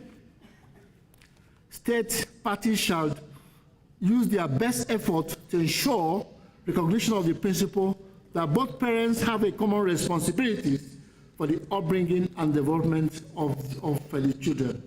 Parents have the primary responsibility for the upbringing and development of the children. The principle resonates at the core Pan-African Convention and instruments, chief among them the Constituent Acts of the African Union, whose one of the main objectives provide that to encourage international cooperation, taking due account of the Charter of the United Nations and the Universal Declaration of Human Rights. We, in the African Bar Association, and you representatives of African parliaments, are duty-bound to ascertain that the universal agreed principle of human rights and Pan-African core instruments are compatible, mutually reinforcing as agreed. Whenever a treaty, a convention or agreement is proposed and drafted that encompasses the entire continent, it is primarily for the national African parliaments and for their collective organizational framework like this august body, Inter-Parliamentary conferences, to decide on the crucial questions that have far-reaching consequences on the well-being, sovereign equality, and political independence of our respective countries and collective sovereignty. The ACPU-EU agreement, which is called Samo Agreement, is a case in point. This treaty replaces the Cotonou Agreement of 2000, yes. It is designed to be an economic partnership based on shared values as it is explicitly provided for in Article 1. Unfortunately, it is in fact meant to be an instrument to force on Africa, Caribbean, and Pacific states concept of human rights which are not part of UN core human rights treaties and which are not part of any shared values as the agreement claims. As far as Africa is concerned, the concept of human rights promoted in the agreement squarely at loggerhead with the African Union Constituent Act 2000, the African Charter of Human and People's Rights 1981, and the African Charter of Cultural Renaissance 2006, and the Constitution and relative legislation of our respective AU member states. What can we do? What can states do? What can African countries do? This is the summit of our presentation in this conference. What are we going to do at the end of this conference? The African lawyers are giving solution now. So please listen. What are we going to do about this ACPU-EU agreement? First, we need to reassert the persistent objector principle. You know, some countries have signed it. I'm surprised that Uganda has also signed it. Nigeria has not signed. Nigeria did not sign. So if you have signed, you have not signed, what are you going to do? The African lawyers are saying, one, reassert the persistent objector principle. Under this principle, when an international customary norm is emerging, a state that persistently objects to it is not to be bound to implement it when it ultimately becomes law. So you are not bound to implement it, even when you have signed. Please, I'm emphasizing on this because, you know, we who are here, parliamentarians who are here, are the representative of their people. Sovereignty resides with you, the president, the prime minister, or whatever, or the ministers are not as powerful as you are because you represent the people. In democracy, it's government of the people, by the people, and for the people. This is very, very important. So power resides in you. And so if at the end of this conference and you say, look, this agreement cannot be enforced in my country, that is it. The president has no right, the African lawyers are saying, has no right, with all respect, or those who have signed this document over a cup of tea, They don't even read what they are signing. They just sign with closing their eyes. We are saying that it cannot be implemented. Please, with all due respect, it cannot be implemented. Second, withdraw from the ACP-EU agreement. You can withdraw, even when you have signed. Uganda can withdraw. I'm even scandalized because Uganda that is enforcing anti-gay law is going to sign the ACP-EU agreement. That's a big contradiction. With all due respect, you can withdraw. Please, you can withdraw. Withdraw from the agreement. This is radical, but it is not without precedent. South Africa has withdrawn. South Africa has withdrawn. You can withdraw and say, look, we are not one part of this. There's nothing to be afraid of. I was telling somebody here that, look, we have our independence. We're not afraid of anybody. We have something to give to the West as much as they can give us. Don't be afraid of anybody. Don't be afraid of, let me be specific, or United States. Look at what they are doing in Ukraine. Look at the war in Ukraine. Look at Israel. Don't be afraid of anybody. They're not going to do anything to you because you are an independent, sovereign country for that matter. The African lawyers are saying this. We know the law. We can defend you. In fact, we can file an action stopping all the countries from implementing the agreement in the ECOWAS court or in the African Court of Human Rights. It is possible. Third, push for amendment. You can amend. Section 36, those offensive sections, you can ask, look, if you want us to go with this document, you have to amend it. Amend away all these offensive prohibitions. If they say no, that is the end of it. Stand your ground. Because I can't understand why these people, for instance, I can't go to New York and be asking them, telling them how to make their laws. That is stupidity. I cannot do that. Why should they come here and be forcing you to make your law? And we are all laughing, you know. Why I'm saying it is that, look, I came from Nigeria. It took me a lot of effort to come. About 9 hours journey to come here. All of you, the same thing, we have all come here, taking risks, spending money, spending time. We cannot come here in vain. I can't go back to Nigeria in vain. I don't come here to see the Victoria Lake. It's a beautiful lake, but I have more important things to do in Nigeria. I've come here for action. And so if on the 3rd of May, we didn't agree to throw away this useless agreement, I have wasted my time coming here. I have said in Nigeria, as a lawyer, I will make money in my chambers, but I have made sacrifice to come here. I can't come here and see Lake Victoria, eat your lunch, eat your dinner, and go back with nothing. I will have wasted my time. So please, we have agreed that this document agreement is useless, it's incompatible with African cultural heritage, it's incompatible with international law. I did international law, so I can lecture you on international law. There's no law, international law, that says that abortion is illegal, transgender is illegal. There's no such law. So why are we guilty when EU imposes law and we are shaking? I'm not shaking, I can confront any of them. I go to the United Nations and I have done it. On one occasion, they arrested me with the police and I stood my ground. Okay, because I believe in action. Final point. File reservation on substantial portion of the Somo agreement. Intelligence who are here. Like I repeated, I want to repeat that sovereignty lies reside with you because you directly represent the people. Democracy is representative government, okay? And you represent the people, not your president, with all due respect. It's you that the people are going to hold accountable. So don't go back to your country and you are afraid. No, you can't be afraid. I always, my friend is not here now, of Ghana. I was asking of him.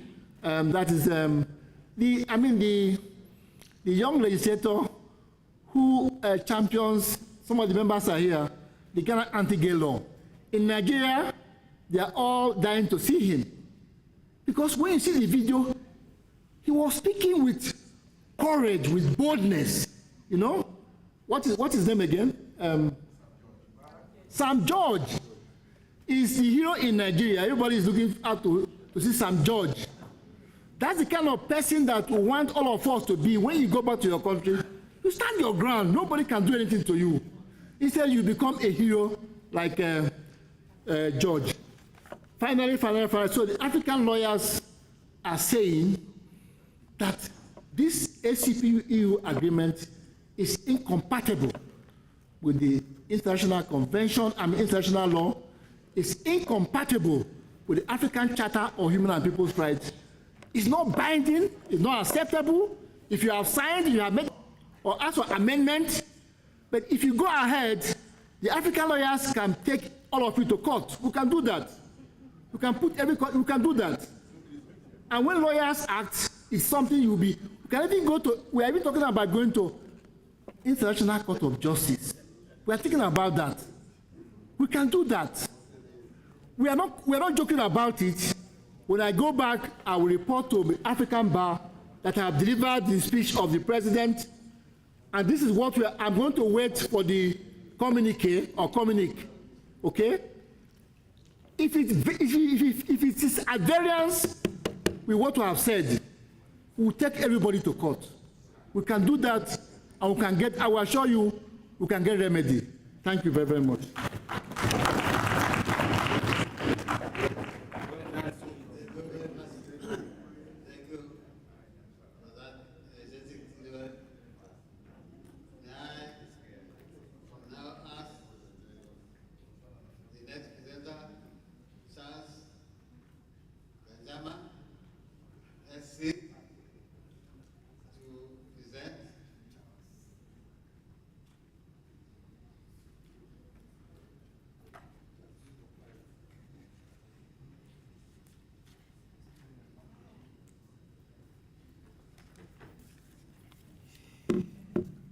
Distinguished guests, ladies and gentlemen, good afternoon. Good afternoon once again. I think we've had a very healthy lunch, and the energy in the room should be high, the sugar levels should be high. So I hope you're able to pay attention. I will be slightly technical because the session I've been asked to give is on what can we do from a legal perspective. My name is Charles Kanjama. I'm an advocate and senior counsel in Kenya, and I serve as the vice chair of Africa Christian Professionals Forum. And this is an organization that is in the process of setting up chapters in various African countries to bring together Christian professionals with the idea of promoting values of respect for life, family, religious freedom, and good government. Talk about this Samoa Treaty and what we need to do. And I've divided my presentation into three parts. First, I will give a background. We've talked a lot about the treaty, but I think it's important we remind ourselves how we got here. Second, I'm going to talk about the law of treaties. And finally, I want us to see how can we apply it to this Samoa Treaty. And I would like, as you're having this presentation, you look at your folders. There is this very nice document that was put in all our bundles by Family Watch International. And this document of Family Watch International is one of the documents that have been generated by several pro-family organizations, highlighting the areas of greatest concern in the Samoa Treaty, and also giving recommendations of what African states can do about it. So keep that in mind as we go through this presentation. The first thing I would like to say as a kind of like background is that the journey of trade between the nations of Africa, the Caribbean, the Pacific states, and the European Economic Community began in 1975 with the first Lome Convention. And there were 4 treaties that kept being signed and adopted into law from 1975 to 2000. And the whole idea was that the European Union countries, initially they were the European Economic Community, were so many of them, they didn't want to enter into individual trade agreements with each country in Africa. And the countries in Africa, as well as Caribbean and Pacific, had economic or trade relations with the European Union because of the history of colonialism. And so there were two principal ideas behind the Lome Treaty or Convention. One was to give preferential trade access to goods from Africa into the European Economic Zone. And the second was to create a framework whereby we could get aid, development assistance from the European countries to the countries of Africa, Caribbean, and Pacific. And this actually happened for 25 years until 2000, when after the fourth Lome Treaty was expiring, the countries negotiated now the Cotonou Agreement. And in the Cotonou Agreement, which came into force in 2003, the scope of the relationship was expanded. It was not just trade. They spoke about development, sustainable development. They spoke about kind of like political engagement. So there was a beginning of expansion of the reason for this treaty. And in 2005, driven by the European Union, because it was now European Union, there were further amendments to the Cotonou Agreement that became called the Luxembourg Amendments that were implemented and came into effect in 2008. And the idea was to add to economic sustainable development, which brings in an aspect of human rights and rule of law, and also to add the idea of political cooperation. And from 2008 until 2023, when the Samoa Treaty was assigned, this arrangement is the one that has been governing our relationships. What is important about the Cotonou Agreement is that it creates a basic framework on top of which we can now have economic partnership agreements, so that each country or region, economic bloc in Africa can negotiate an economic partnership agreement on the anchor of the Cotonou Agreement. And the only countries that are not required to negotiate further EPAs are the ones that are classified by the World Bank as least developed countries that have automatic access to the European market. And what the European Union was now trying to do under Cotonou is to move from a stage of preferential access benefiting African countries to a stage of mutual preferential terms. In other words, not only will the African countries get preferential access to European markets, they are also meant to secure preferential access to European goods and services in the African market. So you can see already, as the Cotonou Agreement was being implemented, some of the benefits from the Lome Convention were already disappearing. It was becoming quid pro quo. You give me something, and then you also want something from me. But the European Union is the most developed economic, very far towards political integration. They have numerous organs for political integration. They have a European Parliament, European Council of Ministers, and all that. And they found this useful for them when they come to international arena to operate like a super state. And so they started dreaming of a new agreement which would create an even more powerful super state with the European Union organs at the top of this pyramid, and then the countries of Africa, Caribbean, and Pacific kind of like as supporting countries, because they discovered that these agreements, the countries in this agreement, are more than 50% of the member states of the United Nations. So they can vote jointly, and whatever they decide will carry the day.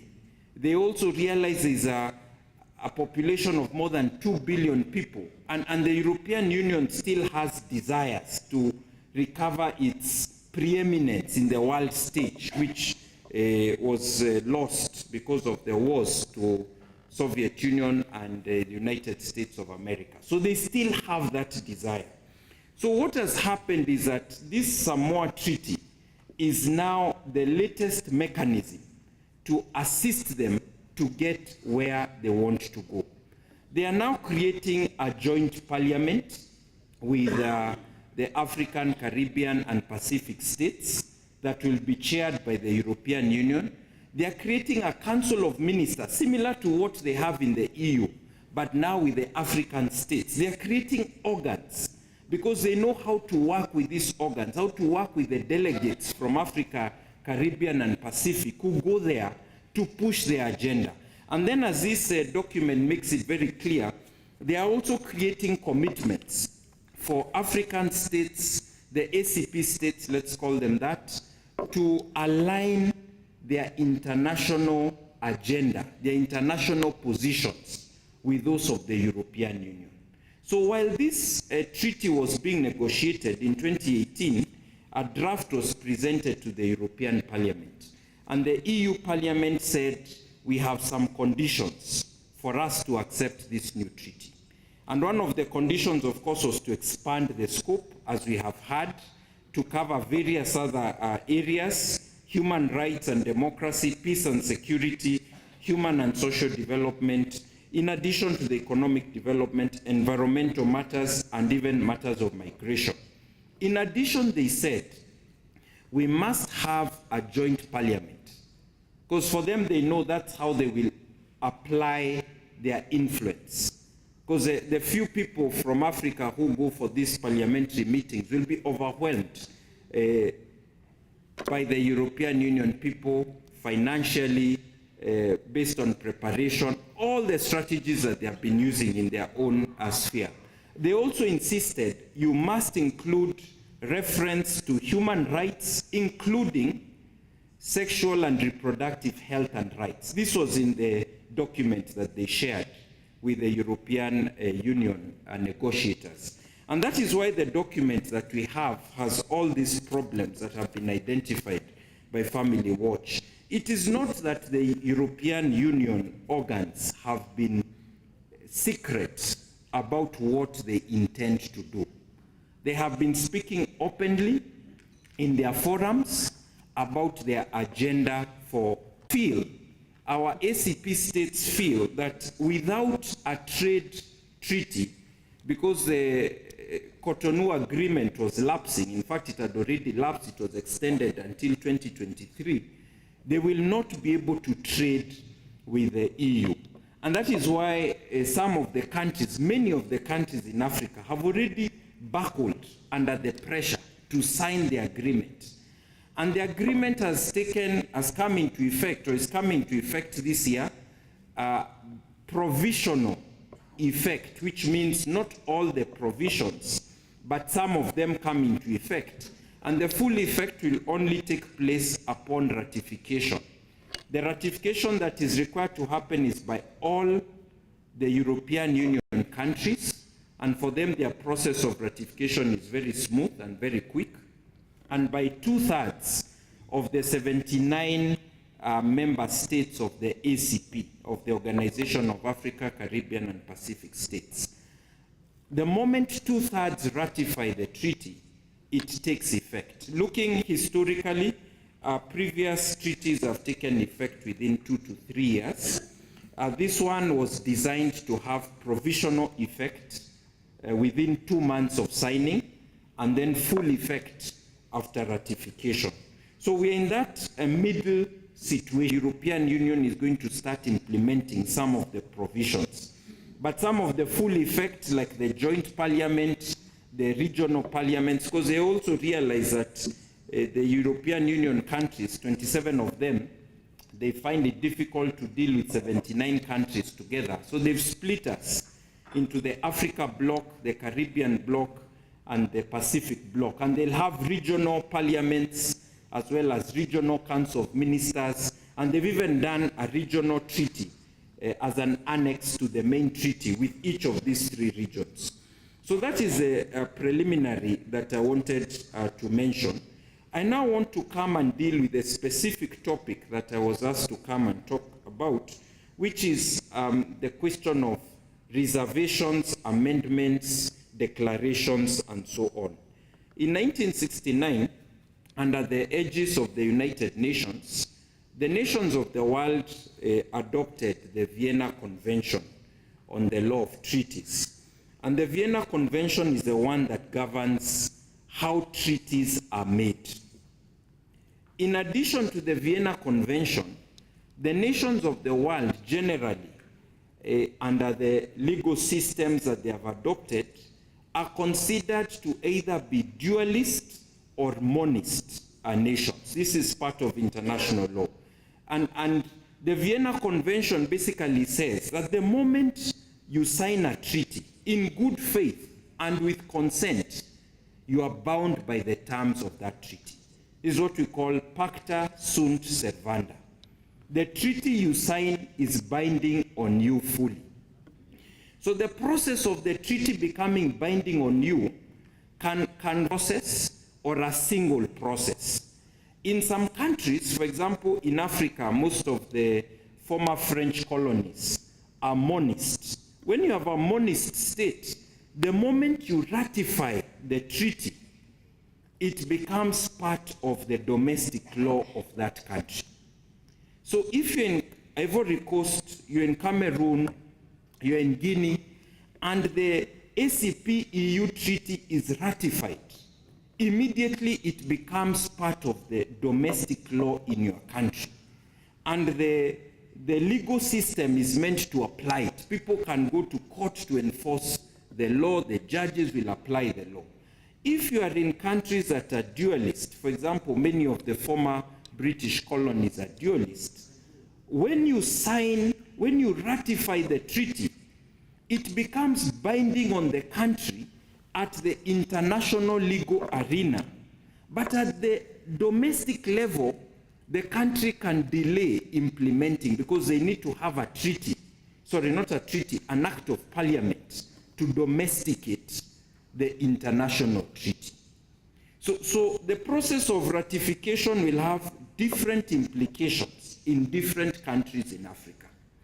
And this is part of the law of treaties that was agreed at Vienna in 1969. In addition to that, depending on the treaty that the countries are signing, there can be 2 processes for getting bound by a treaty or a single process. It depends treaty by treaty. For some treaties, the act of signing is meant to be done by someone we call a plenipotentiary, someone who has full powers to bind the state. And the moment you sign the treaty, it becomes binding. There is no second process. But for many treaties, thankfully, including this Samoa Treaty, there is a second process after signing, which is the process of ratification. So you sign, your ambassador signs at Samoa, and then after it has been approved using your domestic processes. For many countries in Africa, the domestic process is purely at the executive level.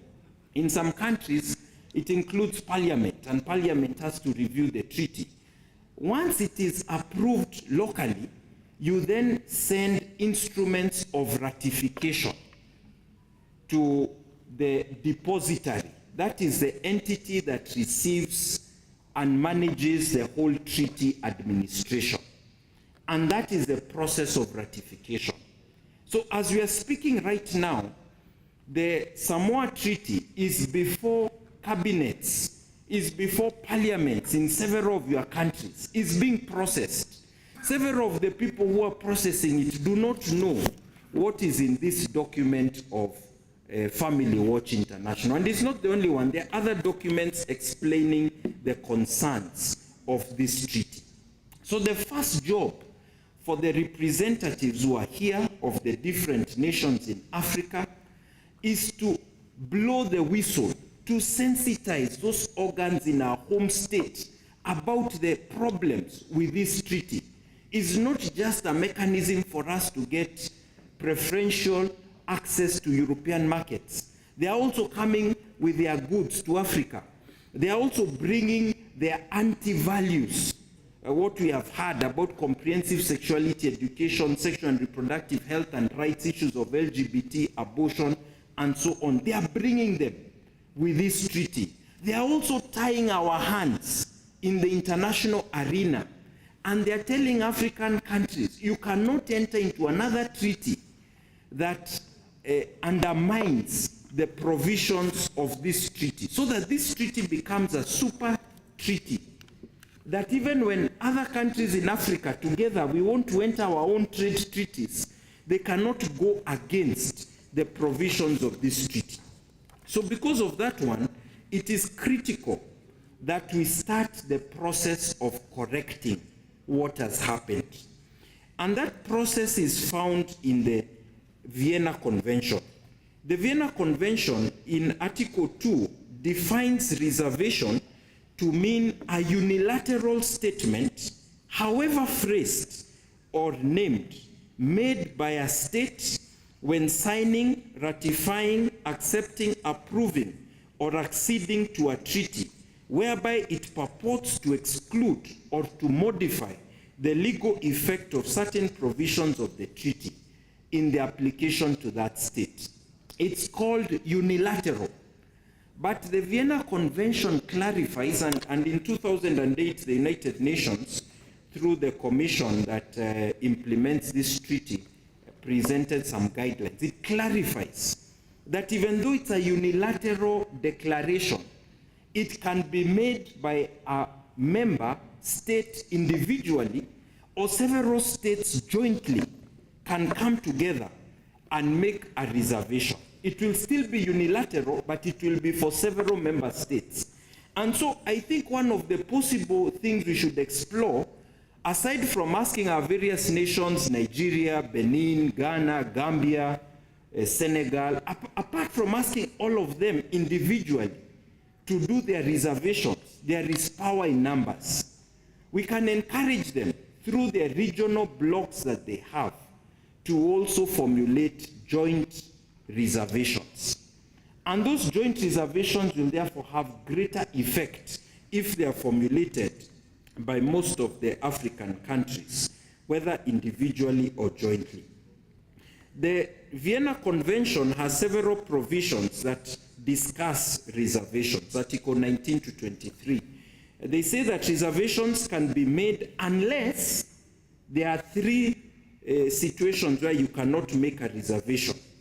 A treaty can expressly prohibit a reservation. That's one. Number two, a treaty can partially prohibit reservations, can say that there's some provision convention talks about is when a reservation is incompatible with the objects and purpose of the treaty. So even if the treaty has not expressly excluded reservations, there are certain aspects of a treaty that you will be deemed you cannot reserve against them because they are considered to be essential elements of the treaty. In the Samoa Treaty, there are two provisions that have been expressly declared to be essential elements, and that is Article 9 that deals with human rights, democracy, and the rule of law, and Article 18 that deals with weapons of mass destruction. And so the question is it possible to reserve, because some of the problematic provisions have to do with human rights, Article 36, Article 40, that's where they're bringing in sexual and reproductive health and rights. That's where they're bringing in the question of comprehensive sexuality education, including for minors. Are we able to reserve against this? The answer is that it is not completely clear. It's not a total black or white situation.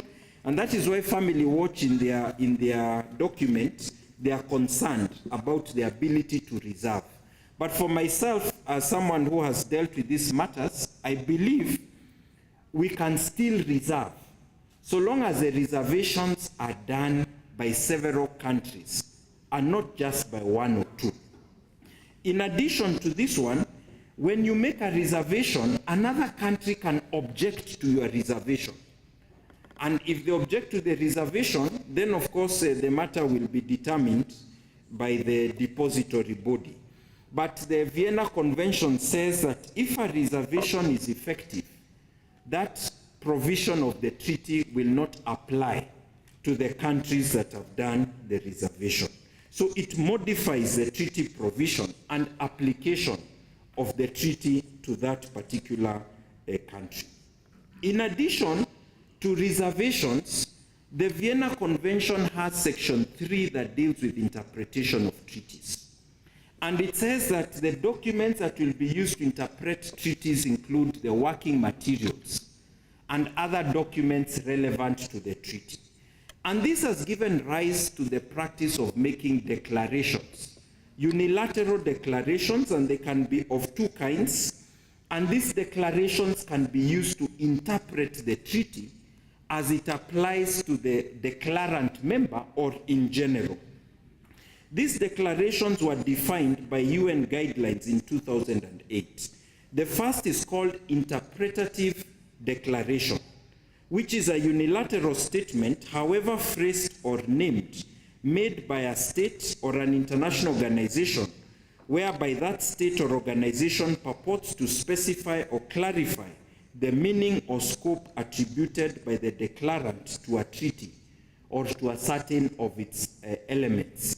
The United States of America likes making declarations all the time because they are always suspicious about certain multilateral interpretations of treaty terms.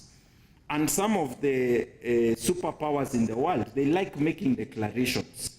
The countries of Africa seldom make declarations. It's almost like we don't know that this possibility exists. The guidelines of the UN Commission also say that you can have a conditional declaration. This one is more powerful.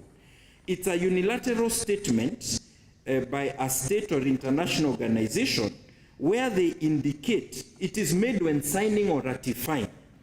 And the state basically indicates that it is approving the treaty or it is agreeing to be bound by the treaty on the basis that a certain provision will be interpreted in a certain way. So what I'm basically proposing is that the problematic sections of the Samoa Treaty can be dealt with effectively through reservations and declarations. The guidelines also speak about other strategies, like unilateral statements, a statement where you say that, for example, we, the countries in Africa, affirm that there is no international right to abortion, which is part of the Geneva Consensus Declaration that several African states signed. Or we affirm that we have a right to our family values, our sovereignty, and so on. Part of the Entebbe Declaration could be a declaration attached as a universal or unilateral statement to the ratification instruments of the Samoa Treaty.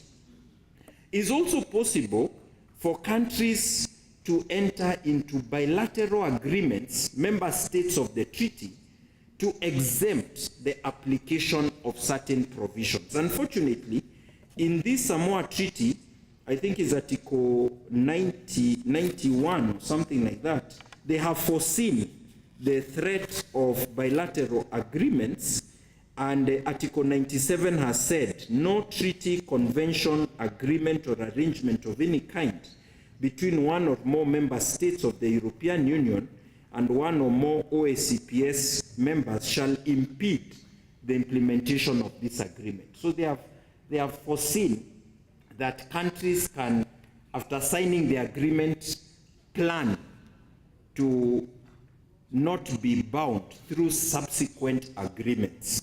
So these supplemental agreements, that is one of the strategies recognized in international law, has basically been impeded because of Article 97 of the Samoa Treaty, which means that the only other ultimate proposal, which is what has been mentioned by Mr. Sonny Kousi on behalf of the AFBA president, is to push for amendment of the Samoa Treaty before ratification.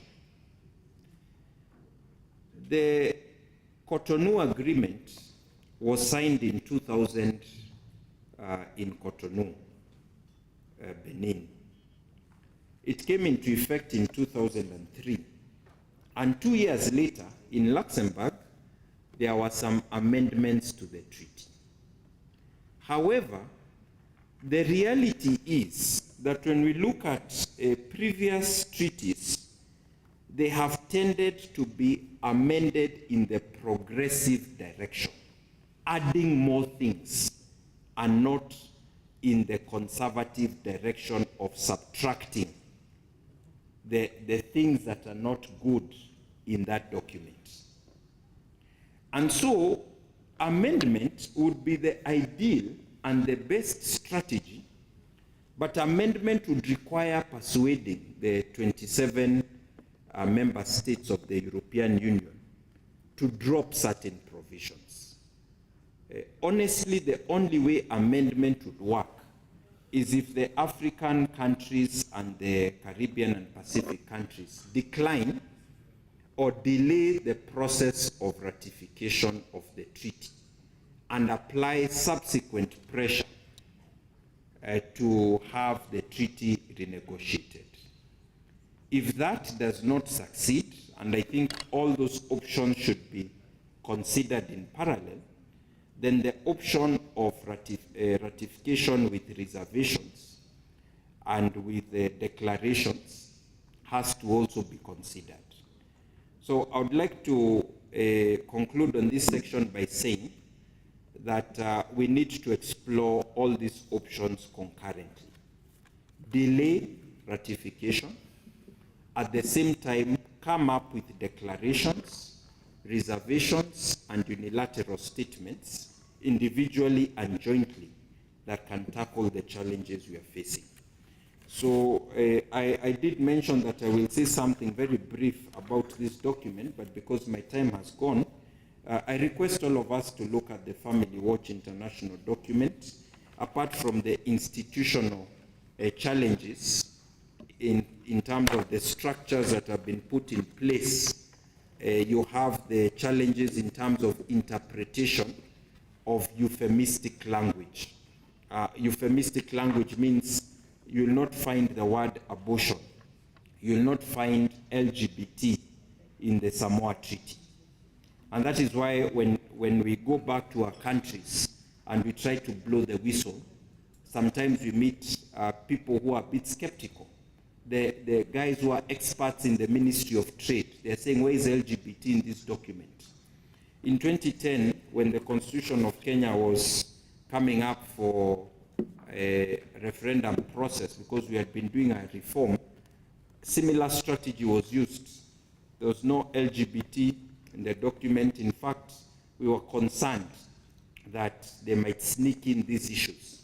We put in place the comments that have been mentioned by the Member of Parliament from Kenya, that marriage is between two persons of the opposite sex. But they used provisions on don't discriminate on the basis of sex. They went to court and they tried to persuade the courts that based on this provision, which is part of international human rights language, we should allow LGBT in our country. So there are these euphemistic strategies. And those of us who cautioned Kenyans in 2010 that we need to be very clear about our provisions, they told us, but why are you telling us there's LGBT? We can't see. Why are you telling us there's abortion? It's very restrictive. Eventually, that euphemistic language is the door that is used to bring in all this agenda under the guise of human rights. So it is very important that when we go back to our countries, this document of Family Watch International, there are others like it online by other institutions like ADF International, the Alliance Defending Freedom, the Center for Family, CFAM, they have analyzed the treaty and they have identified how they have sneaked in the dangerous agenda using polite, euphemistic language.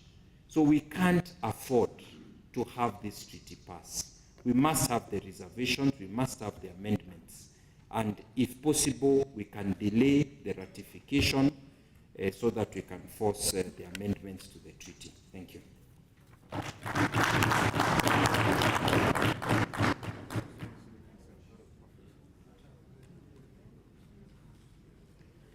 you very much.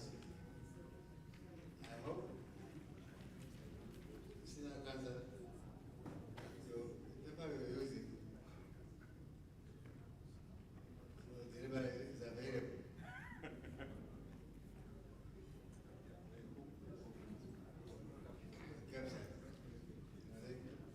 Those who are not familiar might need to read and read twice. Plain language, deceptive language, which actually is much more than what we see. Travelers, distinguished delegates, will come to the stage where there's a room for debate, and we recall that last area, the leader of the delegation from Malawi, Hashem somewhere, started the provocation. I want to call it that. And it's only proper that when we now deliberate on these issues, he should conduct the deliberations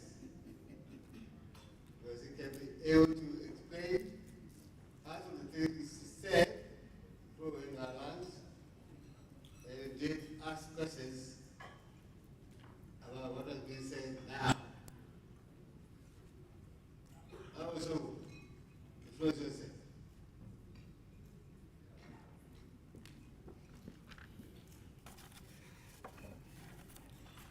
Good afternoon, honorable members. Yo.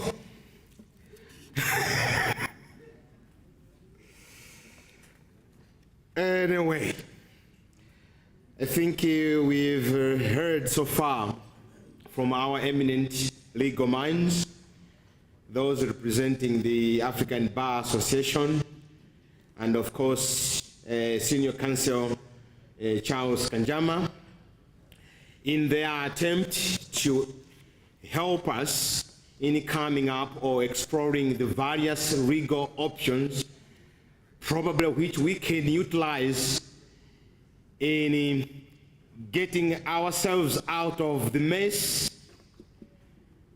And my senior brother from Zimbabwe, the general with whom I have so much admiration, he said, we went into this wide awake. Wide awake. Anyway, we're going to enter now into plenary session where members, you are encouraged to debate, but in the interest of time, we would make sure that we should be very brief, precise, to the point. Others would say kiss it, keep it simple and straightforward. So I would be taking hands, and as a matter of guide, the two legal minds have attempted to offer before us some suggestions in terms of legal options. Sony, from the African Bar Association, he came up with 5 suggestions.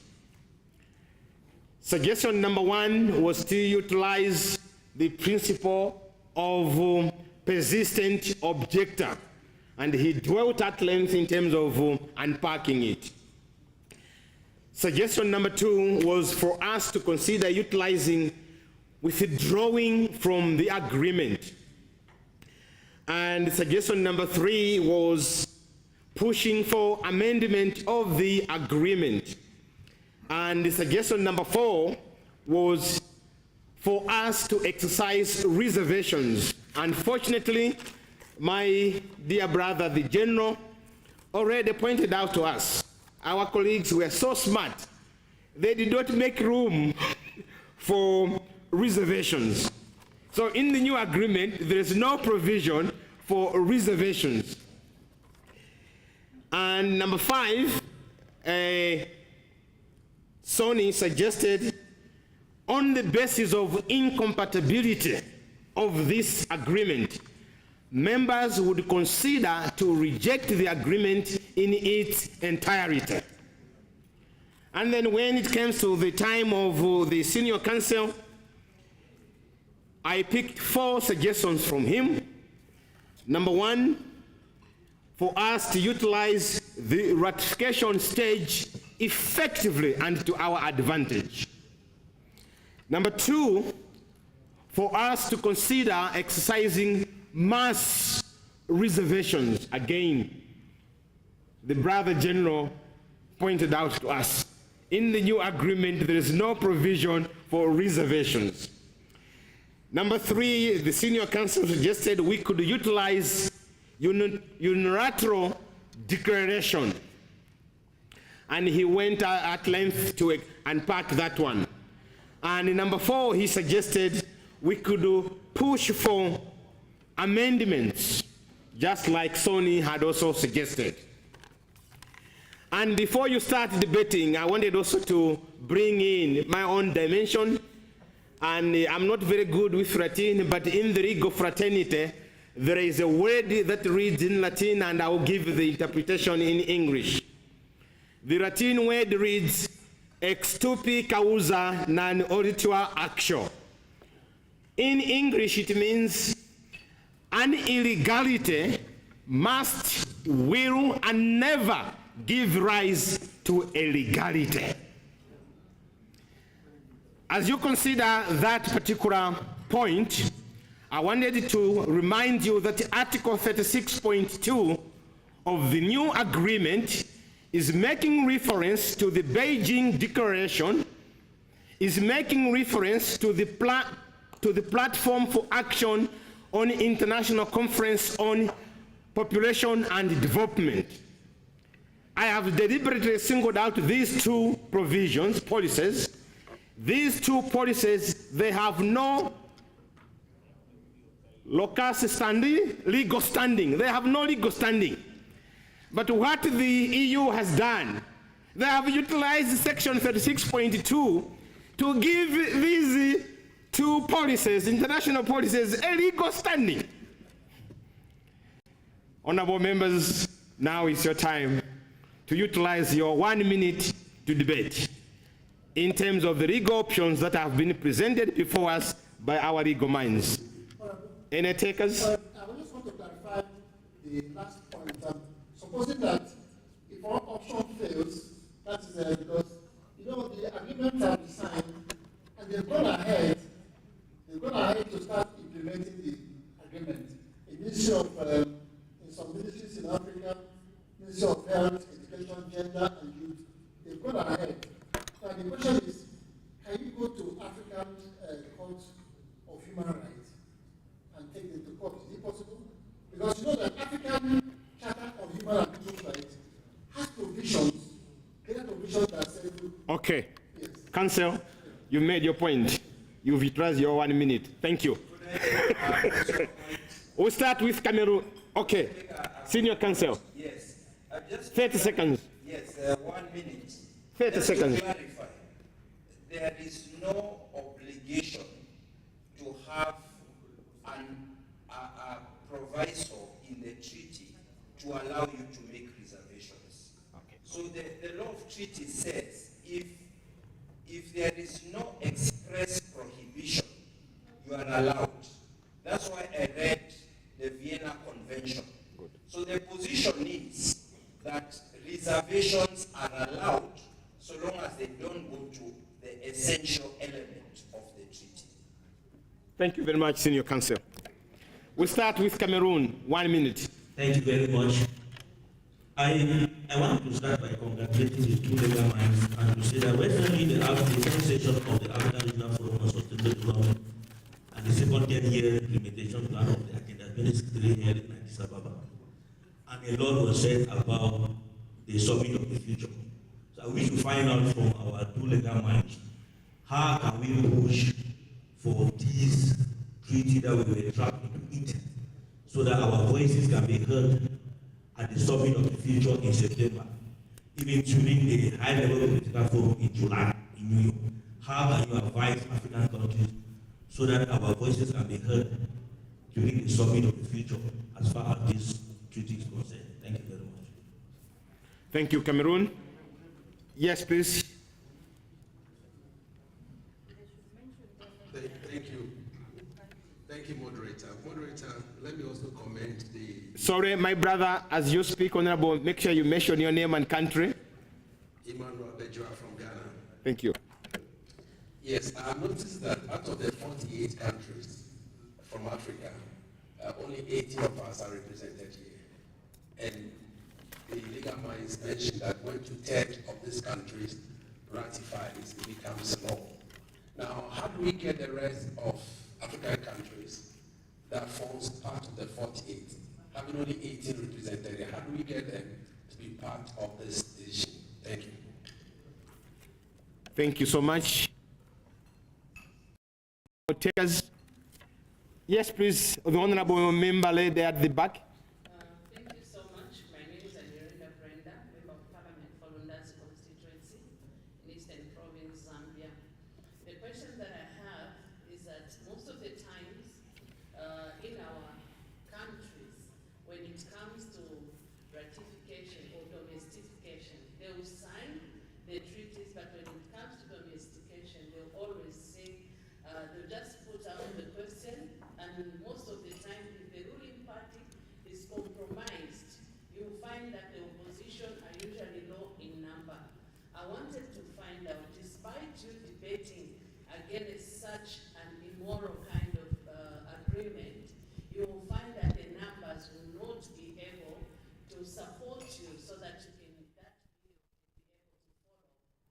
Because of the three-line whipping, the other members from the ruling party will never speak anything against such an evil. I wanted to find out, as Africa, what are we putting in place to make sure that the voice of the opposition is heard and it is also given the power that it has? I submit.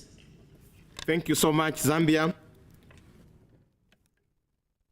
Yes, please. At the back again. Thank you. Christine Kaya, Nachimwero. Chiboga District Member of Parliament. Thank you very much, but from Uganda, and I'm the Shadow Minister for Water and Environment. I was happy when you were trying to bring out the content of the agreement, and somebody emphasized that statements like LGBT will not appear in the agreement. But there are issues of food sovereignty, issues of indigenous food. I would also wish to see that the words like GMOs will not appear in such an agreement, because the family values, cultural values are also defined by the food we eat, and GMOs are against the cultural values as far as the food we eat is concerned. And you are aware that people are hiding in climate change adaptation to impart on us the use of GMOs and a lot of inorganic chemicals, pesticides, and GMOs in all forms, even GM mosquitoes, in a bid to fight against malaria. So I would request that you reflash the content of this agreement such that we know what we are going to assent to. And then whom do you feel like, who is supposed to represent a country in committing a country. That one has also not been shared. I thank you.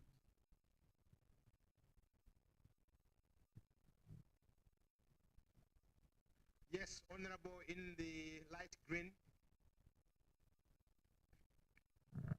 Thank you. My name is Shemes Elijah Dickens.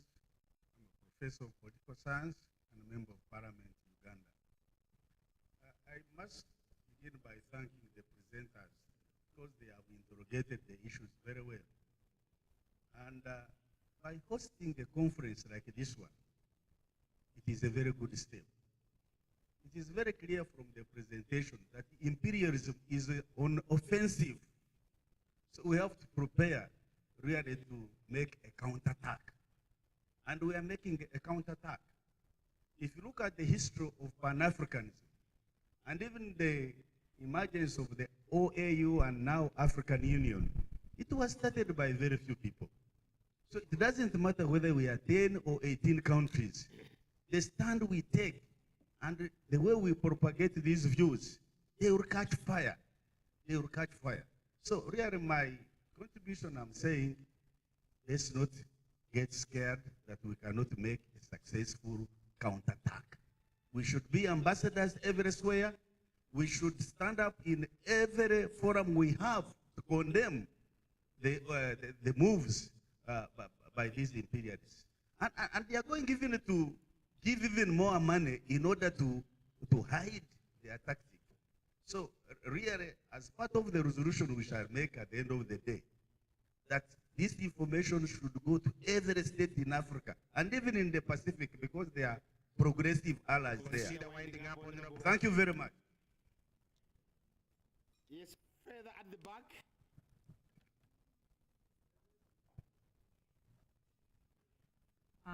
Thank you so much. I thank the presenters.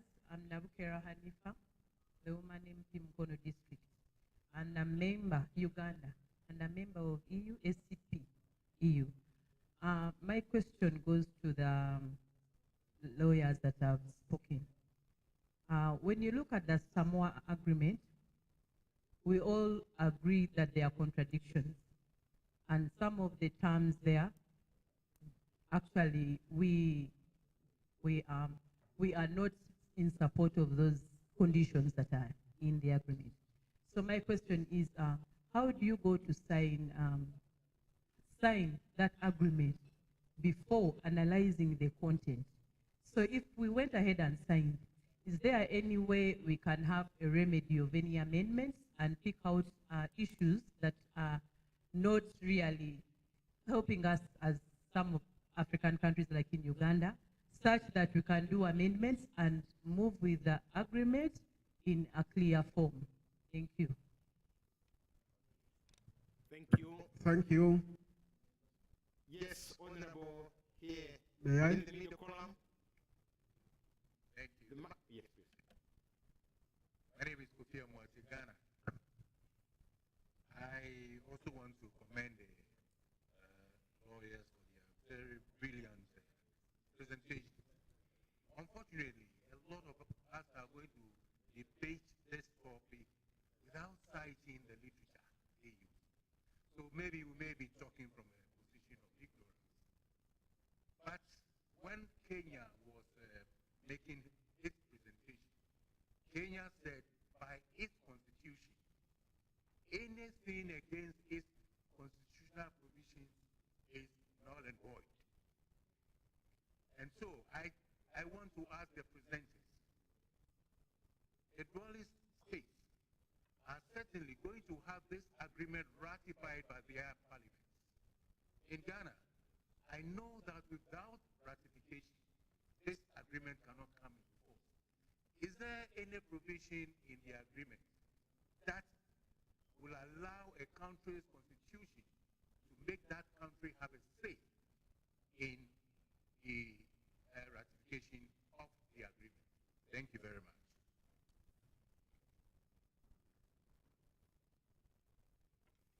Yes, please, the Honorable lady in the... Thank you so much. First and foremost, to thank all the presenters for the very insightful presentation. presentation they have made about this Samoa agreement.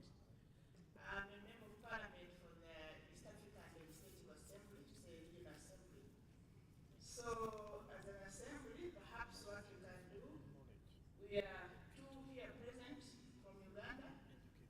What we can also do is to try and bring a motion for debate. A motion for debate to create awareness at that level, and of course also to highlight the issues that are in that agreement that need to be amended or that are not acceptable within our African heritage as families. Then also perhaps propose a bill, but the challenge there will be the financial implications. But even then, to create awareness and propose areas for amendment is just good enough at that level and make recommendations to the Council of Ministers. That one we can do immediately. Thank you. Thank you very much. Any more takers? Yes, Honorable from Kenya. Kenya. Thank you, Moderator. I'm Bishop Emeritus Jackson Koske from Kenya, NMB. I wish to appreciate the presentation this afternoon, beginning from midday when you presented, Bana, Moderator, and the two gentlemen with very highly respectable legal minds. My question is that in the entire presentation, having given us several options, I never heard whether we need to appeal to know the mind of heads of states of African Union. Are they giving us up to the neo-imperialism that will dominate on us on cultural basis? Shortcut is what are the heads of states saying about this particular treaty? Because when you hear about the ruling parties in Parliament, usually they follow the mind of the head of state because it is their president. So we would like to hear. And then number two, regional bodies like the East African Community Cooperation, the one we have, the Maghreb, the West, what do you call it, the one for Western Africa and SADC.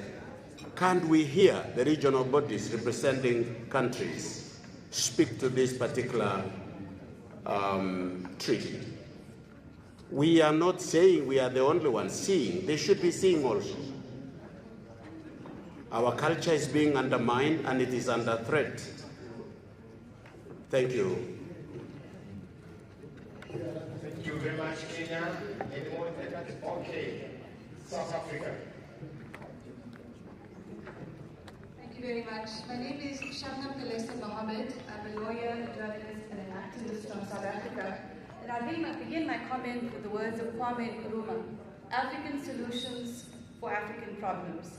It is very clear that imperialism and corporate colonialism are establishing or trying to a one-world government through supranationals like the UN, the WHO, the Samoa Agreement, the WHO agreements, which Dr. Ngare and I will talk to tomorrow, and the UN Common Agenda.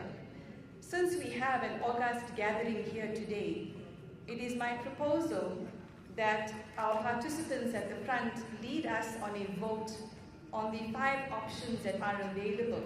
And then that vote is recorded into the declaration that emerges at the end of this conference as a tangible outcome that we can present to heads of state and member state delegates.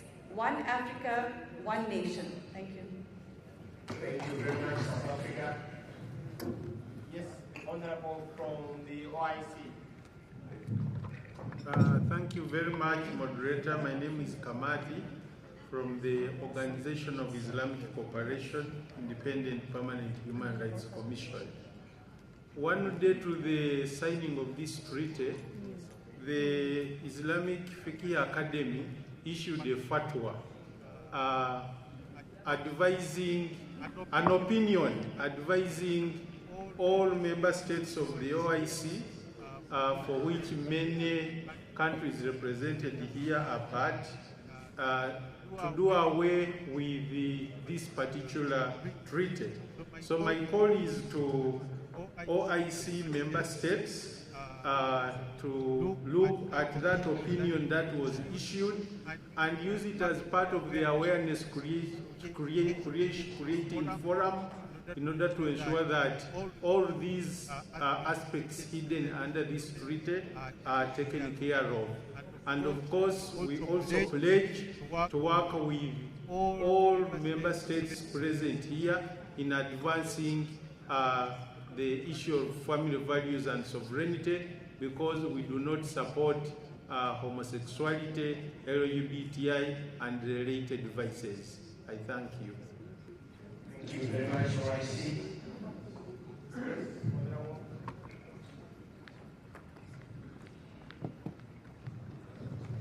Thank you. I'm Christine Naboy Peter from South Sudan. Despite our guests to stand against imperialism and its social evils as African countries, what mechanism can we adapt to face any consequences of our position as Africans? I happened to attend a conference, Russian African conference, that talked about the independence of South Sudan, of African economy. That was focusing on how Africa can become independent so that they don't get influence from outside. So what have we put in place to ensure that we protect our cultural values? Thank you very much, South Sudan. Yes, Ethiopia.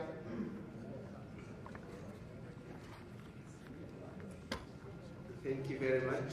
I have a comment and a question.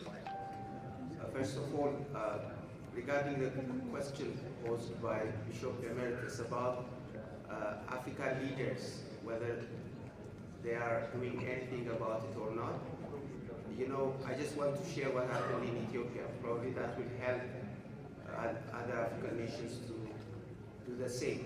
We did a huge campaign at the grassroots level, media campaign, petition signing campaign, and so on. And eventually, our religious leaders came out with a statement against the signing of the Samoa Agreement, warning the government not to ratify it. And what happened was, at one meeting in Addis Ababa, religious leaders having with the Prime Minister, he was specifically asked what his stance was. And he had to confess that he would not, this has to be ratified, and he would not allow any document with an article which is against the values and cultures and religious beliefs of the country not to be ratified. So we can do the same. We have to force our leaders to come out with such statements. My question is regarding, pardon me? Please consider winding up. Your time is up. Okay, and my question is regarding reservations. Individual reservations are usually ignored by the EU. So would they have any value if nations come out with such reservations? Because they will not consider it. Thank you. Yes, on the further left. I would like to answer before. As next time I answer, I will not lose the flow there. Just hold on, let's start to answer. Okay, Honorable, we will take a break on the questions so that maybe our legal expert. So don't lose the thought, because two people have said, first of all, the parliamentarian from Uganda was questioning what happens what happens at the ratification level, that the government in power has influence, will drown the voice of the opposition. But the answer is that during domestication, there's always what is called public hearing. Public hearing precedes domestication. In the case of Nigeria, that's what happens. You have a public hearing where the members of the public are invited to aid their opinion on the bill. So from that public hearing, the bill can either live or die. The bill can be defeated. And once it's defeated at the public hearing, it is defeated. I mean, the government in power has no right to go contrary to what has decided in the public hearing. So I think the solution lies in the public hearing. Second one, two people talk about dualist state, dualist theory, that says that whenever the treaty is signed, order please, can we have 1 meeting? Order please. This is very important because despite the fact that the agreements are designed, whether it can be changed by the parliament through the principle, the dualistic doctrine. Dualistic doctrine is different from monistic. Monist doctrine says once it is signed, it goes into force. But dualist theory states that after it is signed, it has to be domesticated by the parliament. Okay? And somebody was asking, how would state ministers sign documents they're not even aware of the content? That is true because that's why there's need for ratification. Or so that when the parliament looks at the treaty, they can say, fine, this treaty is not in consonant with the reality of the country, so they will reject it. That's the importance of getting the parliament to look at the treaty, second part of the treaty, so that they will either agree that it can become law or not become law. What African heads of state doing? African heads of state, yes. We need to put pressure on them to realize that, look, this treaty is not compatible with African cultural heritage. You know, and that's why we have to carry on enlightenment awareness of the people, as you have seen in the case of Ethiopia. In the case of Ethiopia, they carried out enlightenment, and so people came out and made statements to the effect that the agreement is not compatible, it should be rejected. And also the OIC has also made statements to that effect. So public enlightenment is very, very important. Let me stop here. I could also attempt to answer some of the questions. The gentleman from Cameroon asked, how can we be heard during the summit for the future? Tomorrow's conference at 11 o'clock, we will discuss the topic of the summit for the future. So we'll be able to explore that issue further tomorrow. The representative from Ghana asked, how do we get 48 African countries to be members of this summit or this conference, Inter-Parliamentary conference? I think the organizers are doing the best they can, and really it is up to each of us to look for our connections and contacts to the other African countries. There are already many organs, including parliamentary collaboration organs, and other organs that we can try to reach out to. The representative from Zambia asked a question that ruling parties tend to follow a very automated process of approving legislation. And this is true in many of our countries in Africa. So how can we empower the opposition?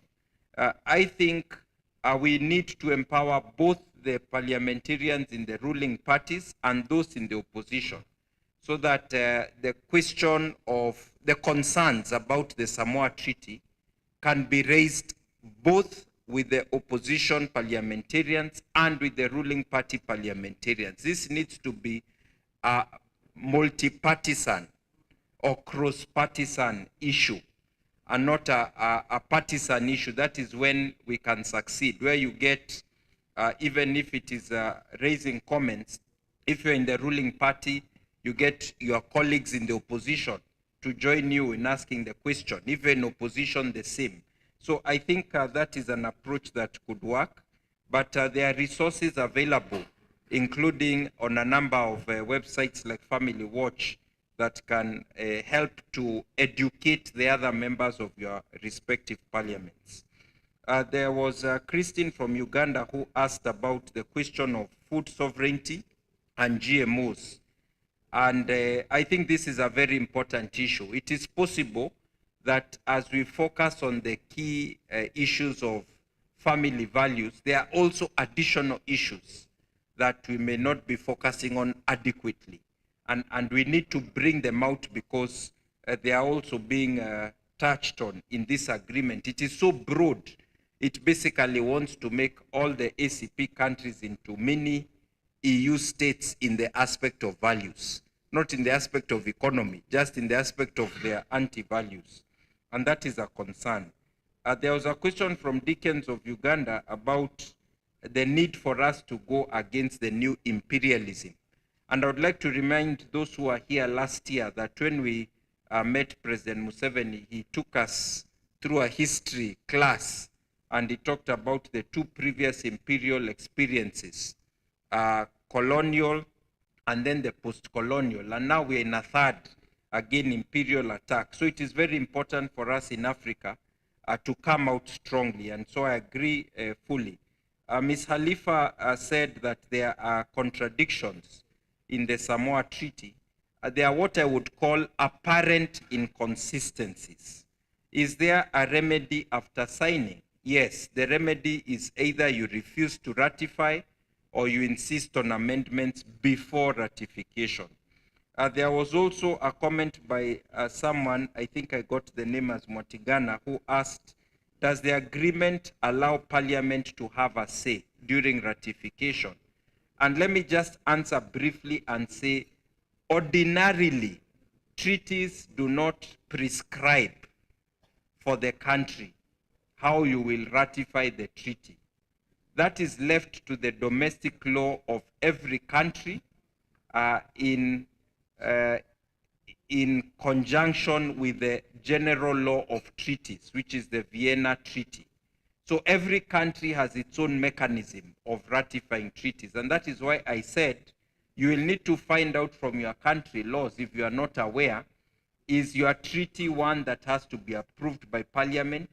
Is it one where there is a public forum, as Sonny has said in the case of Nigeria? Or maybe the Attorney General quietly approves it even without other people knowing.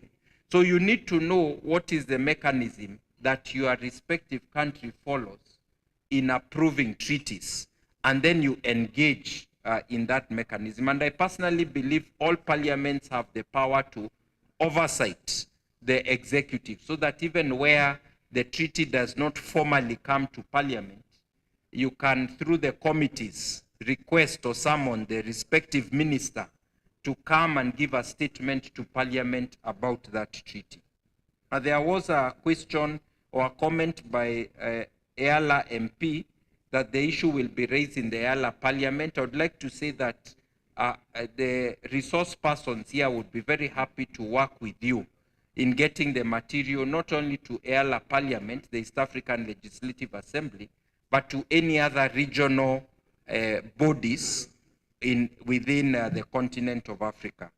Bishop Kosgei made a comment about the need to get the heads of state in Africa under the AU structure to make a statement.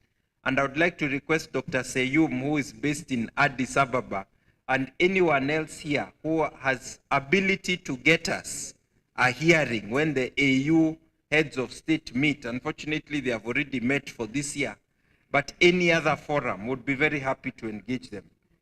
Ms. Pelesa from South Africa asked whether we can agree on the options and vote on them. Our suggestion is not to choose one and abandon the other options, is to try all of them. Amendment, reservation, declaration, rejection of the treaty, try all of them. If the best option succeeds, we don't ratify the treaty. If you find it is not succeeding, you take the other option. the gentleman from OAIC spoke about the fatwa or the opinion they issued, which was very useful. You see, all the North African states, about 5 of them, are not members of the ACP EU treaty. They've never been. And probably it's unfortunate because the Muslim countries in the north or the Islamic countries tend to be very strong on these issues. If they had been part of the negotiation, maybe we would have pushed back a bit stronger. And I think the comment of the OAIC is very useful because there are other countries with majority Muslim populations that are part of the OACPS, and also for the rest of us who have Muslims in our countries. Christine from South Sudan asked, how do we fight imperialism? The way we fought it before, but using the new tools that are available, like the internet and so on. And I think I just want to recognize the comment of Dr. Seyum that grassroots campaigns using religious leaders and other influential civil society organizations is the way to go. Thank you very much, Senior Counsel. You've taken all of them. Now we can go to the final round. Yes, please.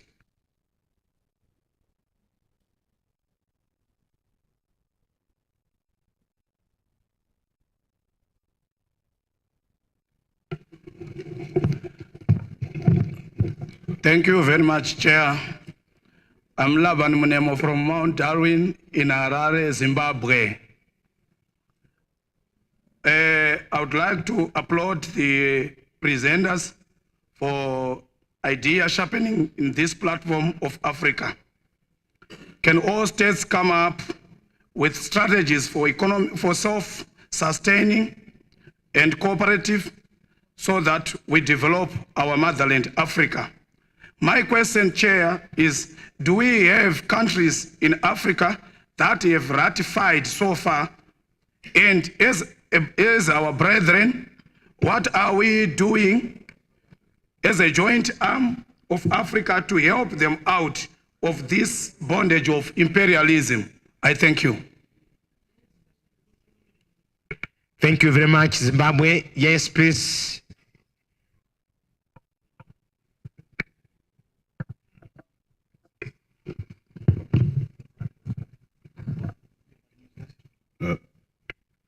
Thank you very much, Mr. Moderator, and I'd like to thank the panelists for their contribution. I'm Imanga Omnyima from Zambia, Member of Parliament. I just want to summon your conscience to how, as Africa, can address this LGBTQ agenda better. At this meeting, we're focusing on the Samoan Agreement, but this agenda is also being extended other forms like aid, the Global Fund, which is the largest fund for health, grants that come from Europe. How can we as Africa not be caught unaware, as we have been caught with this Samoan Agreement, by having a well-organized structure where we can be able to address this issue and protect and insulate ourselves from the total breakdown of the family and our culture? Thank you very much. Thank you very much, Zambia. Yes, please. And that would be the last one, eh? Wow. Thank you, Mr. Presenter. I'm Kakoza James. I'm a Member of Parliament of East African Legislative Assembly, Uganda chapter. First of all, I want to thank the presenters.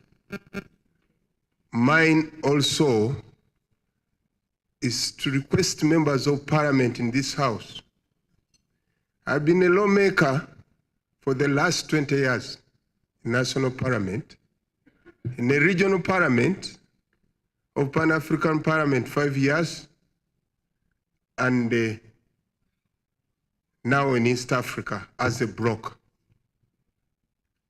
My observation is all these treaties which have been made, being not ratified by national parliaments.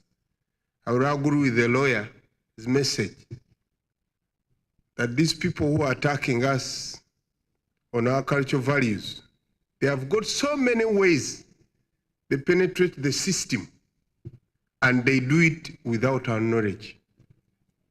For instance, Uganda has never ratified in the national parliament about that Samoa agreement. But what happened? The minister was taken to foreign affairs with a diplomat. They went to Brussels. They negotiated and told these ministers that, please, if you don't sign this document, even if it needs an amendment, you are not part of it. The best way to go about it, first sign, and you become a member. But here, there, where members of parliament, this is your mandate. You are the voice of the people, of national parliaments. Nothing has never been authenticated by not for the voice Honorable of the people. member, consider winding up, please, much as we love your contributions. I want to make this observation clear, that the bills they bring in the House, we've not ratified, and nobody should tell you that we've ratified. But my request is, there is somebody who said public awareness. This African Inter-Parliamentary Conference is the only way to strengthen and sensitizing the public to know that we are under attack of our values. And I would beg that the organizers, because the funders might be also conscripted, that the parliaments should plan and budget a small fee in case national parliament should budget that in case where there is a public awareness in Nigeria, in South Africa, members should go, because you are the people, have the voices of the countries. Because what is going to happen, these guys are going to strategize. Thank you very much, Honorable. Funds, don't go. I beg to submit.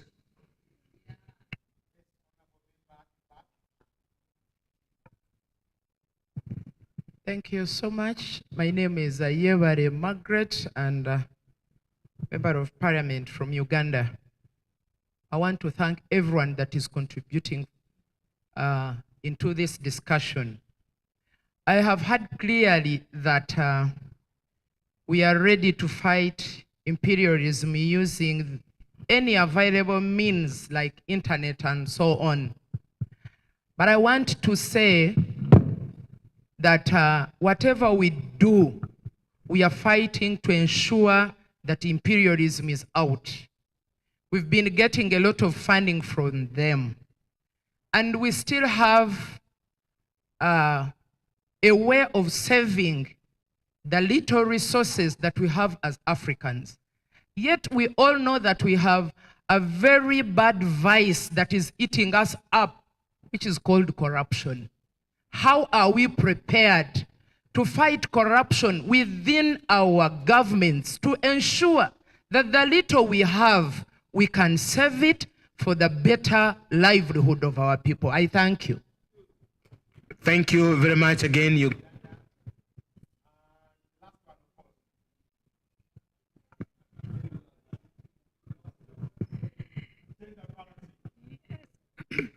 Thank you very much.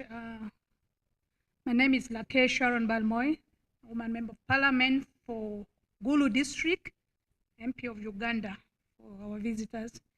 Mine is every speaker and the world knows that Uganda has passed the anti-gay law.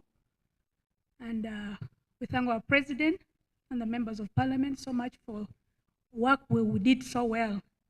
I'm challenging the African nations who haven't passed the anti-gay law. What are you still waiting for?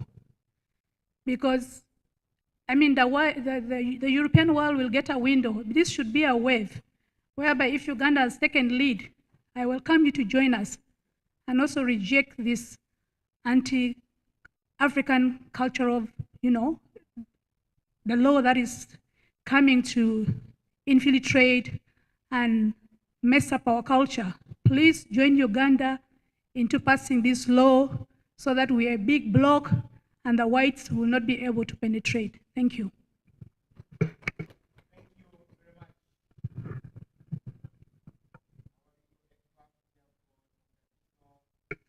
5 questions from Zimbabwe, Zambia, and the Eastern African Legislative Assembly, and from Uganda and Uganda again.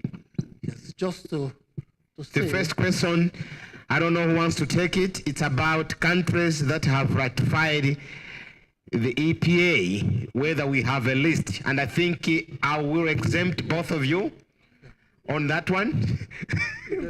Where we will try to get the information and share it maybe before we wind up on Friday.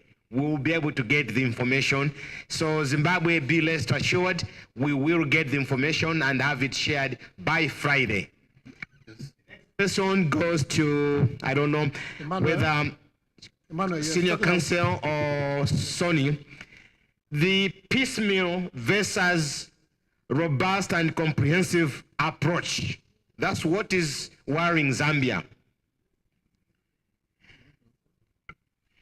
Yeah, I think it was a very good comment that we can focus on the Samoa Treaty, which is the clear and present danger, so much, and forget there are also other dangers that are coming in through the Global Fund and other mechanisms. I think because this conference is on family, African values, and sovereignty, we need to recognize that first of all, LGBT is coming in not just through Samoa Treaty, it's coming in through other forums, our education curriculum, the exposure of our young people in the schools, even certain international non-government organizations in our countries, media. There is a lot of strategy that is bringing in this thing. And we need to be aware of all of them and ready to deal with it. And secondly, we also need to be aware, and I'm sure we are, that LGBT is only one of the threats to the African family. African families are facing other threats, including things like increasing rates of divorce and so on. So as this summit is focusing on this issue for now, we also need to start identifying other threats to the African family and family values and dealing with them. At the level of the Kenya Christian Professionals Forum, of which I'm the chair, we have now produced 2 reports annually called The State of Life, Family and Faith in Kenya. And we've been identifying several threats to the family. And we said, until you identify the threats, you cannot deal with them. So yes, LGBT is coming from outside, but there are many other threats: domestic violence, family breakup, pornography, drug abuse. The list is substantial. And to strengthen the family, then we strengthen the nation. We definitely need to come up with strategies to deal with these various threats to the family. Thank you very much. And another intervention came from the member of East African Legislative Assembly. And I think this was more of an appeal going to national parliaments to consider investing in sensitization of the general public on such matters. An appeal that national parliaments should be able to appropriate resources that goes towards the sensitization of the general public. Thank you very much, Honorable Member. The next question was about fighting corruption, which is the root cause. Why a lot of us as African countries, we find ourselves on our knees begging because of corruption. You want to take it? No, this one, yes, you want to leave it to parliamentarians. Yes. Yeah, I think that's a very good question, because the African countries have been conceding on this foreign agenda because of being vulnerable. And the vulnerability is partly because of things like economic mismanagement of our own resources through corruption. And that is why we have to be aware that even when we push this agenda of cleaning up the poison, extricating the poison in the Samoa Agreement, there are some of our African parliamentarians who may recognize that there is poison in the treaty, but they will still be very hungry or thirsty. It's like a person who is so thirsty is in the desert. They get a cup of salty water and they know the salt will make them more thirsty.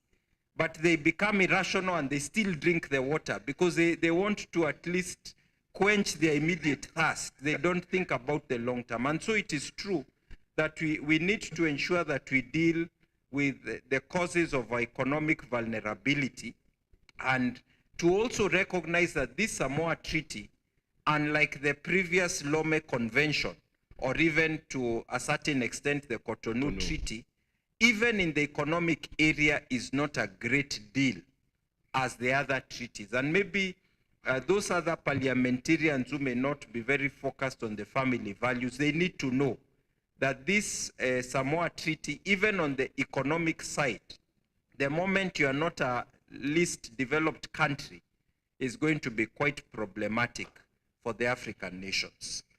Thank you very much, Senior Counsel. And the final intervention, which came from Uganda, I think it was a challenge to all of us coming from the respective national parliaments. An appeal was made if we could consider staging a tsunami. Uganda has enacted a law that bans same-sex marriage and LGBTQ. So the appeal was, can't the rest of us consider going en masse in our respective national parliaments with this kind of enactment? And I think that would send a strong message to all the capitals in the West. We agree, eh? I hope our rapporteurs are recording all these pronouncements, because I'm sure these will find their way in the final communique. At this point, I want to thank you very much, the House, for your wonderful contributions, and of course our experts for your excellent responses and also facilitations. I now hand over to the chair of the conference. Thank you. Thank you very much, Honorable Ashems, for a job well done. This has been engaging. And honorable ladies and gentlemen, I'm aware that some of you came in this morning. Others came in last night, but have not rested enough. So we intend to close this because this is a 3-day conference. The conversation still continues. But I want the legal brains to take this and guide us further. Because in the Parliament of Uganda, following our conference last year, we were able to bring this matter on the floor, raised by us, and the late Honorable Cecilia Ogwal was very, very passionate, and I used to back her on that. So the Minister of Foreign Affairs informed us that for you to be able to even make a reservation, you must first sign. And that is the reason why Uganda had to sign. So we need to hear from the legal minds, but not today. So allow me at this juncture, you will come back and give us an answer as we close. Allow me to introduce the Honorable Miriam Entembe, a former senior legislator, former Minister of Ethics and Integrity in this country, the mother of gender equality in this country. Honorable Miriam Entembe, you're most welcome. She will be speaking to us at another time, not here now. So I intend to close this afternoon session by requesting all of you to get back to your rooms. Dress in the African way. Why are you saying ye? Okay, go and dress in casual, but if you have an African attire, please put it on. We will be having dinner at Botanical Beach Hotel, so the buses will be picking you from your hotels at 6:30. It's very close to this, yeah, within the same Entebbe. We are within Entebbe. We don't want to take you out. We shall go out on the last day. So please get back, prepare at 6:30. The buses will pick you. And tomorrow, we shall be starting at exactly 9 a.m. When we start early, then we end early, and you have time. Very close to this hotel, we have a zoo. We are talking of promoting Build Uganda. We are talking of tourism in Uganda. So if we finish early, we can even go to the zoo, and you see why Uganda is the pearl of Africa. Thank you very much. May God bless you all.